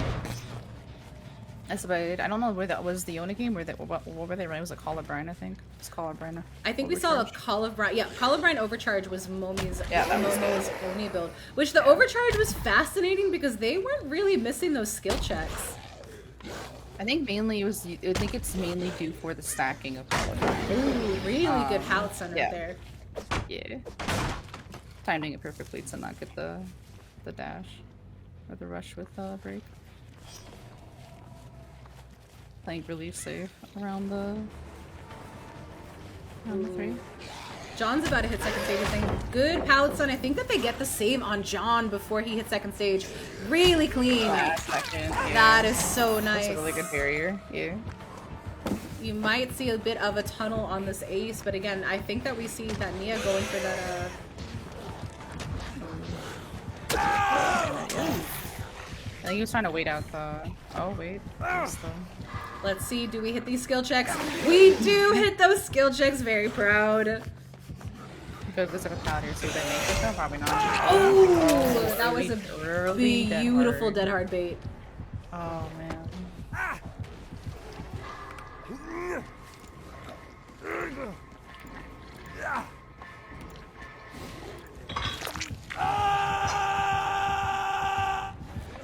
Trying to see where so they got yeah, this is rough. Like just 3 locations. Having that one person go early too. Yeah, I think this is yeah. Good deletion of that gen. Oh my goodness. You were right though about the RNG of that hook being back here. I wonder where the other score checks are though. I know that's the I one. Wish you could see that though. That's my one gripe with spectating, dude. I know. I wanna know because I want that insight. But no, give bots loadouts. It's fine. It's okay. We'll just ignore the spectating issues and the bots. They need loadouts. Yeah. Or even better, only one spectator for game. I'm just thinking of the bots being on the fucking like roadmap right now. I can't. Thank you, behavior. Appreciate it. Thanks. We made the bots not blind the Knight's guards anymore. It's great. Yeah. It's a super great time. It's a great change. Honestly, it's pretty cute to think about. Though. I just want to tunnel a little bot and I get DS'd out of nowhere. That's true, dude. Bots hitting their DS. Do those bots hit the skill checks though? I gotta know. I don't waste. I don't really go in there. Do the bots with the skill checks? So I think that's game probably. This might be game. Honestly, I think might have to see a either a hatch play or what happens is that Osaka's gonna be set up for oh no. Don't tell me. No! Oh, it was a fake! It was a fake! That's me. That's me. That's me. That's me going. I check lockers so fucking much. Ooh, I fall for the deception and just fakes all the time. Me too. I'm like, I'm gaslighting myself. Because you want us the status. It's satisfying to pull the whole locker. It's just, but then you look. But it's also I gotta check. So I'm like, what if they did just jump into the locker and then I don't check and then I just get made fun of no matter what? Ooh, Shaq against Momo's Blight is gonna be fascinating to see. Yeah, no, it's a straight skip. Okay. Oh. So now is where the fun begins. We can see if we're gonna see a Kobe. Have you? I wasn't actually. Have you guys seen one? No, we haven't seen anybody be able to Kobe, but we did have a deliverance play on the on an ace. I saw that, I think. That won that team that match, and to move on to the next bracket. Deliverance I've seen is quite common, but 4% let's see, rooting for it, manifesting. Manifest that Kobe. Manifest that Kobe, Aaron. I actually don't know if they know that they can Kobe. Because I know that is normally banned in comp. Good comp order. Is it? Maybe they. I don't know. Maybe they don't. I don't think that they know that they can Kobe. Oh, okay. Oh no. What? Well, we'll see if this. No. No, I don't think they're gonna go for it unless they're just too scared. No one's going for the Kobe. Maybe they. It's interesting. I didn't know that. I don't really. So Kobe is normally not allowed in comp, but I wanted to see if there was gonna be a like if we see someone go for that play, it's worth it. Not only that, but also it's worth it, and also not only that, but like it's a low chance you're gonna it'll be successful anyway. It's for show, right? And also for me it also speeds up the ending, like getting to this part. You know, You're like, I know that the game is over, but GG's, that was absolutely insane to watch. Oh, that was quick. That was really good. Yeah, so it's an instant qualification for most comp sets, but again, I want to see Just this pallets and tiles and stuff. When there's a grassy area, I will lose them for like a chunk, and they'll gain a bunch of distance. And I'm like, oh, okay, well, at least I'm a nurse. But if I wasn't, this would suck. Which I feel bad for when it comes to the HUD M1 killers. Oh, these poor M1 killers. Sometimes I load in on some of the changes. Ooh, Dude. really quick right off the bat. And again, Momo is going to want to focus on making sure that they do not complete any gens. If they want their team to progress to finals, they're going to have to get a 4K, but only one gen completed. Good. Or, sorry, Osaka. Osaka's going to have to make sure that they do not get any gens completed. Yeah.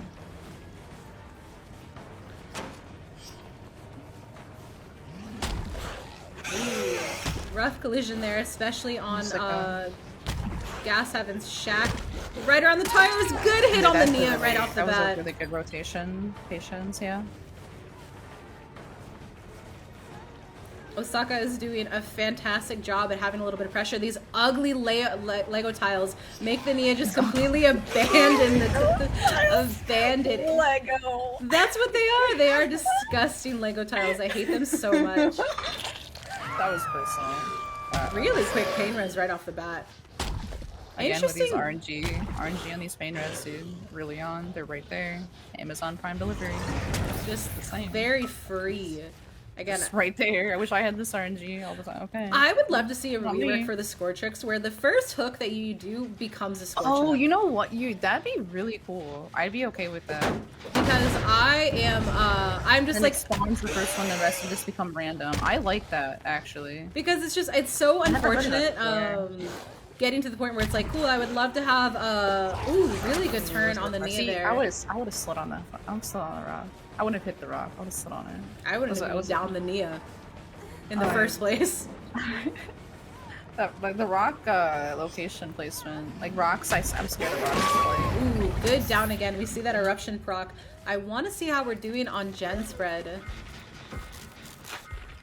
Not enough. Again, I think with this pain rest hook, he's gonna have that really good passive regression that's gonna work in his favor. But I don't know if he's gonna leave the hook because with the way that this team has been playing, he's gonna actually have to focus a little bit more on gen pressure rather than hooks. They're gonna get a gen going probably too. If they don't, if he doesn't head over there, because they're all spread out pretty. I think there's one more person. Is it the Ace that I'm thinking of? Someone's almost done. So if they get 3 gens completed, that'll be the win condition for Gorset, and they'll be the ones to go against Uukins. Oh, the Walker. Do people? Okay, so I don't really do people go in lockers and in tournament? Is that like is that a thing? We saw a couple people had people doing. We saw many people getting pulled out of lockers today, which was super rough. Hilarious. That's funny. I saw with Oni. I recognize. I know Onis because you're not denying the power. Onis, if the locker pull prevents the power from being absorbed when you hit them. Really good on Heck here, but again, I think he's just gonna. Yeah.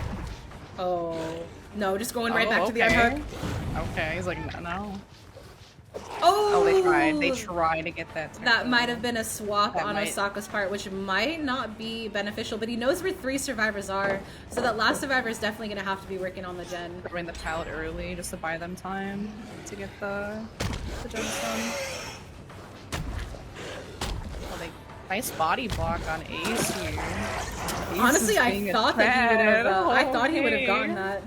You couldn't. Ace is just nope. I'm here. This is me. Deal with it. That was good. That's huge. It was kind of like that flashlight save too. Oh no!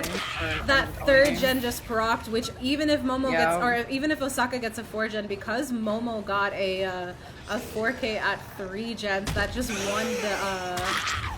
won the tournament, or won the semifinals for Gorset. So now everything's just style points. It's actually kind of ironic because the last game was a fast tunnel. This was like a faster gen. Yeah, I think that they just kind of blew through those gens. Yep, they were. There's Ace. Is Ace being a hero? I can't. I love it. Ace players. You know, I dodge a high MMRs. I like them as Survivor. I don't like them as killer. Aces are honestly true. Aces are, they're like, for me, it's like high prestige Steves. I love high prestige Steves. No, I mean, they're great, but they're terrifying. You know they're gonna have personality, but they're terrifying. I let them live. I'm like that with Dwight. Dwight's okay, that's different. Dwight's a cutie. They're I see scary, a baby Dwight, and I'm just like, he's getting a hatch. I don't care what this team does. That was me the other day. This little Dwight had no shoes. No, Just little socks. Dwight toes. Little Dwight socks. It's so like cute. a baby. How are you supposed to kill it? But you can't. You can't. I'm obsessed with the fact that we haven't had a chase start with this. What is There this? we go. Chase, hello? Okay. Who is this? I have no clue. I think it's the Nia. Oh, it is the Nia. Damn, that, like, you don't get one of this. Not even for style. Walker, dodge, nice. Oh. Nope. Just, Flashbang play, maybe? Head-on play? No, nothing. Well, no one has head-on, but... yeah, this is now, again, just for style points. If he gets that 4K, it's going to be a well-deserved 4K. But they just pressured those gens beautifully to the point where, unfortunately, again, it's going to be... Fortunately and fortunately, it's going to be Gorset that's going to be going against Blue Kids.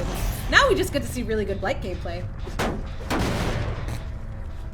But I will, like, I have an entire tier list. This upsets some people. I have a tier list on, if I see that you're P100. That upsets people. I have you on my Twitter feed. What don't you do that doesn't upset people? I have the I people see that... the weirdest shit. She tweets the weirdest shit. It's like, she seems very tame now, but go to Twitter. I know, it's on Steam or on Twitch. It's just like, oh, everyone's doing such a great job, and then I get the chance to do one thing on Twitter, and I'm like, nah, I'm just gonna have to go feral for it. It's so fucking. It is so feral. It's disgusting. Not classy. So one of the things is that if you are a high prestige like Lori, Nancy, I will forever dodge Nancy's. They're terrifying. Nancy. And like the thing is, like that scowl, the character. She's just scary. I see like a Nancy just across the way. One of my best friends is a Nancy main, and I've been tormented by her. Because I just know what they're capable of.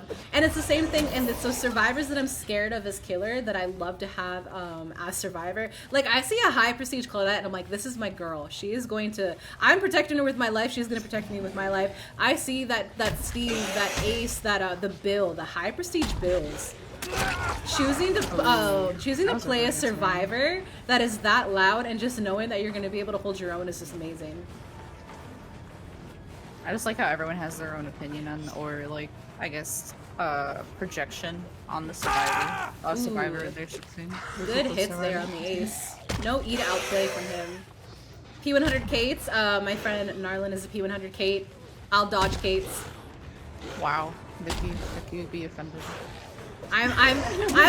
Okay, listen, Vicky's a lovely gal. I love getting her tweets so much on my feed because they're funny as hell. But Kate mains cannot be trusted. I will forever stand by that.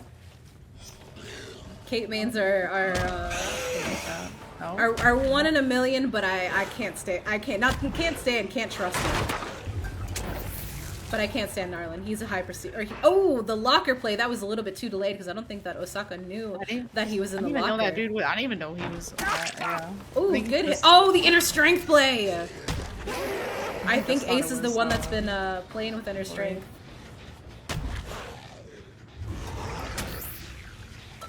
Is there any P100 survivor you won't dodge? I see like a P100 Adam. P100. No. It's so bad where I'll be like on my I'll be on my nice you little. Play the game, Carniveris? No, they're scary. You pick your lobbies, no.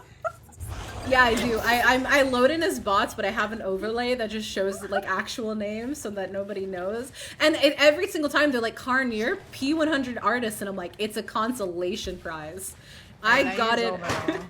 Dodge Karn. Just that's it. Like it's war. Please. She's gonna dodge you. Dodge her before she dodges you. I sense that it's me in the fog. Nah, these are you guys on Survivor. Oh god, who's that? But no, I saw a P100 Adam the other day and a P100 Quinton. This P100 Quinton was so fun to go against. I was like, this is clean. Really good locker plays from everybody on this team against Osaka's Blight. P100 Cheryls are cute. Again, guys, I have this tier list on Twitter. It got me in a lot of trouble because there's some really interesting Nancy mains out there that I beef with on the daily. Especially some people in my chat, but it got me in trouble. It was on Twitter. Like I said, her Twitter's wild. I love DVD Twitter. I don't care what anyone says. I enjoy how goofy everyone is. Ooh, still that incapacitated state on the Ace and not on the Lori. Lori's, I think, is just vibing. Ooh, I think Momo's been the one that's been the gen jockey, but I think Lori's just having fun. I'm having, I don't know what it is. This I'm having like this weird audio like fuzziness, but I don't think it's you. I think it's the audio. I think. Ooh, good hit. I think it might be the Discord overlay. Once this match is done, I can do it right now and go back and forth. But once this match is done, I can reset it because that's just a Discord bug. Okay, I wasn't sure. I was like, because I've been having headset things. So I don't know. But it was weird. You sounded crystal clear, but the Discord like. The stream sounded weird. I was confused. No, it's fully just a Dude, Jeff, I agree. We need more Jeff names. P100 Jeffs are fun. I love them. Jeff names are amazing. Again, it's the survivors like there you have the comp survivors like the Claudettes, the Nancys, the Nias, but those survivors that take up so much of the screen are my favorite. Like I said, unhinged. Oh my god. What? You have the survivors that just. I mean, it's like David though. Like you love David players, dude. I like them now more than I did beforehand. You have dude. I feel like we can have a whole like podcast on Karn's opinions about certain survivors and like life experiences. I have thoughts. I've gone against everybody, and they're all terrifying. Same thing with the like the killer mains. Oh my god, Osaka is doing a really good job at keeping these survivors busy. I think that if Team Swing had managed to complete one more gen, this would have been the match that won them the semifinals, just because they're racking up so many points here. Ooh, good hit on the Ace.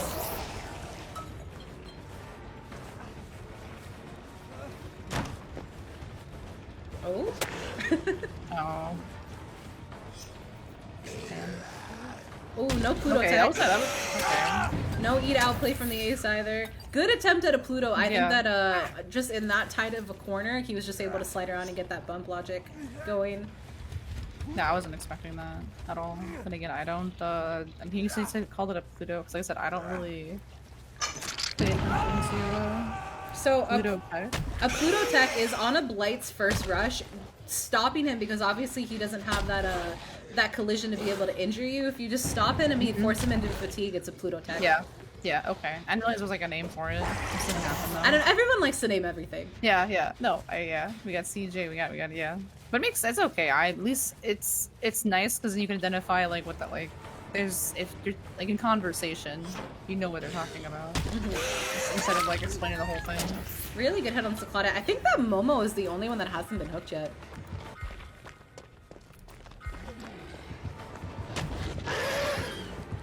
God, double speed Blight is terrifying to watch.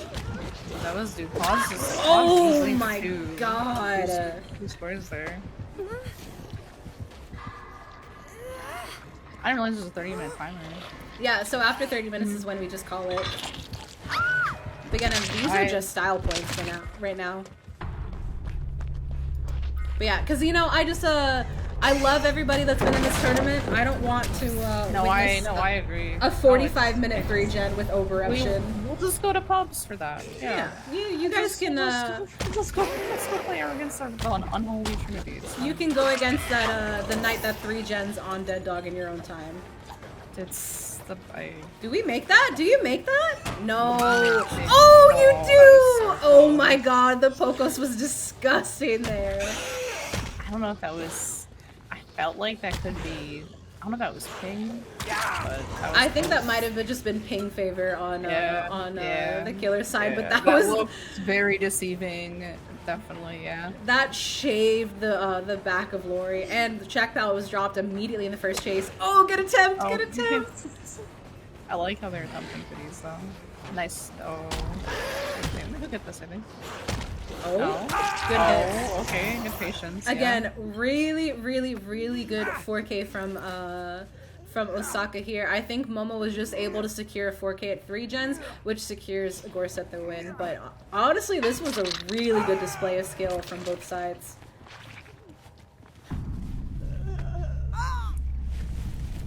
Also, yeah, the high DPI has been just awesome to watch. Osaka was playing Pyramid Head earlier, and he was going for those high DPI flicks as Pyramid Head, and it was so fun to watch. I don't know how people play with high DPI. I can do up to like 3,000, but after that, I can't do anything. I normally play on 2. That's still like me. Like, you wanna know how low mine is? I was gonna say guess. 800. Yeah. I was and then gonna- just 50 cents, I think. Because I know that you do. You still do. You do Overwatch in your free time, and I know that and so for, you need to have low. Yeah, you need that to be low like, and I need to DPI. keep the same. I need to keep the same. Are we? Is it gonna be mainly Blights? I'm assuming. Or the rest Blight? This one is Blight. I will get confirmation on what the next one is going to be once we go into I the wouldn't other lobby. I wouldn't be surprised, mainly because I think Blight's stronger right now in comp than Nurse. Yeah, we saw one nurse Yeah. match. Yep, I don't. That's like one of the things that I don't think a lot of people for some reason are saying, you know, or online that Nurse is still just as strong. She's still really no.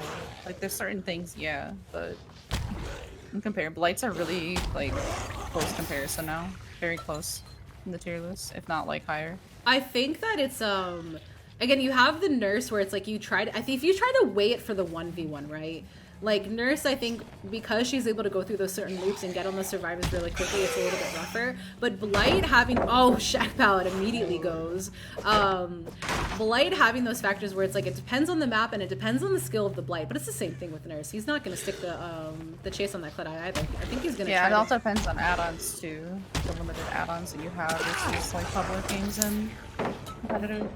Though because we got a nurse rework, I think that Blight is next up on the roster. I think so, maybe. Honestly, that too. Then also, I think M1 killers might get buffed too, because survivors are buffed. Ooh, do we? How do They we see need one this? anyway. I would keep saying, I think Corrupt Intervention should be base good.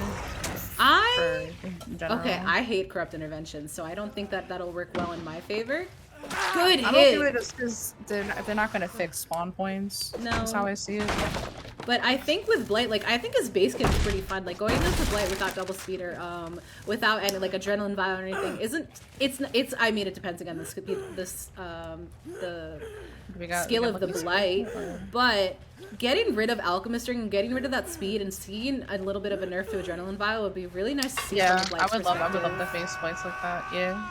I would love the, like, it would also feel more, like, doable. Oh, that was such a quick unhook. Yeah, I didn't know that person was there at all. Oh, right through the BT hit. I believe that might have been a little bit of off the record, too. Everyone's gonna pop soon. Yeah. Oh, and he broke this door, so that was actually a really easy way for Nightlight to get around. Good hit from Momo. Is he just gonna go ahead? I think he's gonna pick up. Oh no, he's not. He knows. CJ Tech. Do we see a comp CJ Tech from this Claudette? Please, Claudette. I need you to get the style points. Coward. This royalty's a coward. Not going for the comp CJ Tech. A double down. But there's a third person. Yep. There's a Claudette just staring There's a third ominously. person there. Oh, are we gonna see a slug? This is dangerous. This is a little dangerous. Nope, no pickup in time from the Claudette. Oh, he just goes for the pickup. He doesn't even go for the slug. I think that we would have seen a really nasty 3-man slug. Oh, and he just picks up too. Close. This is terrifying. That was close because that was also close to them being on second, like not down death yet, like having all that happen. And they are just kind of keeping cool. Someone is still on gens. Yeah. Hard at work. It ain't much. Honest work. So they're kind of stuck here. Oh, the hooks? That honestly, yeah, that's kind of friendship. That spread kind of works in Momo's favor for sure. He's also 3. He's got another hook also within line of sight. And they just keep unhooking in front of his face, which I think is a little bit too detrimental because they're not going for a for the people play whatsoever. They're just letting Nightlight have to suffer through it. Deliverance back up. Good actually. deli on the Claudette too. Not breaking that pallet. I wonder if that'll be a little bit of an issue later. They got away with it. They're I don't know where's yeah, they got away with it. Momo is focusing really hard on that regression too, because I think he just again wants He's to searching for him right now too. set up his team for success later on. Good hit on Nightlight. Yep, found him. So he's looking for him. He knows he's got to get that guy out. Yeah, so that is now a 3v1 at 4 gens. That is going to be very interesting to see if Little Kittens can come back from. Not only that, but like there's the hooks over there. They're not really like this. He still has 2 over there they can use just fine. Oh, and this is good attempt at a flick on the Claudette here. Left loop, yeah. Let's see what kind of tile we're running with. Oh, ooh, this is actually like a Yeah, I was gonna say good spin. Momo is doing fantastic. And again, another one on Death Hook. Just seeing that Blight run away. Blight's just deleting half the lobby. Other 2, whatever. But we saw someone about to pop that last gen because again, he doesn't have any indication on what gens they're being worked on or what gens are being worked on. So besides Deadlock, so not being able to pop that one gen. Oh, they go for the people play. That's terrifying. Not knowing what gen is working on meant that they were able to get another gen completed. I thought maybe they would go for the guy in the cross, but I didn't even know the guy. I just said I didn't even know that dude was actually by this pallet. Lego tile gameplay, maybe? Oh, Lego tile. The comp Lego tile. Good hit on the Claudette here. Dude, what is this tile? What is this tile? Yeah, this is a OP against the Blight. This might have to be banned in comp next time around, and it gets the hit on royalty, which this will secure another 2K for, or a 2K at least for this Blight. So now. Okay. Why you always lying?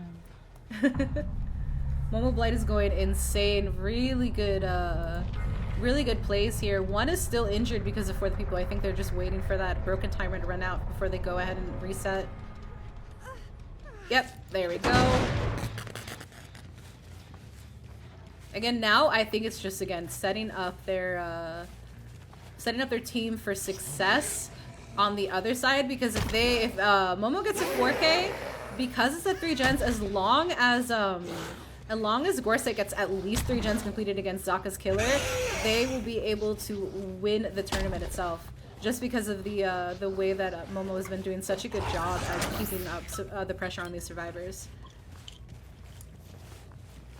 I'm retaking my ADHD meds because I forgot. I'm very proud of you. Thank you. Looking around, I think we might have a little bit of reminder chat. Oh yes, medication reminder, please and thank you. Hydrate, stretch, or not stretch, but like sit up if you're, you know, a fucking. Oh yeah, I think we're running an hour 9 of this tournament. Yeah. Couple reminder. Oh, I think he spotted the Claudette. Good, dead hard. But I don't Honestly, think that... I don't know if he would have hit it though. I think that was it a panic dead hard? It was to be safe. It was to be safe. I don't blame him. It was to be safe to get to this pallet, so I get it. Oh no! Oh, you know what? Let's see. Nice play around. I definitely need to see this from the Claudette's perspective because I want to know what Momo's Blight is going to look like. That's terrifying. Good hit! Oh, good attempt at a spin, but the Claudette was doing a really good job at keeping him at bay. But damn, that was such a good spin. Was good. That was a good run around over there. He knows that this gen has a little bit of progress, so I think he's just gonna keep her slugged. I think he also knows that someone might be around here somewhere. Because of that. Oh, they go. Oh, there they go. This Nia is a very good cosmetic to blend in with this grass, Nia. Both of them do. Yeah. Very calm, just making sure that they're not getting spotted by Momo's Blight. They also have Bonnie for quick pickup. Not quick, but like get them over that 99. Quick enough. Yeah, cooking up quicker than like maybe possible. No, I think he's just gonna go for the pickup, which is again interesting because if anything, if they decide to just secure a one man out and go in for a hatch play, they might just leave the Claudette on hook. Yeah, they probably will. That's what they should do. Good nodders from Momo. Good nodders. Isn't it spawning their 2 places, main and is it Shack? Is that how it works? I can't double check the offerings from Ryan. Oh, but the Nia gets spotted. Never mind. Oh, never know. I think so. I can't remember because last I think it was the one who was there. I don't remember. Or maybe they have. Ooh, we're gonna. I don't know. Oh, good hit on the Nia here. They're gonna have to go for a super quick down here. Otherwise, oh, that actually blocks the window off. Oh, but he decides to break the pallet instead of going around it. Yeah, I don't know if they counted on the window. Okay. Oh! You know what? That Oh my maneuvering god. was That fucking game sense in such a disgusting. small room.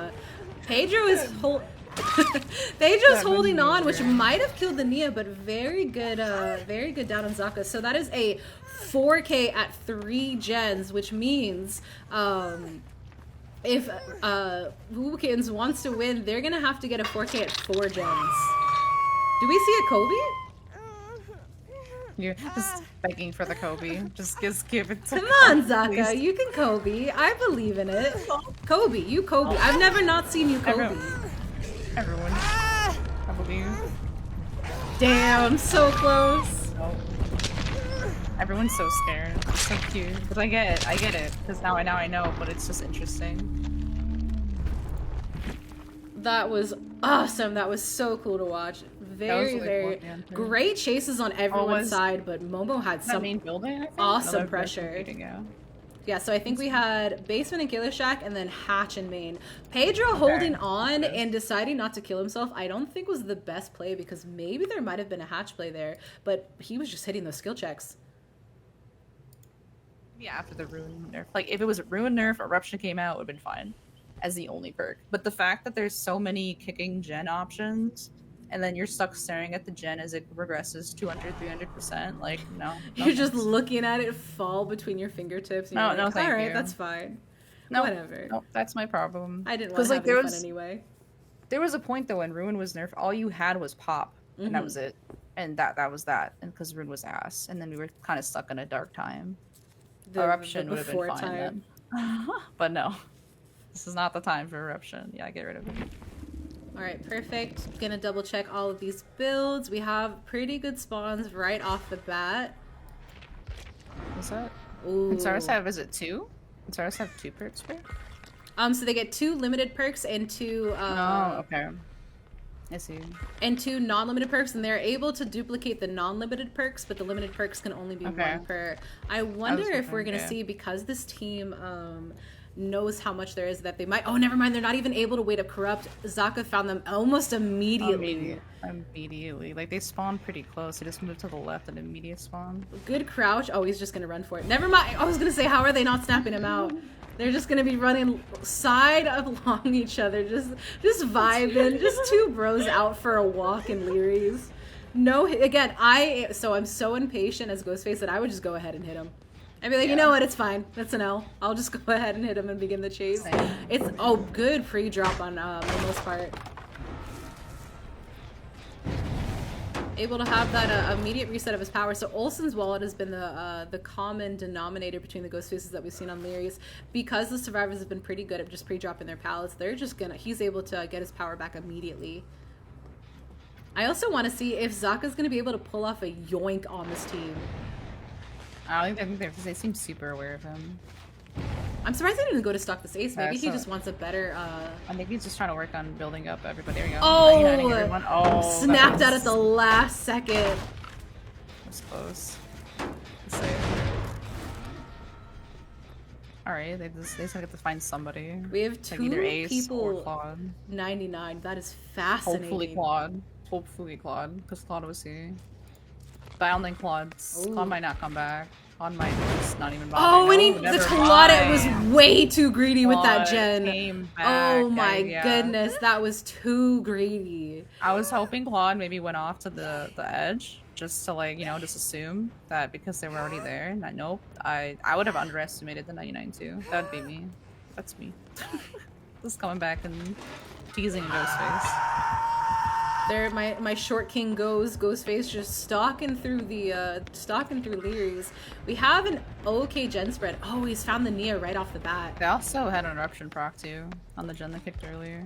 Oh, Oh, he knows that Nia's 99, so he just has, again, really good pressure. Two people are basically insta-downable, and if he pops it at the right moment, then they're just gonna, there's nothing that they can do. So I think Zaka knows that he has to play for that 4K at 5 gens, and he's doing a really good job at it. Here's them to his left. Ace is found and just 99'd again. Oh, there's no pallet that spawned there. What? That is disgusting. That's so unlucky. Oh my goodness. I have boring. never not seen a pallet spawn in that room there. That is so unfortunate for the Ace. I'm just wondering, is that like really no powder? Was that already? I don't think it was no powder. Especially by that window. Oh, and the choice of barbecue, good deli play from the Ace. Choice of barbecue is actually really nice for Zaka, just knowing where all the survivors are, because he's gonna want to focus. Good hit on Claudette. He's just gonna want to focus on knowing where everyone is at all times. Flashlight save? No. Maybe no. There's a okay DVD.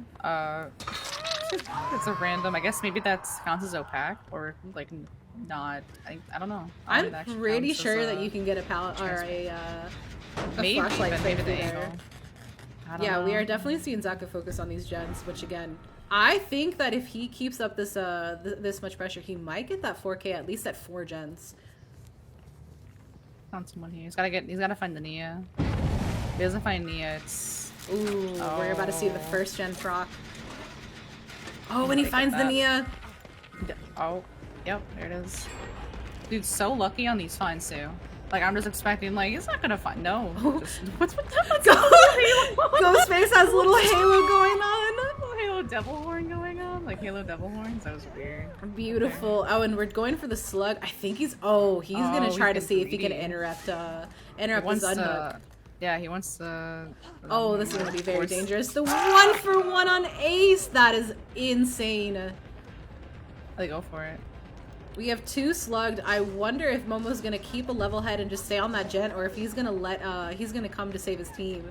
Because 2 people slugged, this Claudette is gonna get tunneled out of the match very quickly. There is no window vault to save this Claudette, and she does not make a pallet. Oh, and the Nia's picked up again. Yep. I think he's just gonna go for the slug. No, everybody's picked up. That's beautiful. Yeah, it's probably just get this thing out. Yeah. Just get the plot out. Yeah, really good 3v1 at 4 gens. Yep, and then now the game. Oh, we have a lot easier here. Have a proper inner strength play. I have been really enjoying the inner strength plays here because we did see somebody get pulled out of a locker because of inner strength. Ooh, life play on the Nia. She almost got stuck. I think that Zaka should have just gone for the swing. Probably, yeah, because I was like, I think that might have been a medium vault. I think it was. To get the life. Ooh, I think he makes this. Oh, I don't. Yeah, they do. Oh, Pocos! So sad. That was so close. Tried to get the sun. Is it 2? Luckily, it's their first hook, so the other guys have time a little bit, maybe to. I think you said, what, 3 gens? You get enough points, but I don't know if you get enough points though. Yeah, maybe so what's happening? It's so gonna be 4. Very interesting if they try to prioritize these gens, which will be their win condition. Yeah. I would love to see what their decision's going to be here, because they're just in a tough spot. Yeah, because it looks like that's what Ace is doing. I think right here. Ooh, good spot on the Ace's part. Maybe not gonna kick for. Okay, I was gonna maybe kick for. Yeah. No, again, I think Zaka knows that he needs to focus on these gens, but he's... Oh, he fell. Okay. Oh, no. Okay. I was like, I thought that maybe he actually exposed him. I think they just might play Ring Around the Rosie. I didn't even know he was there. Oh. Walked right into him. Oh. Ooh. Oh, that's 2 gens that are... I don't know, man. I don't know. That's... Can't be 2 places at once. Yeah, this Final is gonna word. be super rough. It's Good reset on the Nia. Really good start though, just slowing down. Just be due to the, I don't know if the earlier play, I guess it was the better play, but I think Ace going for the save early to stop the second, or they'll find like the stage. Perfect timing. For Oh the yeah, trade. it was really, really If it was nice. any later, I don't think that it would have worked out in their favor. No, it made them come back though, because I think they get the 3rd gen Ooh. or yeah. Or bring it down to 3 gens at least. Good Mhm, crouching, trying to see where the survivors are, listening to those footsteps. And he gets the stock on the Ace. Oh, rough. Well, I think get this down maybe because I think eruption, right? Doesn't go for the proc on, or No, doesn't go for that pallet. that's He's the just going to window. try to loot main area, which might work well in the Ace's favor. Ace is a pretty good spot here, I think, because it's at palace. I'll go right. Yeah. Let's see how he does it. There's no pallet here to save no him. Window, no window, no Oh, door. and he makes that, so Yes, we see 2 there's eruption procs. They needed it. They needed that so badly. Oh, They we needed see that. 2 How close was nodders that? from How Zaka. close was those gens at though? That's what I Oh, wanna know. those are They were close. They were close. At dude. least Lori, so I know that that's gotta hurt. Not communicating that they were gonna go down though. They probably didn't expect it because they got screwed over by RNG. There was no open doorways. This was a long hallway, and they finally got an open doorway. They probably said they were okay, and then Oh, no, they good snap weren't. out on the Nia's part. And this is my co-caster's Vulpixia, y'all. Vulpixia is the my semi-final and finals co-caster. Deciding, I think that they're very bold in the fact that they're just going right on the gens because they know that Zaka's going back and forth between the people that he stalks. That's Ooh. ironic. I came for nurse plays. Haven't seen any. Not going to. The one nurse we had on was on Cold Tower earlier. Again, I really thought that people were gonna go for nurse over Blight or Spirit. No, I don't think so. Like, with this update, I don't think so. I'm working on a video about that. It's like it's actually really good, eye-opening. No, we got the yoink on the Lori man. right as I looked away to see the unhook because I thought Zaka was going to They be get going for the it. pressure there. Zaka has been They doing get it. so It's good at so the close. yoinks. It's literally so close. They just need one more. I turn around for 2 seconds and Zaka has managed to pull off some of the best grabs I've seen. That is insane. That's crazy. I cannot believe that happened. Oh, ooh, good I'm really heal. impressed by this Ghostface player. Oh, This is no. wild. This game. I think he's gonna This secure is- this 4K at 4 gens, Are winning you? winning for Not Uwu gonna kittens. lie, didn't have a lot of it was that eruption. You want to talk about play, right? Yeah. Play of the game, you talk about deliverance, saving them. That eruption down. He nodded because he knew that Absolutely eruption He knew. won. He knew too. He knew that's all he was counting on it. Oh, and he spots the and then Nia gets insta stocked. Oh, I think that is this might be it. I crazy. think that this might be it. Good back and forth, trying to gain that bloodlust. Oh, Nia just goes for a straight a pallet. But I don't think that this is relatively safe, especially as he gains No. bloodlust. Oh, And that's it. Wow. Oh my goodness. Ooh, Kittens has managed to pull off a 4K at 4 gens, securing first place for their team. Good job, Zaka. Oh my god, that was insane. That eruption though. That I'm just eruption that play impressed, won dude. him the match. That is insane. Good job for Team FaZe Uwu Kittens. That is Eruption's so hard to call out though. It's I so- really think that so they should have hard. been a little bit more cautious. Maybe, probably. Yeah, honestly, they should have with what was on the line. They had one gen, they Mm-hmm. could have sacrificed one gen for it. Just had one dude just stand there. That's true. That is true. They had time for it. Or at least having them double up on what gen they knew had a lot of progress, making it so that if one person went down to eruption, there was another person to be able to tap it. That is so incredibly unfortunate for Gorset, but Uwu Kittens did such a good job at pulling them back. That is insane. That was so good. I do think that one person could have just stood at it and just Yeah. waited. Yeah. And then, but that seeing that 2 screams, they knew and nodded. That was good. He saw that 2 eruption procs and he knew that won. So that is it. We have our winner for my first ever tournament, which is Team FaZe. Ooh, kittens. That was awesome to watch. Zaka's Ghostface absolutely dominated. Just having that M1 with extra steps killer, having that stock and those plays as Ghostface on Lyris, getting those yoinks every single match was just incredible to watch.